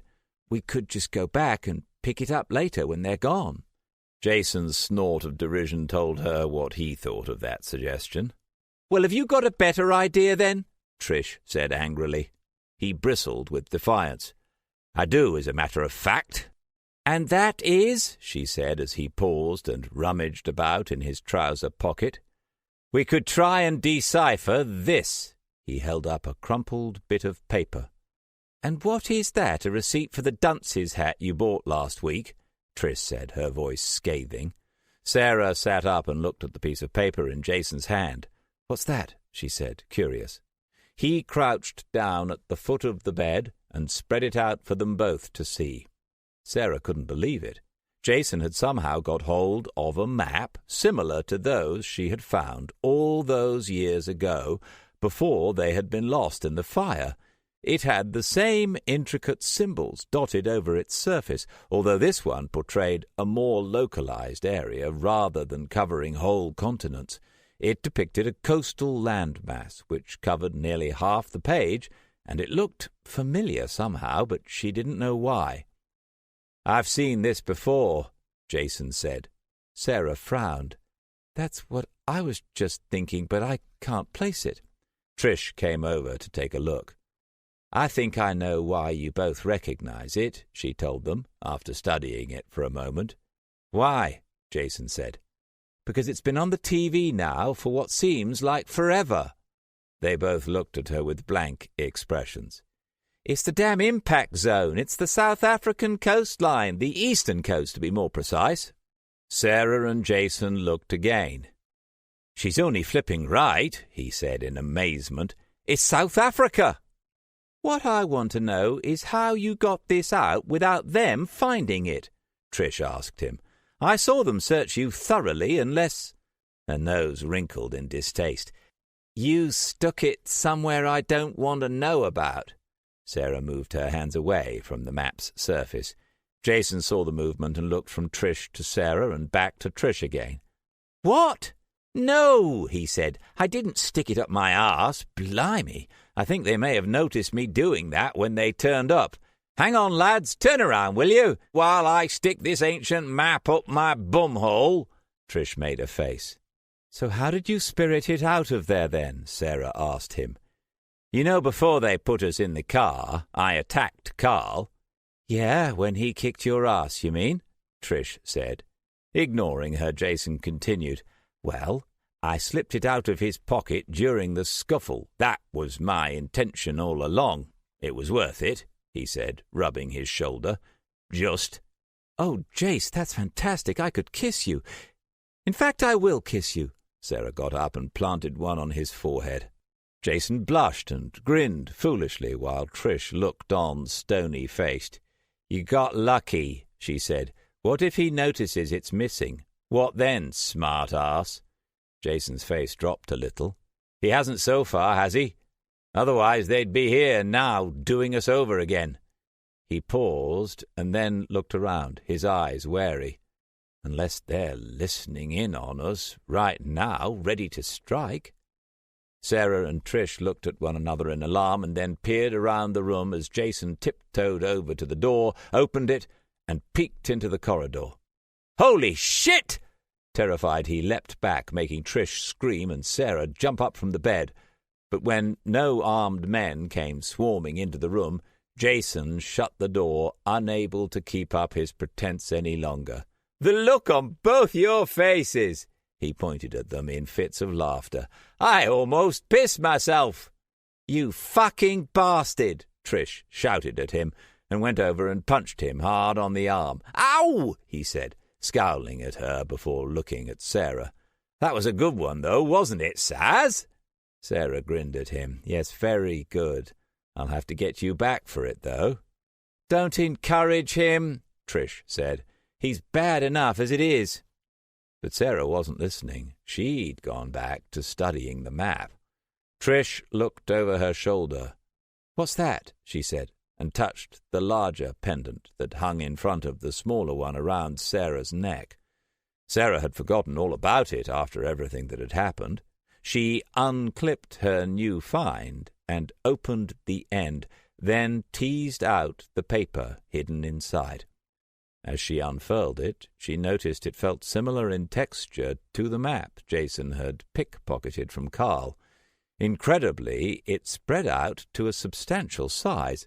It felt thick to the touch, but flexing it, she could tell it was much thinner than normal paper.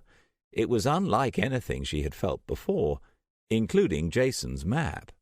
"Where did you get that from?" Jason said in amazement. He picked up the pendant and examined it. "I found it in a weird metal canister I discovered before we were hit by those goons. This was the only thing I had a good look at, and luckily they didn't spot it." "They nearly did, though, didn't they?" Trish said, remembering. "Yeah, it was a pretty close call. As soon as I saw all those cars, I knew something was up, so I quickly clipped this new pendant on my chain, and it settled nicely on top of my other one. Carl just assumed it was the one he'd seen me wearing before. I completely forgot about it until you just noticed it. I was so tired and exhausted during the walk, it just left my mind." "I just thought it was odd," Trish said. I looked over your shoulder and saw 2 pendants rather than just one." Trish accepted the pendant from Jason for a closer inspection. "Now I know what I'm looking at. I can see this new one is a bit bigger, and it's got designs on it too, plus this little compartment. Intriguing." "Let's have a look then," Jason said to Sarah, who was now staring at the new parchment intently. It appeared to be a page of text. She laid it out next to the map so they could all see. "Has anyone noticed that these parchments are not faded or degraded in any way?" Trish said, feeling each one in turn. "They look like they were made yesterday." She's right, Sarah thought to herself. The parchments, for want of a better word, had neither faded nor cracked. They looked brand new, although made of some light brown material that wasn't skin, paper, or anything else she recognized. The quality of the printing, as that's almost what it looked like, was extremely high. However, the faint marks and flicks of the instrument that had created them could be seen, indicating they'd been drawn by hand. Curious, Sarah thought, utterly fascinated. 3 principal colours, grey, white, and a light green, dominated the designs. The symbols were fine and intricate, similar to a modern alphabet, although there didn't seem to be a strict order to them. "These can only be the work of Homo gigantis," Sarah said, tracing the obscure script with a finger. "You think?" Trish said. "Why not? It stands to reason. They were found near the skeleton and at about the same depth.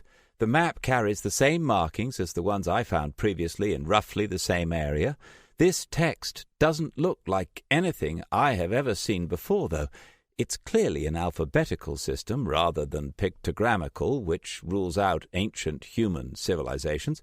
Plus, if this is handwritten, which it looks like it is, then look at the spacing and size of the letters. A large hand wrote this. Don't you agree?" "I suppose," Trish said. "Given what I've seen in the last few days, I would be inclined to lean towards your theory." "Theory? How else can you explain it? The skeleton, maps, casket, pendant, the military intervention and cover-up?" "I can't, Sarah, but that doesn't mean you're right. It just means I can't think of an alternative reason. They're 2 different things entirely." Sarah didn't say anything, as she knew Trish would play devil's advocate until the cows came home, but she was convinced. Add all this to the other historical evidence and accounts made by her friends, and it was just too conclusive. "My pendants and past discoveries and our first-hand experience of the skeleton can only mean that Homo gigantis evolved hundreds of thousands of years ago," Sarah said, unable to contain herself any longer, "and all evidence of their existence has been swept under the carpet by the Catholic Church, and God knows who else, over the last millennium or more. Add to that these parchments, and clearly they were extremely well advanced. They had an alphabet, they could cast metal objects with an accuracy that matches anything we can do today, and whatever these parchments are made of seems to be age-resistant." "Skeletons," Jason said. Confused, Sarah just stared at him. "What?" "You said skeleton," he told her, "when there were 2, so skeletons, plural." "What are you going on about?" Trish said, exasperated. "I'm saying there were 2 fucking skeletons and not 1. What do you think I'm saying?" 2? How did that happen? No one mentioned 2 before," Sarah said, looking at Trish accusingly. "Don't look at me. I didn't know. This is the first I've heard of it." "Just as the men were pulling up," Jason said, "me and Prickface Carl had just unearthed the edge of another skull, close to the feet of the first. I was going to take some pictures when everything went pear-shaped." "Why didn't you tell us before?" Trish asked him. "I only just thought of it. We're not all perfect like you, are we?" Trish gave him the finger. "Hang on a minute," Sarah said. "Where did the map come from, then? The one you got from Carl?" "Dunno, from your casket, maybe. I saw him look at it and then stuff it in his pocket, so I thought, I'm going to have that, you 2-faced git." "One of the men that grabbed me must have passed it to him, the bastards," Sarah said, before going back to studying the second parchment. The ancient material measured about twice the size of an A4 piece of paper. A faint indented circle sat in the top right corner. She looked at the map. That had one too, the same size and in the same place. She felt it with her thumb, and the page shimmered, and the text changed. She yanked her hand away in astonishment. What the? Trish and Jason, who had been looking at the map, glanced up at her. What is it says? Trish said. Did you see that? It just changed. The text just altered. She stared in shock at the page before her. What? What do you mean, changed? Jason said, confused. I put my finger on that circle and it changed the text on the page. Jason reached out and touched it. Nothing happened. Seeing the same sunken circle on the map, he touched that too. Still nothing. Trish did the same, to no avail.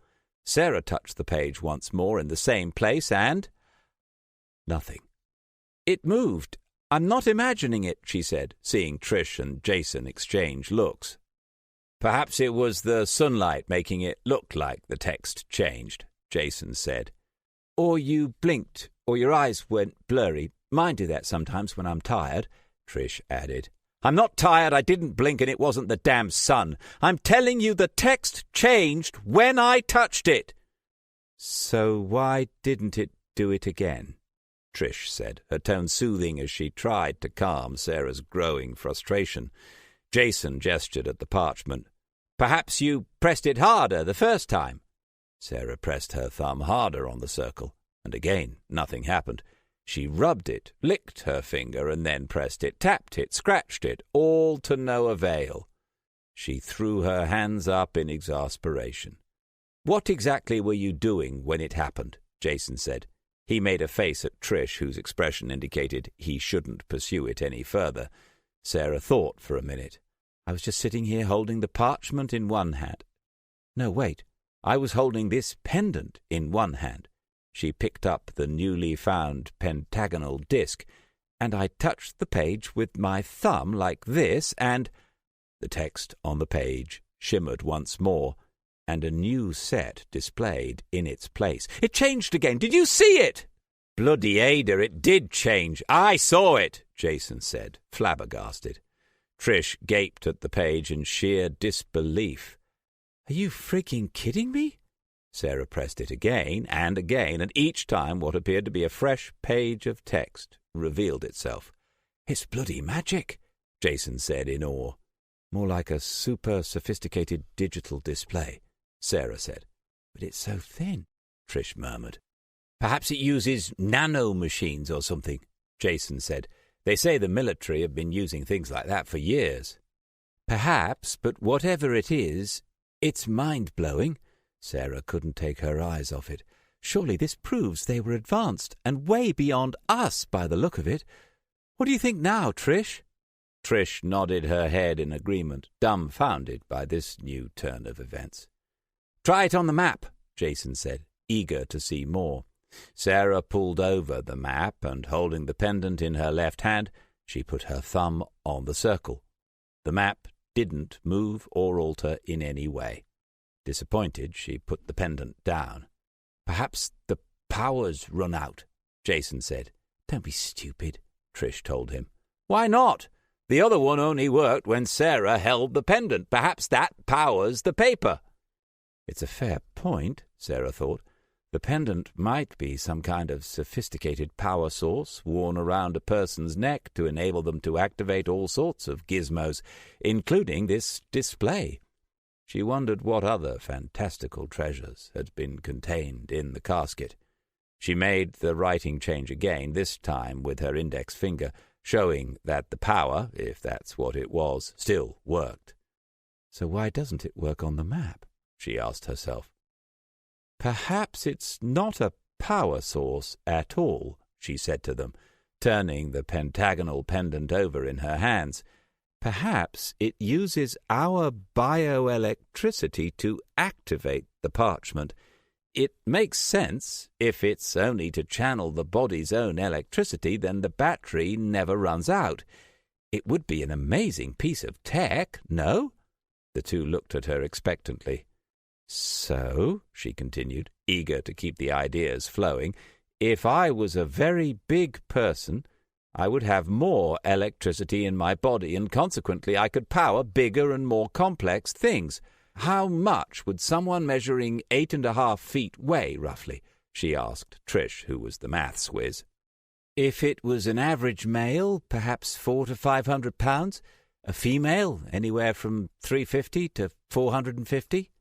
That would be one big woman, Jason said. She'd be the size of a house. She wouldn't be overweight, Trish said. Far from it. She'd be in perfect proportion for her species.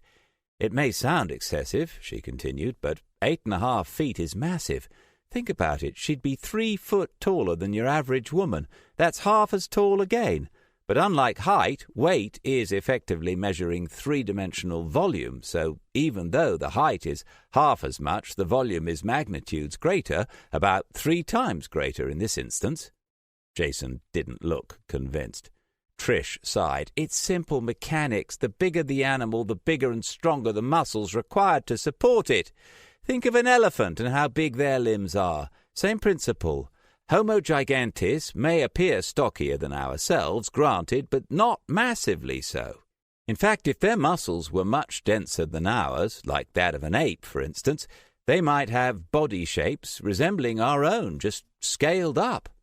Jason nodded, although Sarah thought he still looked confused. So let's say 450 on average, then, she said.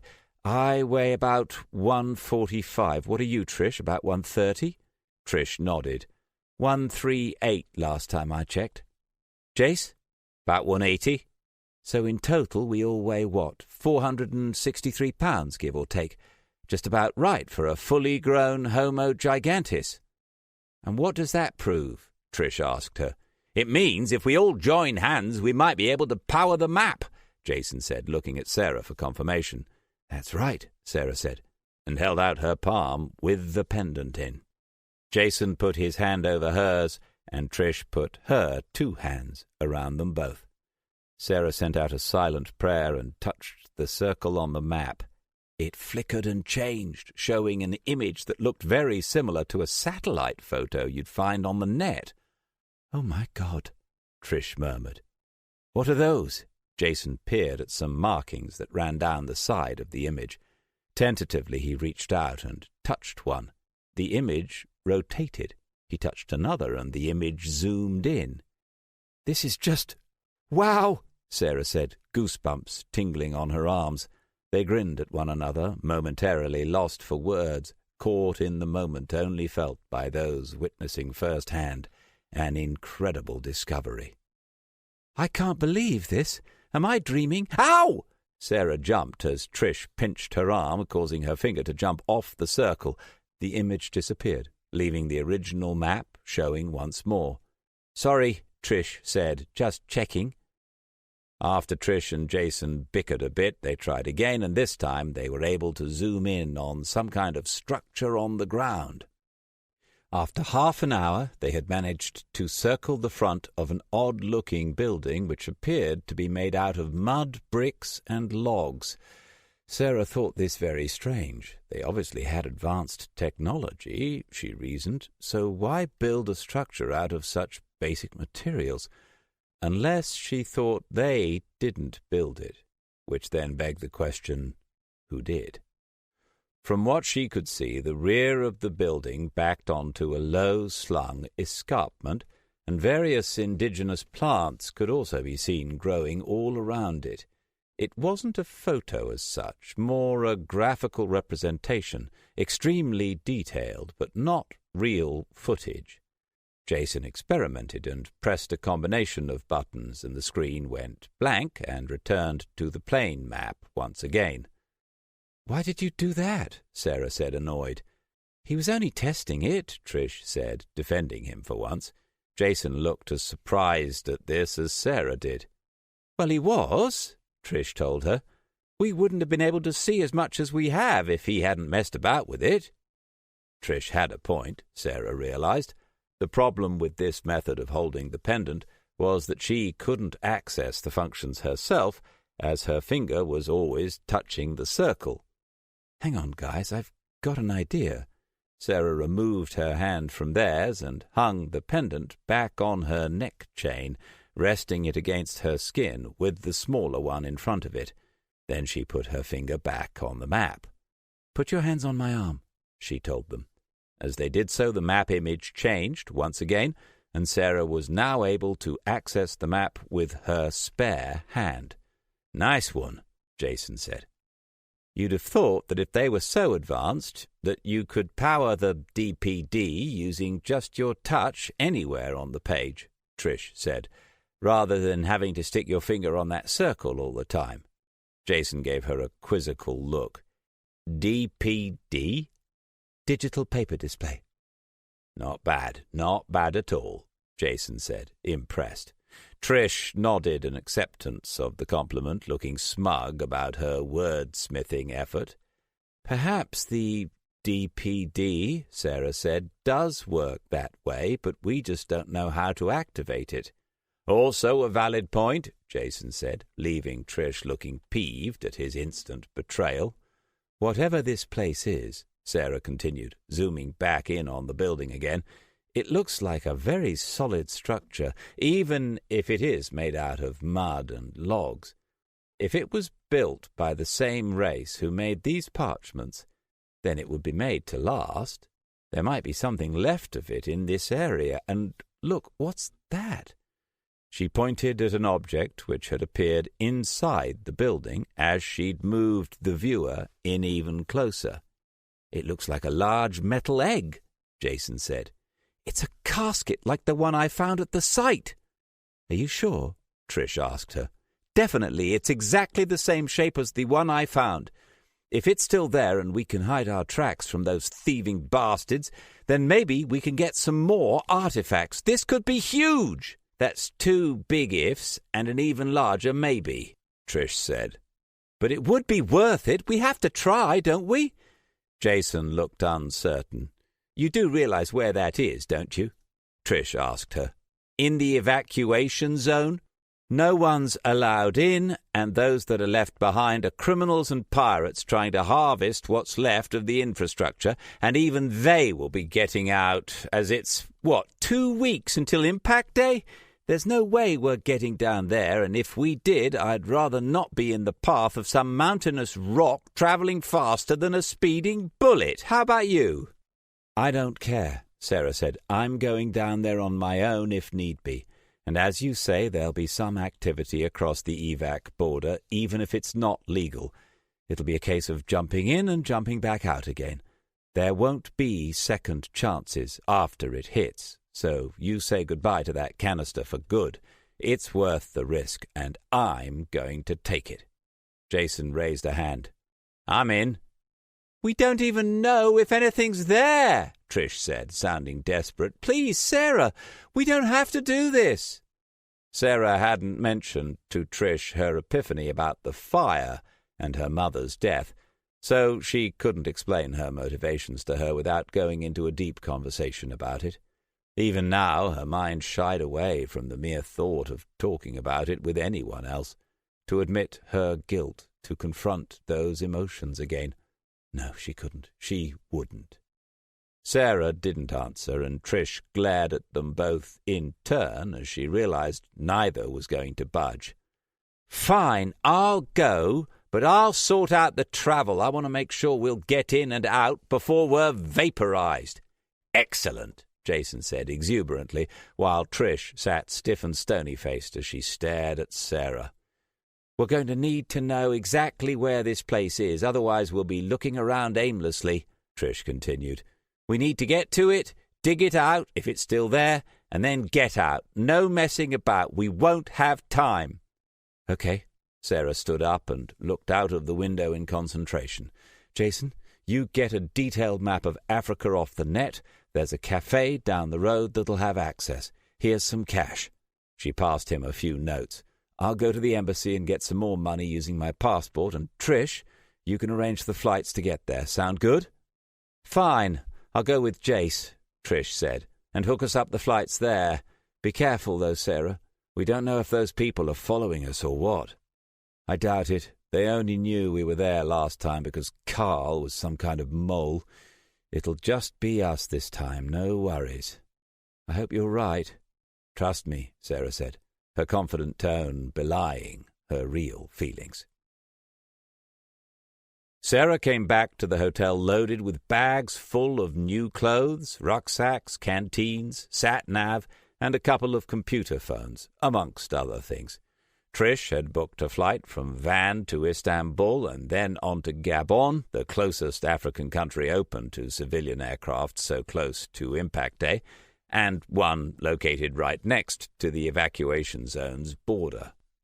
According to the present-day maps Jason had downloaded, the site they wanted to visit was just outside Johannesburg, right next to the Sterkfontein Caves, also known as the Cradle of Humanity, due to the plethora of fossils found there, some of which dated back many millions of years to Homo sapiens' earliest beginnings. This was an interesting development, although Sarah still couldn't believe that they had recognized the location on the Gigantis map. How lucky was that, she marveled. However, it was also incredibly unlucky that it was smack in the middle of the predicted meteorite impact zone. In less than a couple of weeks, the land depicted on the parchment would be obliterated by shockwaves, fires, and potential flooding, not to mention the threat of massive earthquakes triggered during the collision. Using an application which triangulated major landmarks, they narrowed the area that hopefully still contained the ancient structure to a zone about 400 feet square. Jason reckoned he could narrow that further once they were actually there on the ground. Not bad, Sarah reflected, considering the Homo Gigantis map is far beyond ancient in human terms. For all they knew, it might be over 500,000 years old, or, to give it perspective, 100 times older than the Egyptian pyramids, or older than humanity itself. Once they had packed up all the gear they needed and changed into new clothes, they left the hotel and caught a taxi to the city of Van. They all kept a careful watch for any suspicious vehicles following them on the way, but much to everyone's relief, they seemed to be in the clear. They then caught the plane to Istanbul and the connecting flight to Gabon without much problem, which was mainly down to Trish's organizational skills. The flight down to Gabon would be slow, as it was only a jet plane rather than a saber craft, but it would still get them there in roughly 9 hours. Sarah settled down in her window seat as the plane gained altitude and Turkey drifted away beneath the clouds. She hoped the risk they were taking paid off, and if it did, fame and fortune followed. But far more importantly, so would vindication and some kind of vengeance, irrefutable proof of an advanced, pre-human race and civilization. The pendant and parchments should be proof enough for most people, but for those who would accuse her of trickery and faking the finds, of whom there would undoubtedly be many, a canister full of artifacts would quell their objections and prove beyond doubt that Homo Gigantis was no myth. Happy with that thought, she drifted off to sleep as the drone of the engines took them ever higher. Chapter 11. The plane touched down in Gabon in the early hours of the morning, and shortly after Sarah descended the aircraft steps into a beautiful sunrise that shimmered off the runway surface. A soothing breeze played in the nearby trees that surrounded the airport's terminal building. It was a truly magical place, and supposedly, according to Trish, elephants, buffalo, and hippos wandered along its beaches and even went into the sea itself. Unfortunately, they weren't there to take in the atmosphere, soak up the sun, and experience the sights. No, far from it. They were on a tight schedule, and one they couldn't afford to dally on. Time was of the essence, now more than ever.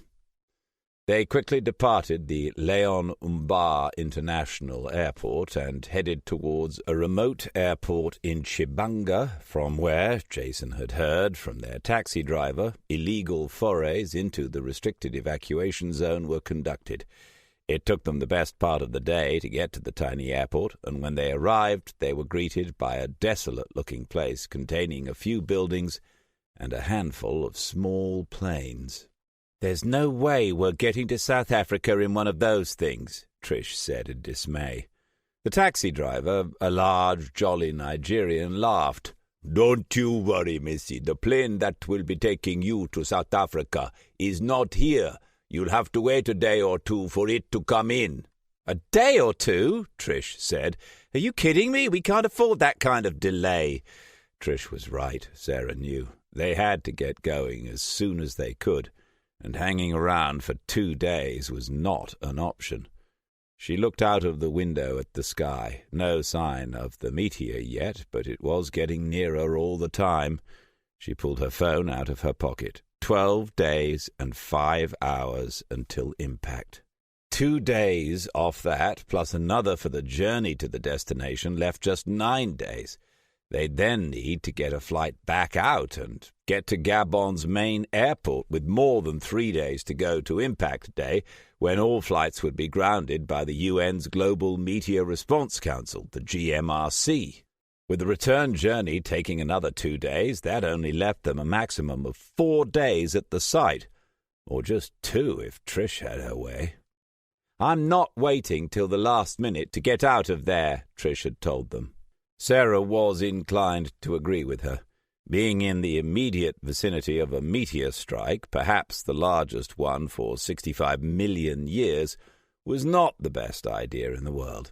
In fact, everything screamed at her to stop and go back, everything apart from the voice that told her another find of a lifetime and definitive proof of her theories lay near the cradle of humankind. They paid the taxi driver and then paid him double the amount on top to come back in 6 days' time and wait for up to another 2 days. Sarah told him they would then pay him 4 times that for the ride back to the capital city, Libreville. "For that much, missy, I will wait for another 4 days, the cabbie declared enthusiastically. This excursion was costing Sarah a small fortune. She was lucky the money transfer system had been built into the latest international passports.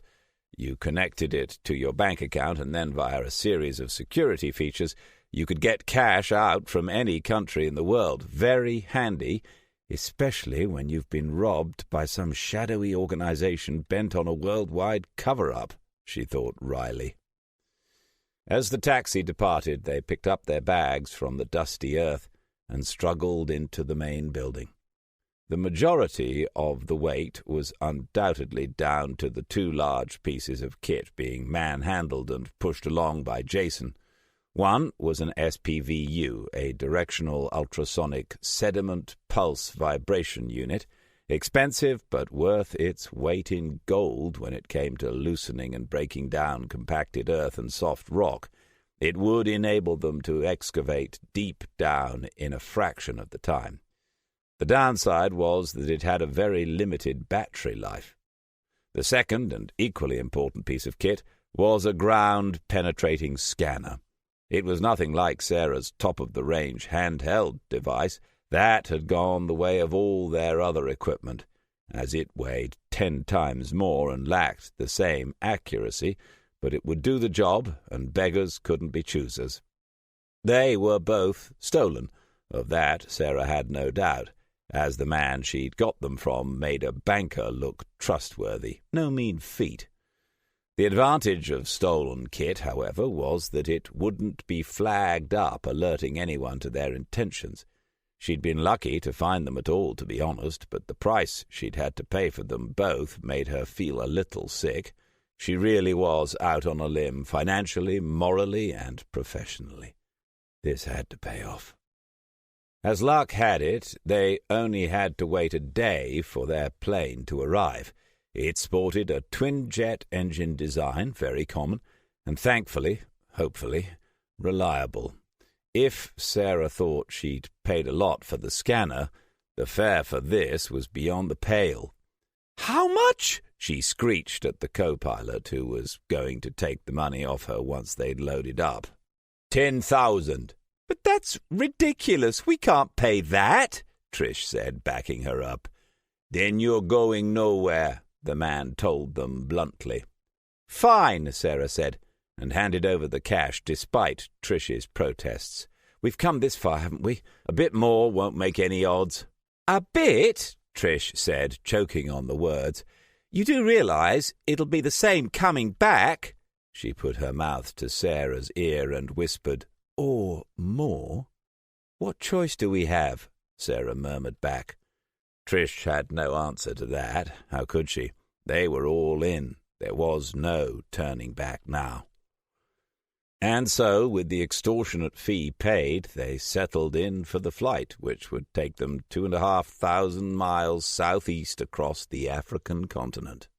To reduce the risk of being caught by the patrols, which flew irregular flights up and down the border's length, the pilot took off at dusk, apparently going out to sea first and coming back in an arc, minimized contact with the Jian 10B Chinese-made multi-role fighters employed by the UN task force to patrol the skies. An uneventful flight passed by relatively quickly, and they were soon touching down on a disused airfield 20 miles out of Johannesburg. The place was pretty much deserted, as you would expect with a meteor on the way, and it was daylight as they left the plane behind after hiring a rusty old pickup from an equally aged local man who apparently refused to leave, declaring he'd rather die than abandon his home. Some people became dangerously attached to a location, something Sarah had a hard time comprehending. During the drive, Jason had time to forage around in their luggage, and he found something which made him over the moon. "Oh, my God, this is like Indiana Jones's hat," he said, thrilled, and held up a distressed leather hat that Sarah had bought for him back in Turkey. "Indiana who?" Trish said as he put it on. He looked at her in amazement. "You haven't seen those classic films with Harrison Ford?" "No. Should I have?" "You haven't lived. Call yourself an archaeologist. I don't know. All I need now is a whip." "If you say so," Trish said, amused. "Philistine!" He nudged the brim higher, his mood undampened. With Jason continuing to enthuse about his new headwear, the short road trip to the location he'd pinpointed for them was soon over, satellite navigation having led them to the exact spot they desired. Once there, Jason, proudly wearing his new hat, triangulated their position again and narrowed down the area they had to search to a much smaller section of about 40 feet square. Cracking on, they set up camp in double-quick time and deployed the ground scanner as soon as they were able. Taking shifts over the next day, they meticulously scanned the area, which proved frustratingly fruitless. Jason couldn't understand why they couldn't locate anything. Utilizing another application, he attempted to locate the area depicted on the ancient map once more. The result came back the same.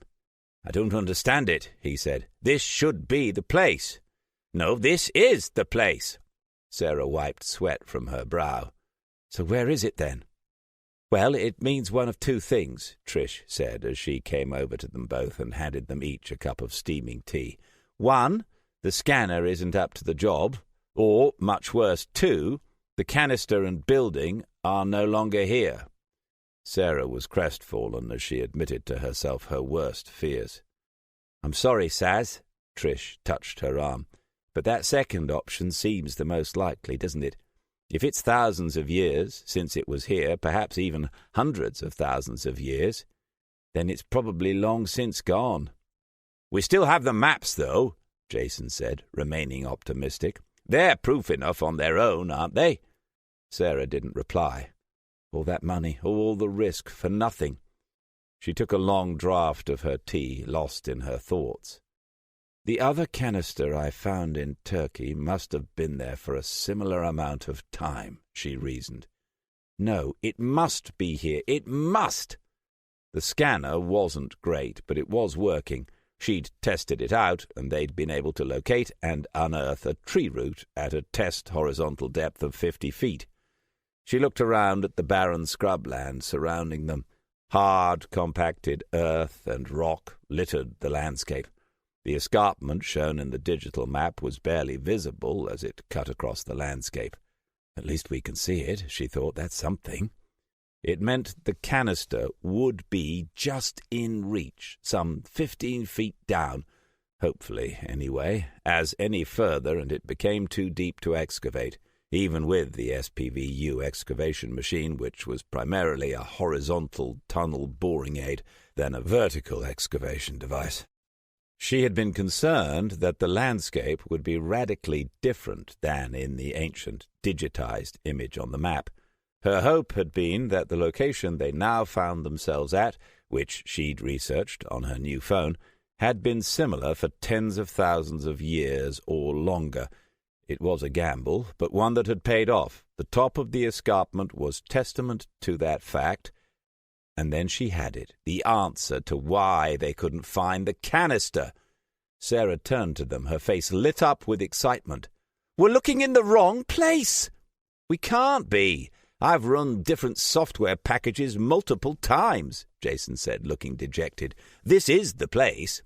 "Longshore drift, sediment build-up," Sarah said. "Coastlines change all the time. Were you using the coastline as a reference point in your triangulations?" Jason nodded. "Then that's it then," she said. "Run them again using another point and we'll have the location." Jason was already furiously tapping away at his computer, inputting the relevant data. Sarah paced around in agitation, waiting, her impatience tangible. "Got it," he said at last, and pointed westwards. "It's about a mile in that direction." "We were way out. No wonder we couldn't find anything," Trish said. "All right, let's pack up and get to the new site. We don't want to be here any longer than need be." "I second that," Trish said. "Thirded," Jason added. "There's no such word," Trish protested. "There is now," he replied impishly, a broad grin on his face again. The hunt was back on. They stowed all their gear and equipment in the vehicle and headed off at speed, dust and dirt shooting out from beneath the wheels as they sought to gain traction. They soon reached the new location. However, it was quickly apparent they had a big problem. The low bluff, which had just been visible at the previous site, was now nowhere to be seen. Sarah looked back the way they had come to see the top of the promontory dip below the surface about half a mile away. Over time, dirt and rocks had built up beyond 30 feet. That or earthquakes had caused uplift. If they were able to locate the canister with the scanner, it would be too deep to retrieve, something Jason had noticed too. "There's much more sediment build-up here. We can adjust the scanner with some software tweaks to scan more deeply, but if we find anything, we won't be able to get to it." "He's right, Sarah. This is going to be pointless." "Let's just find the damn thing first," Sarah said. "Jace, map out the area. I'll sort out the scanner and we'll get imaging. If we find it, we'll have to hope it's moved nearer to the surface." Jason and Trish moved off to unload, and Sarah overheard them talking about the futility of what they were doing. Perhaps they're right, she thought. In fact, she knew they were right, although even if they couldn't get to it, it would be some kind of success to locate it. They'd come this far, they might as well get some closure and finish the job. She looked at her phone. 8 days until impact. Glancing up, she searched the sky for the telltale glint of light that signaled the approaching asteroid. Was that something near the horizon? She squinted, trying to focus on it, but the haze disrupted her vision. "It's probably Venus or a star, you fool," she berated herself. "Get your mind on the job in hand." Another day passed by as they painstakingly scanned the area. The greater the depth of a scan, the slower the scanner could be moved, and it was late in the day, as the sun shimmered on its downward curve against a bright blue sky, that their breakthrough came. A shout went up from Trish, who had taken on the current scanning shift. "I found something!" Jason popped his head out of the pickup truck's passenger window, and Sarah did likewise from the driver's side. They both jumped out, the doors slamming shut as they ran over to where Trish bent over the scanner's display screen. "What is it? Is it the canister?" Sarah asked her. "I don't think so. It looks like a hollow space. Have a look." Sarah moved to the display and shielded it against the sun's glare. The screen's image portrayed its results mainly in bright pinks and black. Dense metallic objects showed up in green, ceramics and bone in yellow, but neither green nor yellow were present. The pink areas in shifting shades indicated ground density, and the black areas voids. Approximately 35 feet below them, a large black blotch was clearly evident on the screen. Jason leaned in to have a look. "Perhaps it's just a space created by boulders." "I don't think so." Sarah adjusted a couple of the dials slightly to expand and rotate the image. "No, look, it has straight sides. That is definitely not a natural formation." "Could it be that building we saw in the DPD?" Trish said. Jason frowned. "What was DPD again?" "Digital paper display, idiot," Trish said impudently. "Keep up." Jason swore under his breath. "What was that?" Trish asked him. "Nothing, just clearing my throat." Trish said, sounding unconvinced. Sarah moved the scanner to one side and took another scan. "That is a big void down there. I think you're right, Trish. It could well be a building, perhaps even the one on the map." "We can't get to it, though," Jason said.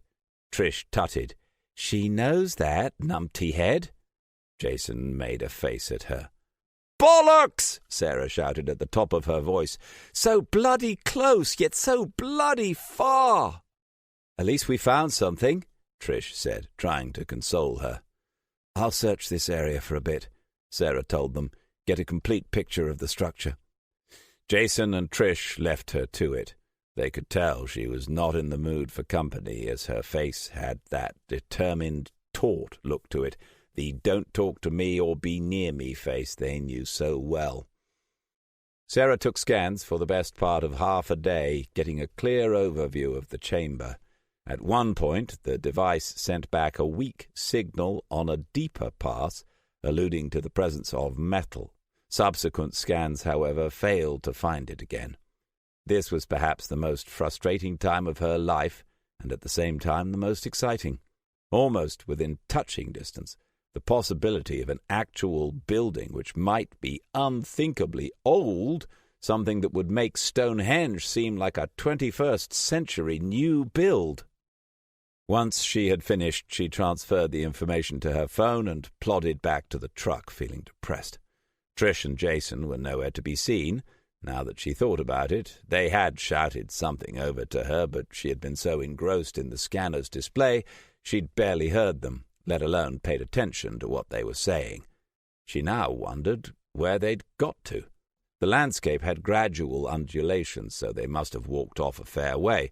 Not wanting to wander about aimlessly looking for them, she settled down in the pickup's passenger seat to rest and wait for their return. Sarah woke with a start. Dusk had crept up on her, and she felt groggy and cold. Rubbing her arms warm, she looked about. Still no sign of them. Odd, she thought. Picking up her phone, she dialed Jason's new number. A buzzing sounded next to her. She looked across to the driver's door pocket to see a bright screen with the message "Incoming Call" on it. Bloody hell, Jason, why did you leave it here? Just as her concern mounted, a loud bang came from the rear of the truck. She jumped in shock. Whirling around, she jumped again and yelped as a face peered in the back window at her, eyes staring wide, accompanied by a hideously stupid grin. "Jason, you frigging twat-head! You scared the shit out of me!" Sarah shouted.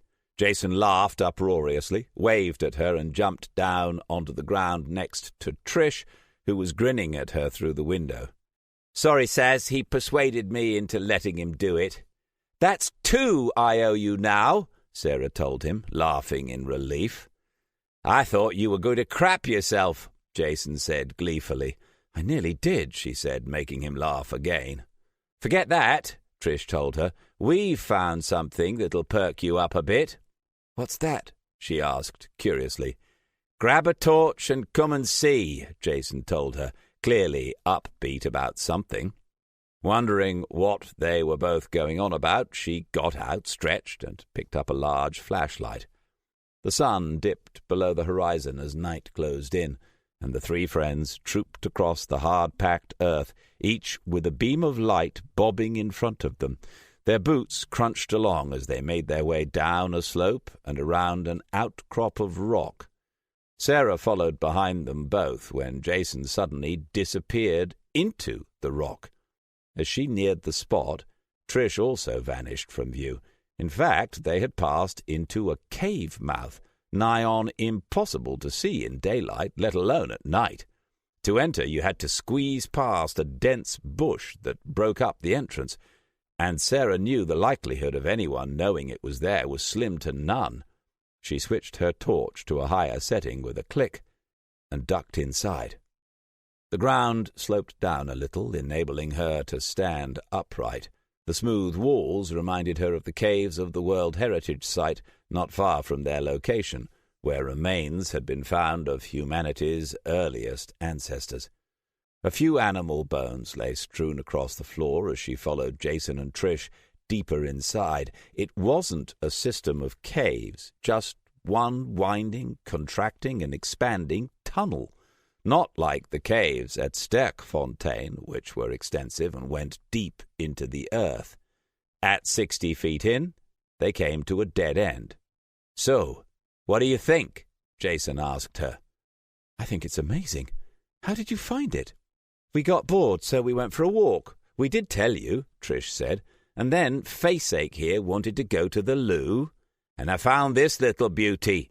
He held his arms outspread, showing off the cave they now stood in. "Are you thinking what I'm thinking?" Sarah asked them. They both grinned. "Yep," Jason said. "If we scan in here, we can use the ultrasonic doodah to punch a horizontal hole into Trish's void."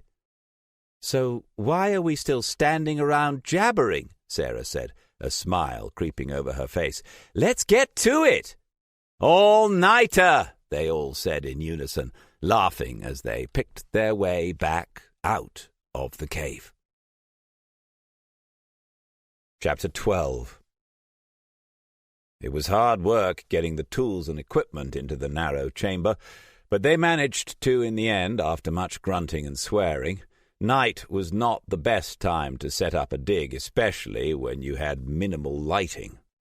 Once everything was in place, Sarah scanned the walls of the cave to try and find the chamber she had mapped so extensively earlier in the day.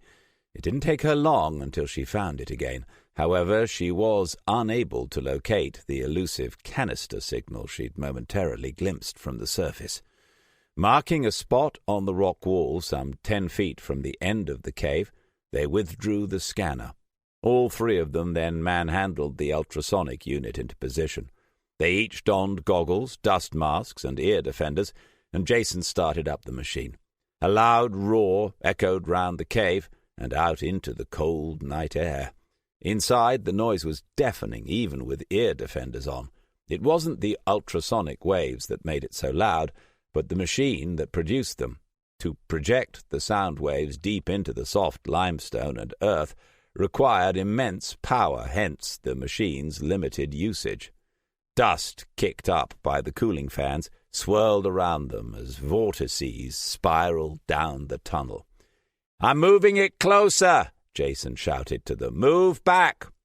"What?" Sarah yelled, putting a hand to an ear indicating she hadn't heard what he'd said. "Move away," he said again, motioning them backwards. Sarah gave him the thumbs up, and they moved back a bit as Jason edged the machine nearer to the wall, increasing the resonance and noise even further. Small stones torn from the wall ricocheted around them, forcing them to retreat a few more paces. After 20 ear-ringing minutes, Jason powered it down, enabling everyone to remove their protective gear. The rock and dirt that had been between them and the void had been turned into a heavy, granulated dust. A uniform hole as straight as a die had been punched through the earth and into the underground chamber ahead, which itself was buried 40 feet below the surface. The newly created tunnel lay half filled with dusty, pulverized rock, and so, replacing their masks, they picked up shovels and began the arduous task of clearing it out. By morning light they had completely emptied Jason's creation, depositing the spoil throughout the length of the cave. Sarah was the first to go inside, followed by Trish, with Jason bringing up the rear. Sarah squeezed out of the crawl space and into the void, now able to stand upright. The air smelt dry and stale inside, which was unsurprising, as it may have been trapped there for untold millennia. As a precaution, they wore their dust masks, but with added filters to help prevent against harmful microbes and any other unseen nasties that might lurk within. Sarah shone her torch around the structure, realizing she could very well be the first person to ever set foot inside it. The first human person, anyway, she told herself, soaking up the moment. She walked forwards with care. It was definitely not a natural void, as it had straight-sided walls mirroring the scans made from the surface.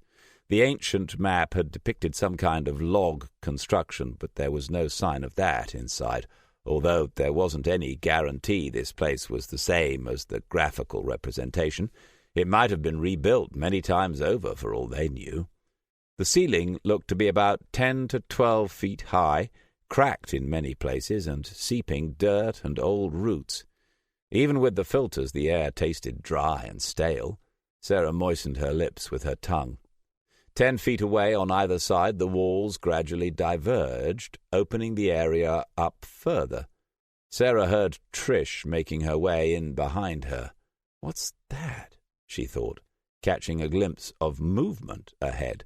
Looking again, she saw it was just her own shadow cast on the far wall by Trish's torchlight. Relieved, Sarah smiled to herself. Then she suddenly had an idea. Peering back, she saw Jason had reached the end of the tunnel and was about to step inside.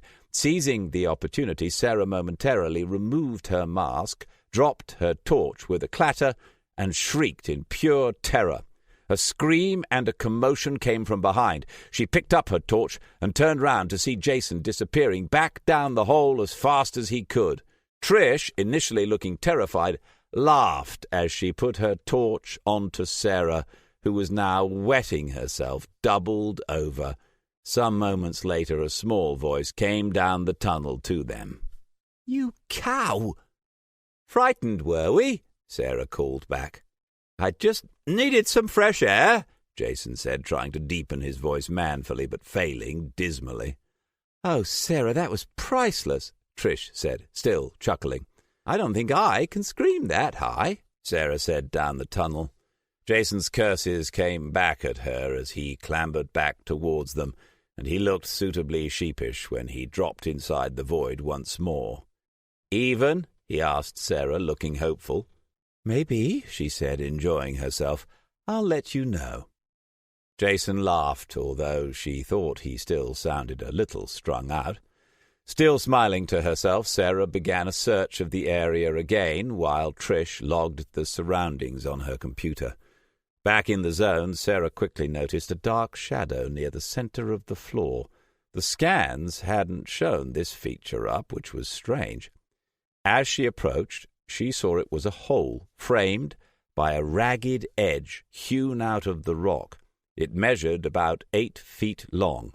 The rest of what was clearly a single chamber lay empty and lacked any other obvious features. "What's that?" Trish said, coming up to stand beside Sarah. "A big, deep black hole by the look of it," Jason said, as he too came alongside to peer down into it. "I can just see the bottom if I focus the beam." He was right. Sarah could just make it out as he stretched out to highlight it with his torch. "How far down would you say that was? 70 feet? She asked them. "Give or take," Trish said. Sarah weighed up their options.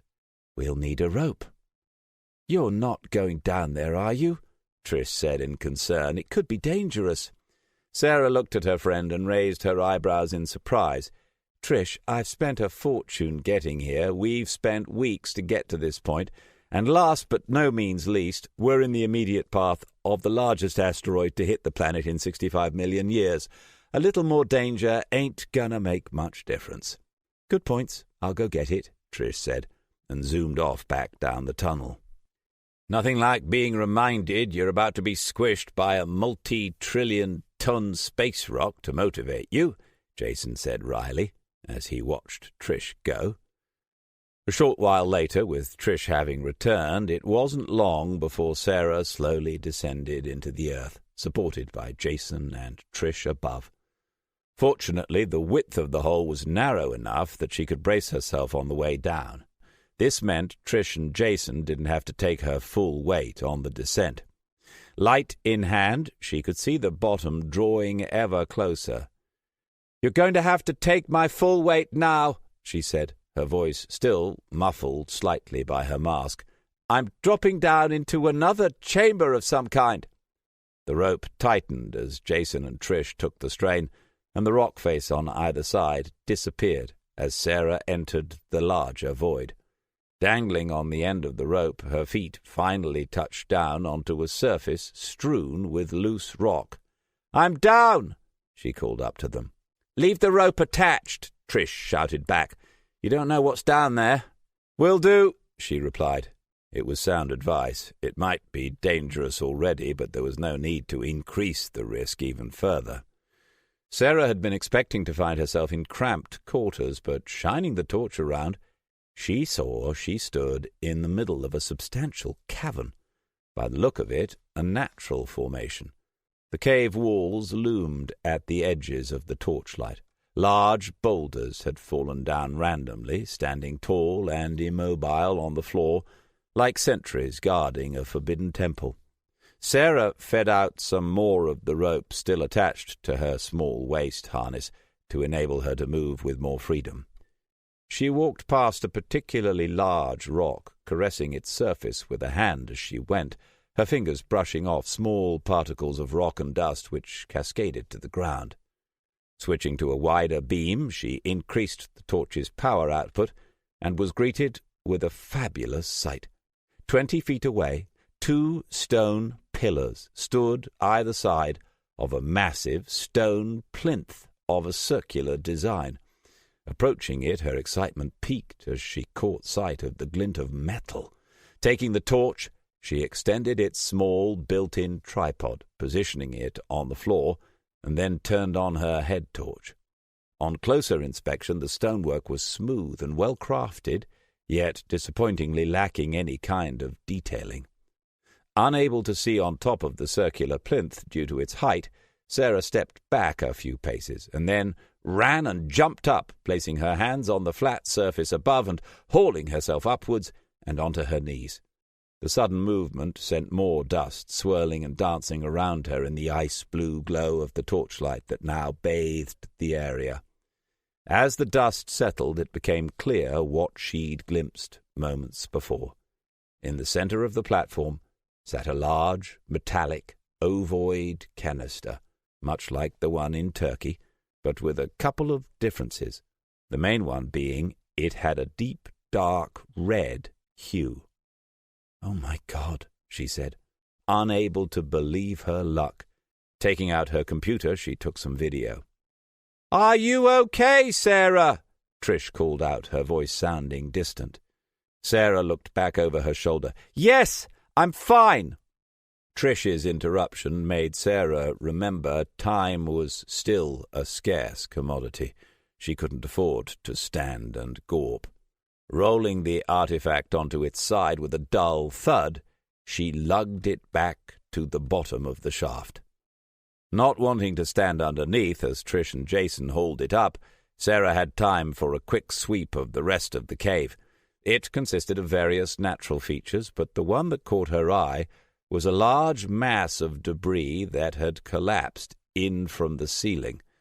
Her light revealed a deep black void hidden behind the fallen rock, On approach, Sarah noticed a carved stone column still stood on one side of the opening. This was no natural formation, it was a purpose-built tunnel. Now free of the rope, Sarah's instinct was to investigate, so she climbed up the rubble pile and pushed her way through a tight gap, sending small rocks and gravel clattering and slithering down the slope behind her. Inside, the tunnel petered out after 30 yards, completely sealed by another huge landslip. As she was about to turn back, something caught her eye. Clambering over a couple of the larger boulders, she dropped down between them into a small clearing. Almost beneath her feet, the unmistakable forms of bone protruded through a layer of loose sediment. Bending down, she lifted her mask and blew hard at the surfaces. Dirt parted, and a thick dust eddied upwards, uncovering a small group of bones, not animal, but humanoid. Her heart beat faster. The bones appeared odd, thin, and elongated. She touched one and moved her hand along its length. It was a bone from an arm, a humerus. Standing up and adjusting her head torch, she withdrew her computer to take some in-situ photos. As always, she had a 10-pound coin to hand to add scale to the image. After visually analyzing them further, she deduced the remains belonged to a single individual, probably taller than 7 feet, but nowhere near the size of the bones they'd found previously. Also, there was no skull, only bones from one arm, a hand, and some other fragments. Sarah surveyed the scene and wondered if this creature, whoever or whatever it was, had been killed by the falling rocks during an earthquake. It seemed a likely scenario, considering the precarious nature of the surrounding terrain. Returning to the present, she had to remind herself she wasn't dreaming. She couldn't believe it. Not only had she found a canister, but bones, too. These remains might even be from another monster-sized species of hominid, she thought. Perhaps a relative of Homo gigantis, or a subspecies. It was incredible. Was her luck changing? At the moment it is, she told herself, giddy with sweet success. With her spirits soaring, she carefully collected up the bones and deposited them into her rucksack. As she squeezed back out into the main chamber, her bag, now fuller, caught on one of the rocks above. Twisting to help it through, her shoulder dislodged a piece of crumbling earth, which in turn shifted the rocks around her. Without warning, a large stone directly above dropped a few inches, smashing the light on her head and plunging her into darkness. As her eyes adjusted to the faint light emanating from her larger torch, which rested beneath the shaft some way away, Sarah could tell she had a problem before even looking. Her leg was trapped. "Shit!" she said, struggling to free herself. The rock wouldn't budge. She was held tight. "Fucking hell!" she said, a sense of panic upon her. She leaned back, bracing her free foot against another boulder, and pushed with all her might, grunting in exertion. Held fast, she paused as Jason called out to her, his voice faint. "Sarah, where are you? The rope's ready for you!" Sarah didn't reply. Taking a few deep breaths, she gathered herself. Lifting her foot up higher, she sought and found better purchase with her hands, then pushed out with as much strength as she could muster. She cried out as she strained every sinew, fought with every breath, and then, suddenly, she was free and tumbling backwards before landing heavily on one side and bruising a shoulder. In pain, but awash with relief, Sarah scrambled to her feet and checked the bag to make sure the bones hadn't been damaged in the fall. Thankfully, they seemed to be okay. Moving back to the shaft, she looked up to see the small silhouettes of Trish and Jason above. "I'm here," she said, as she picked up the torch and hooked herself onto the waiting rope. "Lift me up already!" Once Sarah was safely back up top, the three friends turned their attention to their discoveries. To Sarah, the ancient metallic relic looked smaller than the previous one from the Turkish plains. In fact, she thought, that's probably why I was able to lug it about so easily. "This is friggin' unbelievable," Jason said, tentatively touching the canister. This might be one of the oldest objects ever unearthed. We could sell this for hundreds of thousands, maybe even hundreds of millions." Trish snorted. "And who's going to buy it? The British Museum? Give me a break. They wouldn't believe us when we told them where we found it, or our theories behind it. Besides, those bastards who mugged us before would probably do so again, but this time they'd make sure we didn't find anything else. We'd end up being buried, to be unearthed thousands of years later. I can hear it now. 3 mysterious bodies were found today. According to archaeologists, they are 21st century people who met with a brutal and violent end." Jason looked crestfallen as his dreams of riches turned to dust. "It's a nice colour, though," he said somewhat lamely to Sarah. "Wasn't the other one silver?" "Yeah, this one is a little smaller, too." "I like it," Jason said, perking himself up again. "It looks like a giant Easter egg." Trish looked at Sarah and rolled her eyes heavenward. Sarah smiled at her friend's expression, and then, remembering she had something else to show them, pulled off her backpack and removed a couple of the bones. "Seriously, I can't believe this," Trish said after Sarah had explained her new find to them. "More bones, incredible." "It's a shame we can't dig about further down there," Jason said. Sarah packed the bones away. "I don't think we'd find too much. Besides, let's not get greedy. We've got a haul better than we could have wished for. Not as good as back in Turkey, but a very close second, don't you think?" "It certainly paid off," Trish said, giving Sarah a congratulatory hug. "Group hug," Jason said, joining in by squeezing them both together.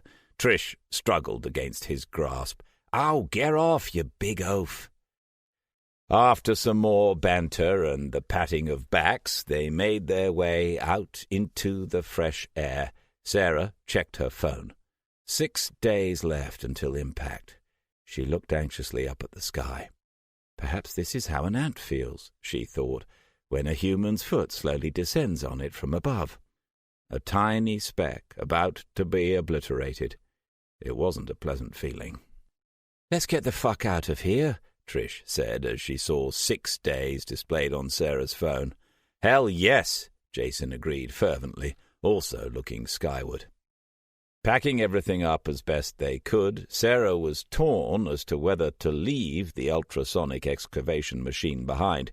It was very expensive to just dump, but time was now of the absolute essence, and the struggle they'd faced to get it back to the vehicle was not worth risking their lives for. Also, it would be hard to sell or cost a ridiculous amount to ship with them out of Gabon.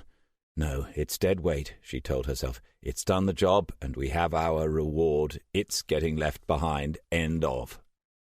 In short order, they leapt in the pickup and drove, bumping and skidding across the bush, heading back to the abandoned landing strip they had come in on.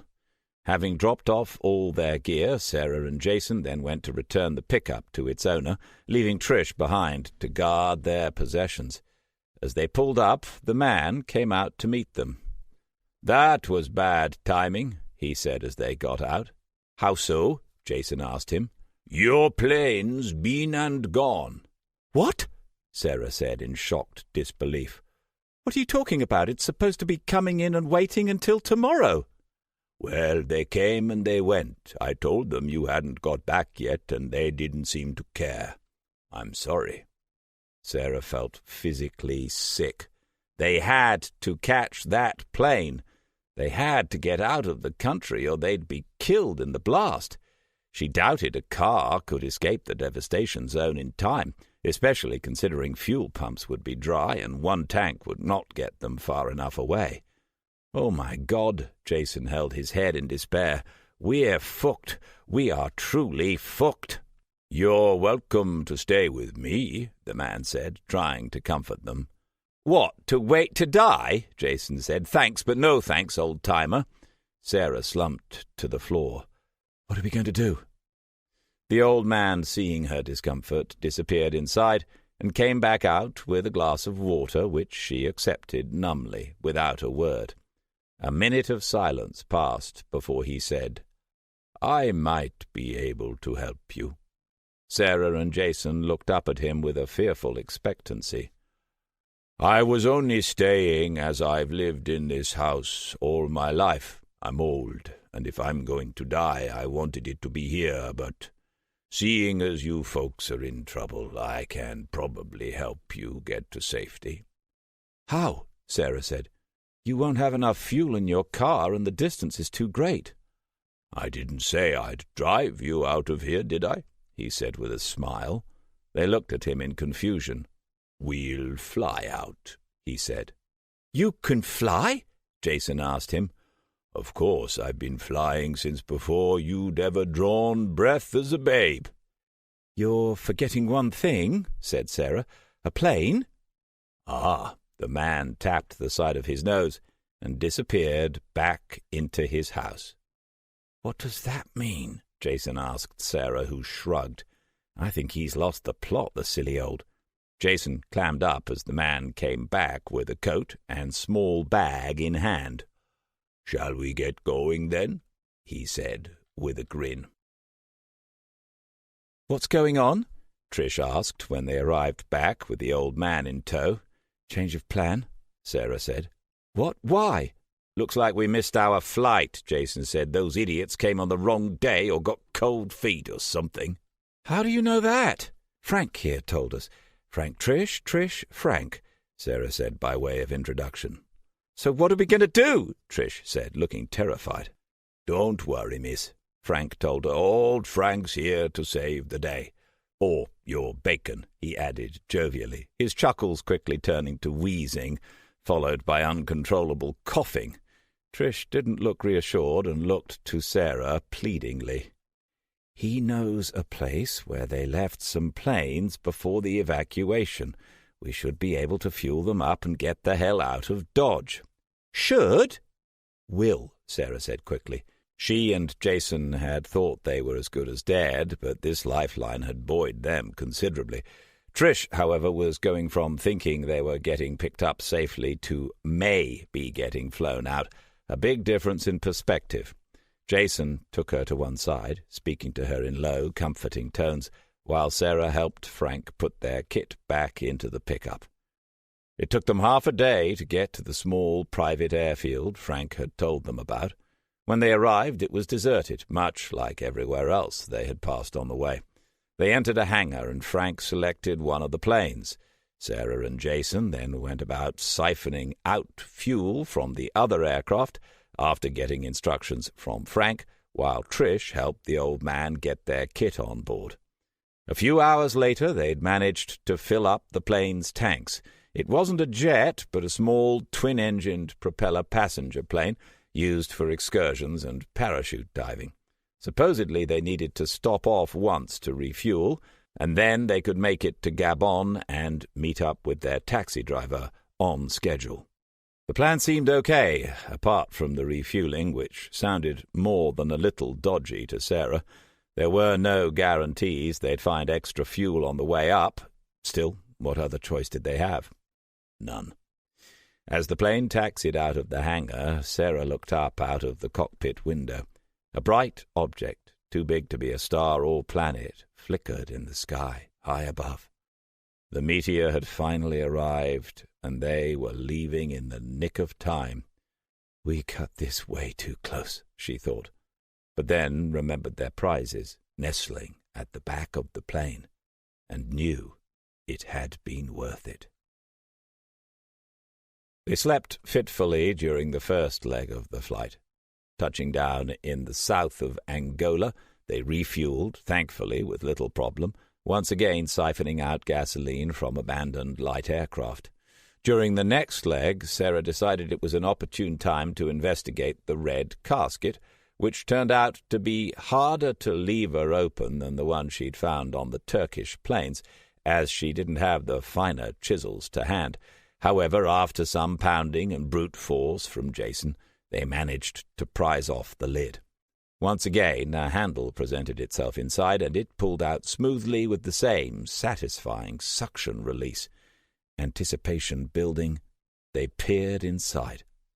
A single piece of folded parchment rested tantalizingly at the bottom. More than a little disappointed at the lack of other objects contained within, Sarah carefully removed the solitary item. Unlike the others, this had no map or text on it. It was blank, apart from the usual indented disc at the top. As before, Sarah put her finger on the circle, and Trish and Jason held her arm, boosting the bioelectricity needed to power the digital paper display. This time, an image materialized on the page. Sarah zoomed in on it after the appearance of the familiar control symbols down one side. It appeared to be some kind of super-detailed schematic or blueprint. She couldn't easily make out what she was seeing, as the sheer amount of data embedded in the graphic was immense. A mass of symbols flowed over the page as she rotated the view and moved in and out. "Go back a second," Jason said. She zoomed out a bit to the previous location. He motioned with a finger. "Rotate 30 degrees. She moved the view to roughly 30 degrees from the previous location. "And now zoom in." She did so. "More," he told her. "More, keep going." The ancient display flashed, and the schematic melted away to be replaced with a vista that took their breath away. Golden trees surrounded a lush meadow as light shone down from the sky above. In the distance, what looked like poles jutted up out of the ground. She zoomed in further, and they skimmed across the surface of the grasses. The view shifted again, and they were rising up higher and higher. The poles transformed before their eyes. They were not poles at all, but spires, hundreds of spires. The image rose higher still until they floated over a spectacle that was awe-inspiring. A city. No, a super-city. It was astounding, mesmerizing. They soaked up what they saw, but as suddenly as it had appeared, the screen dimmed and faded. They cried out in protest, but couldn't retrieve the image. Again and again they tried, but only the original schematic presented itself, along with its streams of unintelligible data. Frustrating was not the word. It was perhaps comparable to glimpsing nirvana and then being sucked back out into drab mundania. "Did you see that place?" Trish murmured, wiping a tear from her eye. "It was beautiful, so beautiful." "I can't believe how big it was," Jason said. "Those towers, do you think it existed?" Sarah glanced at him before returning her attention to the parchment. "I don't know. It was magnificent. I haven't seen anything like it, ever. It makes even our biggest cities look crude, small, and dirty in comparison." Jason sighed. "I don't think I've wanted to see anything again so much in my whole life." "Why can't we get the image back?" Trish said, sounding cross. "I'm not sure. Perhaps it needed an outside power source to run it," Sarah said. "It was such vibrant footage compared to the graphical nature of all the other parchment images we've looked at so far. And I agree with you, Jace. I want to see it again so badly it hurts." "If that city did exist, then where did it go?" Jason looked from Trish to Sarah. "Something that large would have been found by now." "It might be under the Antarctic ice sheet," Sarah said. "Although, with the new satellite system sent up specifically for archaeological surveys, it surely would have shown up on the scans, something that big." "Unless it was destroyed somehow and only its remains are left," Trish said. "Or it's on a sea or lake bed somewhere." Sarah thought for a moment. Or it never existed at all, and it was a simulation or just a plan that never reached fruition. Trish frowned. "That's a depressing thought." "Or it's on another planet," Jason said seriously. Sarah laughed. "Ha! And I'm the Queen of Sheba and my uncle's E.T. "E.T.?" said Trish. "A little brown alien with big eyes and a glowing finger," Sarah told her. "Man, you really haven't watched any films, have you?" Jason said, laughing. "Not rubbish ones, I haven't," Trish said, riled. Sarah smiled.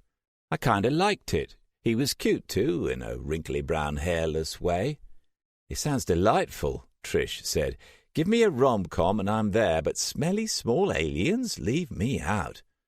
Sarah and Jason screwed up their faces in a sign of disgust And this time Trish laughed. Jason grunted and leaned over to Sarah, who pulled back as he reached his hand out to her neck. "What are you doing?" she said, feeling uncomfortable and putting her hand to her neck protectively. "Sorry," he said. "I just noticed your new pendant, and I recognize a symbol on it. It was on the first map we looked at, and now that I think about it, it also cropped up on the new parchment from our red friend here." He patted the open metal casket next to him. "Can I have a closer look?" "Sure." Sarah unclipped the pentagonal pendant and passed it to him. He examined it carefully. "I think I've seen some of these other symbols on here, too." "As soon as we get the chance, we should copy out all the letters in the parchments," Sarah said, "assuming that's what they are, and run them through a language deciphering and recognition program to see what it spits out. You never know, we might get lucky." "Can I look at the original map again?" he asked Sarah. "Of course you can." She withdrew it from her zipped pocket and passed it to him. He looked surprised. "It's as much yours and Trish's find as mine," she told him. "You drive and we'll power it." Jason, now looking like the cat that got the cream, brought up the map image while Trish and Sarah held onto his arm. "There," he pointed a finger at the parchment. "That's the same symbol as on your pendant, and that one too." He continued to analyze the map. They seem to coincide with some kind of key down the side of the map. "Like coordinates?" Trish said. "No, more general, like longitudinal lines which portray time zones on a globe." "So what are you saying?" "I'm not sure. Let's have a look at the new parchment again." Sarah handed him the now blank-looking piece of light brown paper they'd found in the red canister. Powering it up, he manipulated the image with another symbol they hadn't tried before. The image changed, and a familiar small building appeared. It looked like it was made out of mud bricks and logs, almost exactly the same as the one they had seen on the other parchment they'd just been looking at. On closer inspection, it wasn't identical. It was more rectangular, but it did show up a new type of object, a large flat square on the base of the building's interior floor. Touching another symbol with a finger in conjunction with one they had used previously, Jason brought up a new view altogether, a view they all instantly recognized. It was the Earth. Trish and Sarah gasped while Jason sat open-mouthed, staring at the near-perfect image of the planet floating on the page before them. A pulsating shape indicated where the small building was located, Central America. Sarah leaned in closer. "Where's that, Panama?" "No, that's further down," Jason said. "Costa Rica, maybe?" "No, that's only just above Panama," Trish told them. "That symbol is where Honduras is today." Jason gave a shake of his head in disbelief. "Bloody hell. How many more places are we going to find?" Sarah flashed him a broad grin. "We've opened Pandora's box. Now there's no going back." "So it looks like we're going to Honduras, then?" Jason asked her. "Looks that way." "I suppose Muggins here will have to arrange it all," Trish said. "Thanks, hun." Sarah stood before bending down to give her a hug. "You're a star." Leaving Trish and Jason talking excitedly about their new discoveries, Sarah moved along the narrow seating aisle to the front of the plane to see how Frank was doing.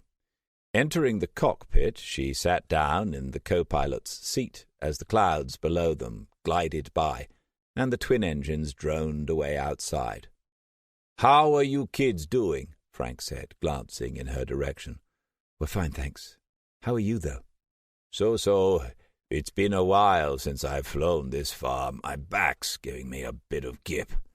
"Is there anything I can do?" she said, not thinking there would be. "You could take the wheel for a bit." Sarah looked at him to see if he was jesting, but he didn't appear to be. "What? I can't fly the plane." "Of course you can. It won't be like you're trying to take off or land it. Just point and shoot sort of thing. Easy." Frank got up and Sarah reluctantly slid over to sit in his warmed chair. "Oh, that's good," he said as he stretched himself out and massaged his arms. "Just keep the wheel steady, and that's pretty much it." Sarah gripped the wheel tight, her knuckles going white. "Relax now, there's no need to hold it so hard. That's it." The plane nosed down slightly. "Not that relaxed, though," he said quickly, guiding the wheel back up with one hand as she held on firmly, yet not too grimly, as per his instructions. "That's it, perfect. I'll just go back to the others, and you give me a shout when you want to swap." "What?" she said, her voice going up a couple of octaves. He laughed, his eyes alight with mirth. "No need joking. I'll just sit here next to you and have a little doze. Just keep your eye on the horizon, and keep the wings straight and level on the white line of the artificial horizon dial." Frank tapped a gauge with a finger. "Shout if you need help," he said, and sat down and shut his eyes. Sarah didn't think she could be that trusting if she was in his position. She grasped the wheel tighter, but caught herself and relaxed her grip again. After a while, with her initial anxiety calmed, she actually began to enjoy it. The view was great. The beautiful rolling landscape below crept along like a giant, slow-moving travelator, while their plane soared high above it through clear skies. It was a dreamlike experience, flying, with the world laid out beneath you, and it was also one Sarah knew she could get used to if given the opportunity. The dream, however, wasn't to last, as what seemed like moments later, but in actuality was an hour, Frank woke up and took back control, thanking her for her help. In a buoyant mood, Sarah made her way back down the cabin to where the others rested. "If I'd known you were flying, I'd have jumped out, parachute or no," Jason said, after she'd told them what she'd been doing. "Oh, I want to go," Trish said, and went forward to ask Frank if she could. A minute or two later, the plane jerked upwards and then dived down sharply, and a shriek echoed down to them. "I think I preferred your flying," Jason told Sarah, looking a little green as the plane levelled out. Sarah gave a nervous laugh. "Me too." The rest of the journey passed relatively uneventfully. Trish documented their latest discoveries by taking photos, plus some video footage where Sarah described the canister and parchment to camera.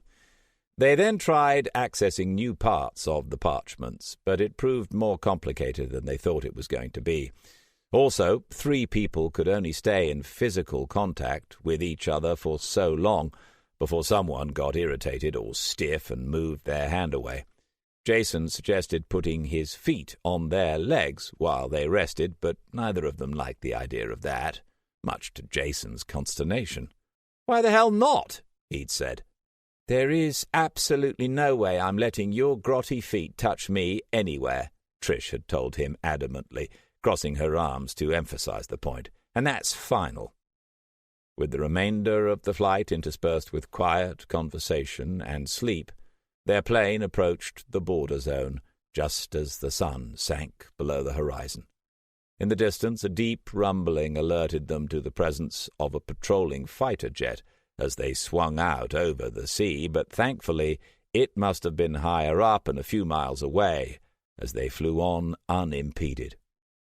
Soon after, they were touching down in Gabon, and the plane's landing lights could be seen illuminating a familiar-looking taxi that waited for them in a nearby car park as arranged.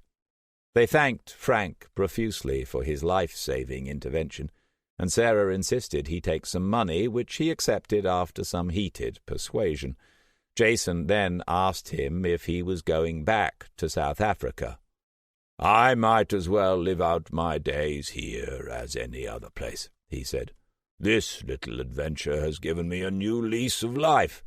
I may even be able to get some work flying after the initial debris has settled down in the lower atmosphere." Wishing one another luck, they parted ways. Trish and Sarah gave Frank a hug and a kiss goodbye, and Jason shook his hand, and then they were off in the cab, heading back to Gabon's capital city. Using Sarah's computer, Trish had managed to arrange a flight while they travelled in the cab.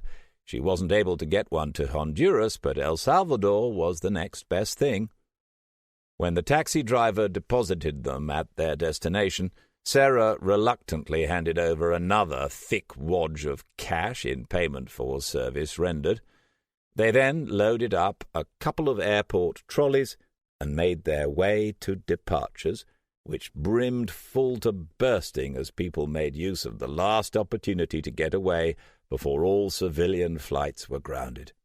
Sarah wasn't gone on the fact that their precious finds were going into the hold, most likely to be chucked about by underpaid and overworked baggage handlers.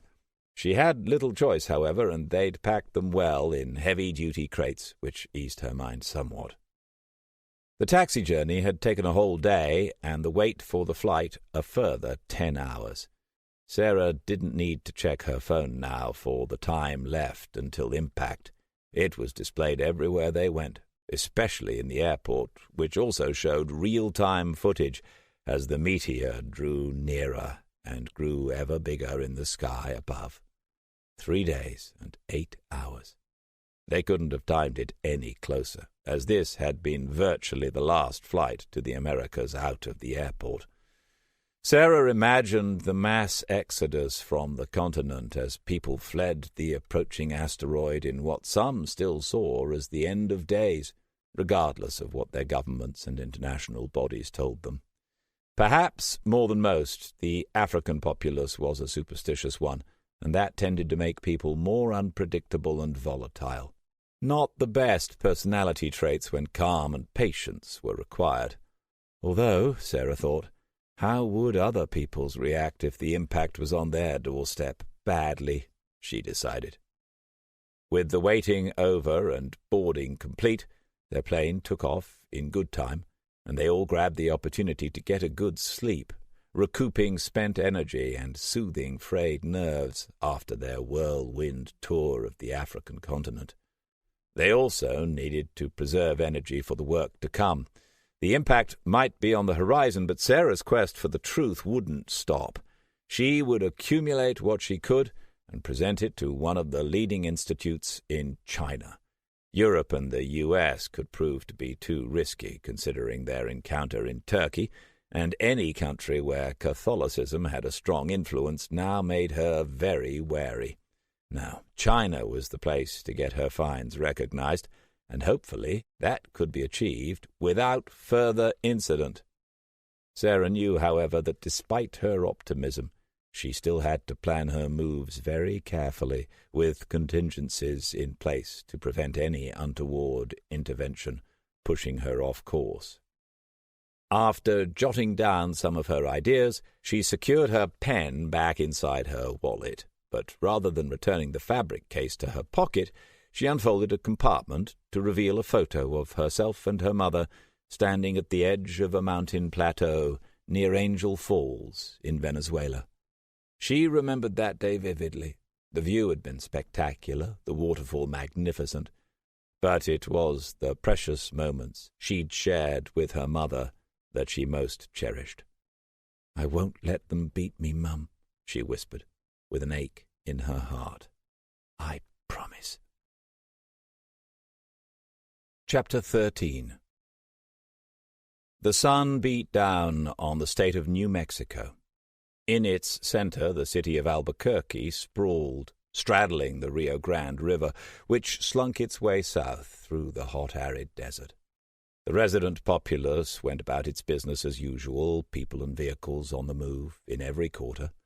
Rebecca, the mental health worker, reclined on a couch in her apartment, watching the television. Outside, a dust cart could be heard through an open window collecting the week's trash. Joseph sat at the table, drawing contentedly. Picking up the remote, Rebecca switched channels to the BBC. The show she had been waiting to watch from England was her favourite, as it gave a better world view than normal US programmes. It had also become the most watched news stream in the world. She turned up the volume as the intro faded and the main studio came into focus. Good evening, I'm Jessica Klein, and this is the BBC's worldwide news service transmitting to you live from our dedicated Impact Day studio in Broadcasting House, London, England. It has been 29 years since the asteroid 2011 AG5 was first discovered by the Mount Lemmon survey on the 8th of January 2011. And this formidable interstellar traveller is now due to arrive off the South African east coast in less than 6 hours' time. Joining me tonight for this historic moment are a special panel of experts from various fields who will help guide us through these final hours and give us an idea of what we can expect in the days ahead. We have Professor Guraj Singh from the Indian Institute of Astrophysics, and to his right, Michael Bailey from the United States Department of Homeland Security. On my left, His Grace Dr. Mowbray, the Lord Archbishop of Canterbury from the United Kingdom, and to his left, Mariana Lima from the Global Meteor Response Council. Firstly, welcome to you all, and thank you for providing us with your valuable time and expertise during this most momentous of events. I'm sure the public will agree with me when I say that everyone is on tenterhooks right now. The build-up in the media has been almost endless since the threat and potential consequences were first disclosed to the wider public in the summer of 2022. There are a lot of inaccuracies and urban myths that have built up over the years with regard to the meteorite and its impact, so I will first go to Professor Guraj Singh for a breakdown of the most pertinent facts and figures available to us at this time. Professor. The camera shot moved onto a small man who carried a little too much weight, had a receding hairline, and a long-sleeved shirt in need of an iron.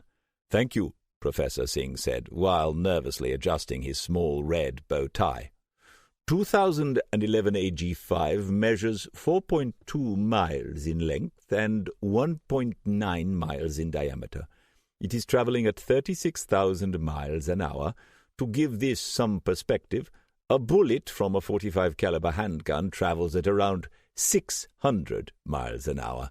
This tells us that AG5 is moving at approximately 60 times faster than a bullet from a semi-automatic handgun. The speed, of course, isn't the only factor that makes AG5 such a threat to this planet. The mass of a .45 caliber bullet is on average 15 grams, whereas the mass of AG5 is 1.24 multiplied by 10 to the power 14 kilograms, or approximately 124 trillion metric tons. This figure is estimated, as the actual density and composition of the asteroid is unknown. In actuality, it may be much less or significantly greater, although this is considered unlikely. Such variables will determine the size of the blast produced on impact, the size of the devastation zone, and the power and duration of the predicted ensuing after effects. Mathematical modeling software and forecasters have striven to predict the fallout on our beloved planet since AG5's discovery in 2011. So what type of blast and after effects can we expect, Professor Singh? Jessica Klein said. Gaining momentum, Professor Singh continued with more assurance. The impact will result in an explosion of 2 multiplied by 10 to the power of 7 megatons of TNT, or 20 million megatons. This is equivalent to 400,000 50-megaton nuclear bombs. The crater will measure close to 100 miles wide. As AG5 hits 200 miles due east of Durban in the Indian Ocean, a procession of mega tsunamis will expand from the site. Initial tsunamis will measure around 1 mile in height close to the impact zone to approximately a quarter of a mile high 2,000 miles from the impact zone, decreasing in height until they hit landfall, where they will rear up once more. After the first wave ripple, a train of smaller tsunamis of varying heights will be caused by the steam uplift produced by seawater entering the white-hot meteor crater. Further tsunamis will also be produced by shifting of the Earth's crust resulting from the initial impact and detonation. The camera turned once more to the host, who nodded in understanding. I see. Will these tsunamis affect only South Africa, or will they spread around the whole world? No, on both counts, Professor Singh said. Thankfully, Antarctica will take the brunt of the tsunamis. However, the various nations surrounding the Indian Ocean will experience significant mega-tsunami strikes. The countries of Eastern Africa, Madagascar, Yemen, Oman, Pakistan and India will all be badly hit, and mass evacuations have been underway for many years to minimize casualties. We are led to believe that a kind of nuclear winter will follow the impact. Is that correct? Jessica Klein asked him. It isn't a nuclear winter, rather an impact winter, but yes, after the impact, dust, steam and gases will be ejected into the upper atmosphere. The Earth will slowly become enveloped in a dense dust structure that will pervade skylines the world over. One last question, Professor, she said, if I may. Professor Singh nodded his consent. It was first publicized in 2011 that AG5 would impact the Earth in 2040, and that it was a mere few hundred feet in size. This prediction was then reversed soon after, with scientists informing us that it would only come close to Earth, passing 500,000 miles away. Nearly a decade later, we were told that the meteorite would indeed be colliding with the Earth in 2040, and a couple of years after that it was revealed that the size of the meteor was much greater than previously thought. My question is, was this slow revelation of the truth a way to soften the blow to the public and to prevent panic and fear, or was it incompetence on the part of NASA and other international space agencies? Showing discomfort, the professor shifted in his chair as the rest of the panel and millions of viewers around the world looked on. He cleared his throat. I think I speak for all astronomers when I say that we were in no way involved in the initial reports fed to the media. Some call it a deception, Jessica Klein said. The course of action taken was agreed upon by the international community and the UN Security Council, he told her, although personally I think people could have dealt with the reality better if they had been told the truth from the beginning. He paused to gather his thoughts. Were the initial reports that it would not hit us a deliberate deception? I don't know. Perhaps. If so, I can understand their reasons for it, even if I do not agree with them myself. Looking a little shaken after having to fend off such probing questions, Professor Singh took a sip of water as the camera cut back to Jessica Klein. Thank you, Professor Singh, for your candor and for the comprehensive breakdown of the facts and figures surrounding the meteor and the impact itself. There is one point I would like to add, the professor said, cutting in. Of course, Jessica replied as the camera shifted back onto the man from India.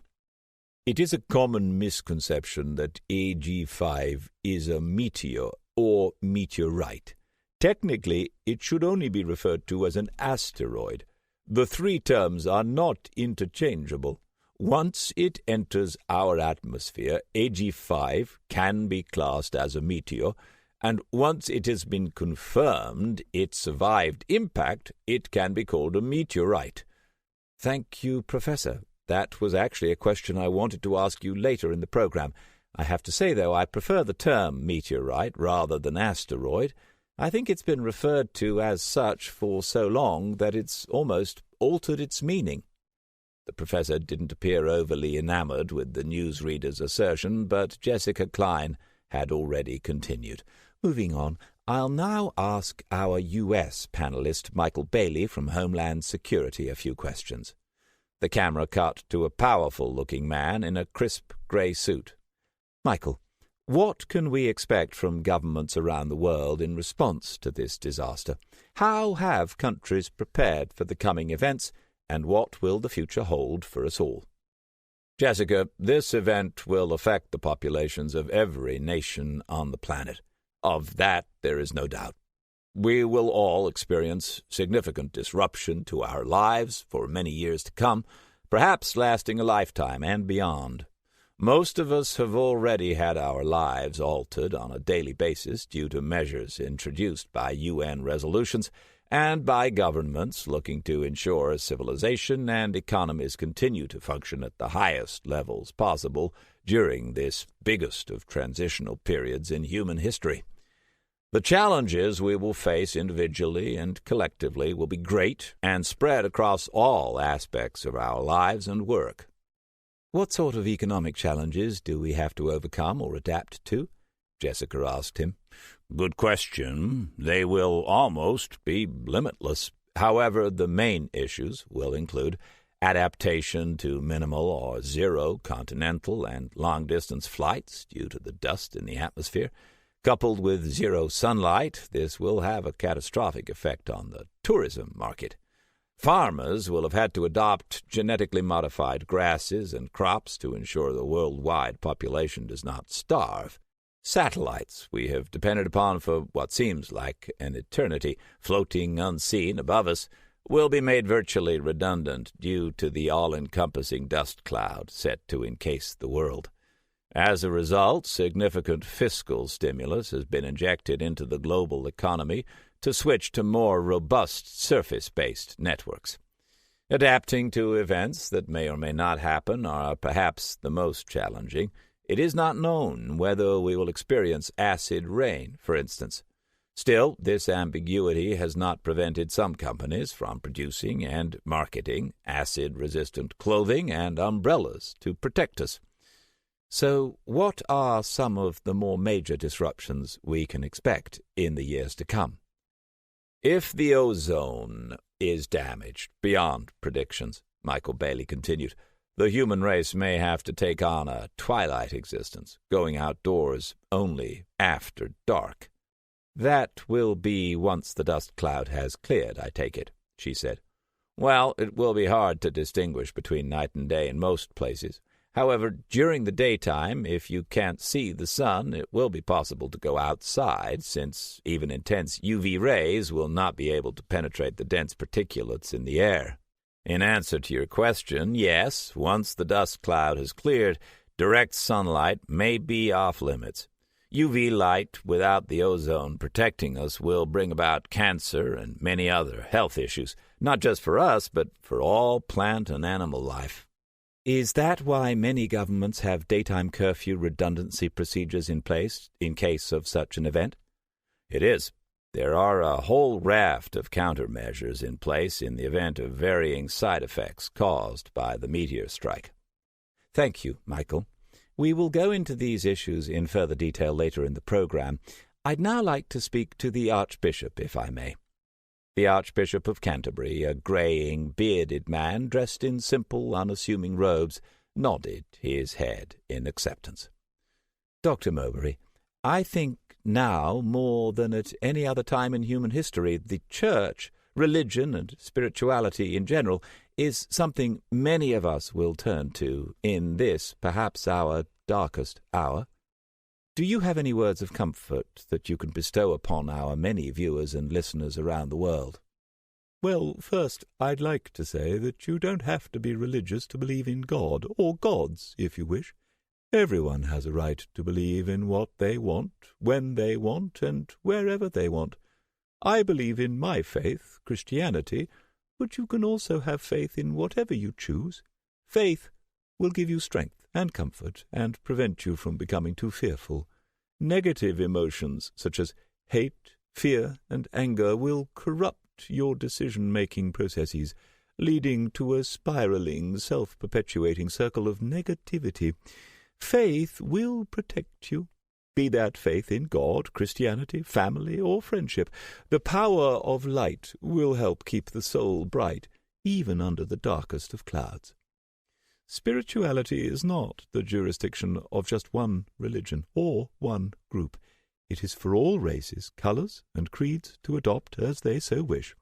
This standpoint, of course, has not always been preached by my predecessors, But with enlightenment comes responsibility for the past and for the future.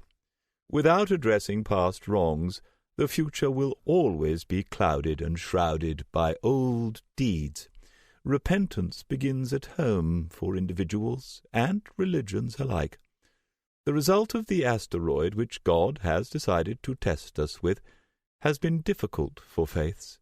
Our commitment and resolve has been tested and our ways challenged.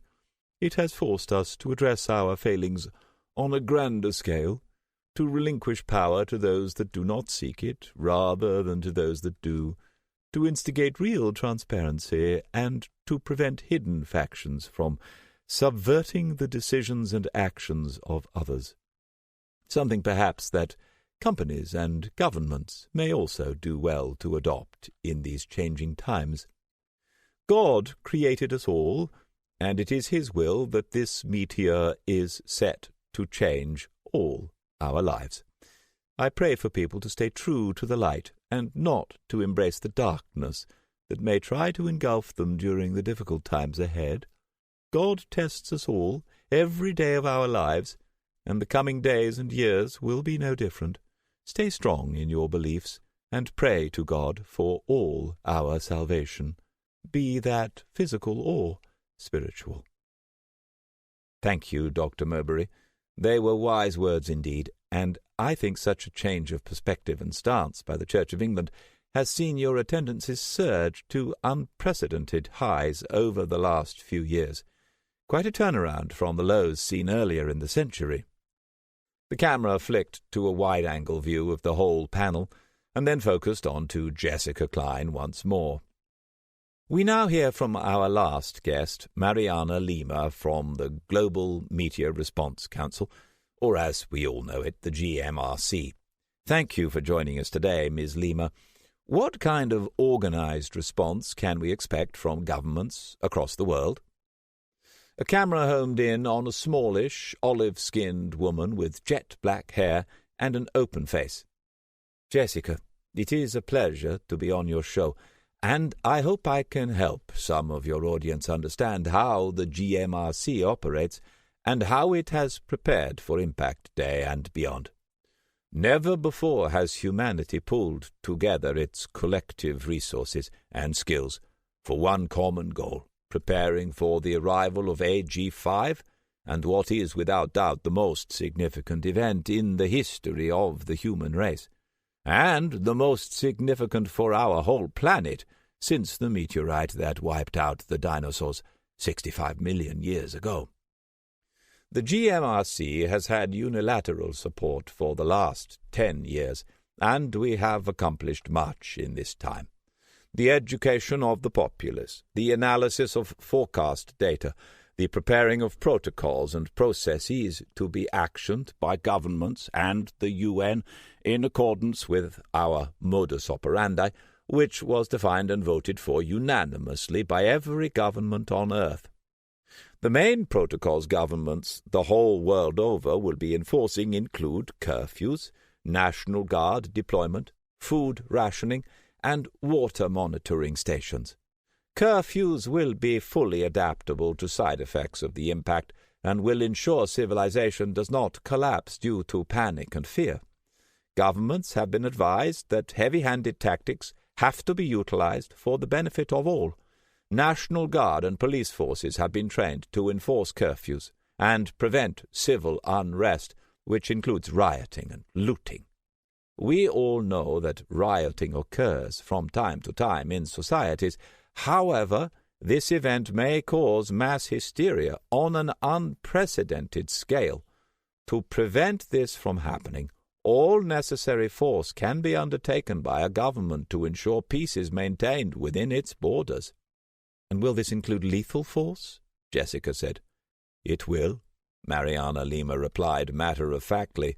To prevent the breakdown of our way of life, it must be upheld by the strictest of laws, and lethal force will be the biggest deterrent, and perhaps the only deterrent for those that may lose a grip on their sanity in the days and years to come. I think everyone is already used to food rationing, Jessica Klein said, But please explain to us why it is necessary and how long it will go on for. Food rationing is critical in our response to AG5's strike. Without it, certain nations may starve, and in a worst-case scenario, we may all become severely malnourished, especially those with an influx of peoples evacuated from the African countries and those in and around the Indian Ocean. Food shortages also result in civil unrest, which is almost a greater threat than the asteroid itself. As I have already iterated, our way of life must be preserved, and order cannot give way to chaos. We have many protesters and opponents, as toes have been squarely trodden on in many instances. This, however, cannot weaken our resolve. What would you say to theorists and people that accuse the GMRC of pushing through a program of control and governance that is tantamount to the instigation and groundwork for an all-powerful global government and police force? Jessica Klein asked the GMRC representative. The camera zoomed in further on Mariana Lima, highlighting the importance and gravity of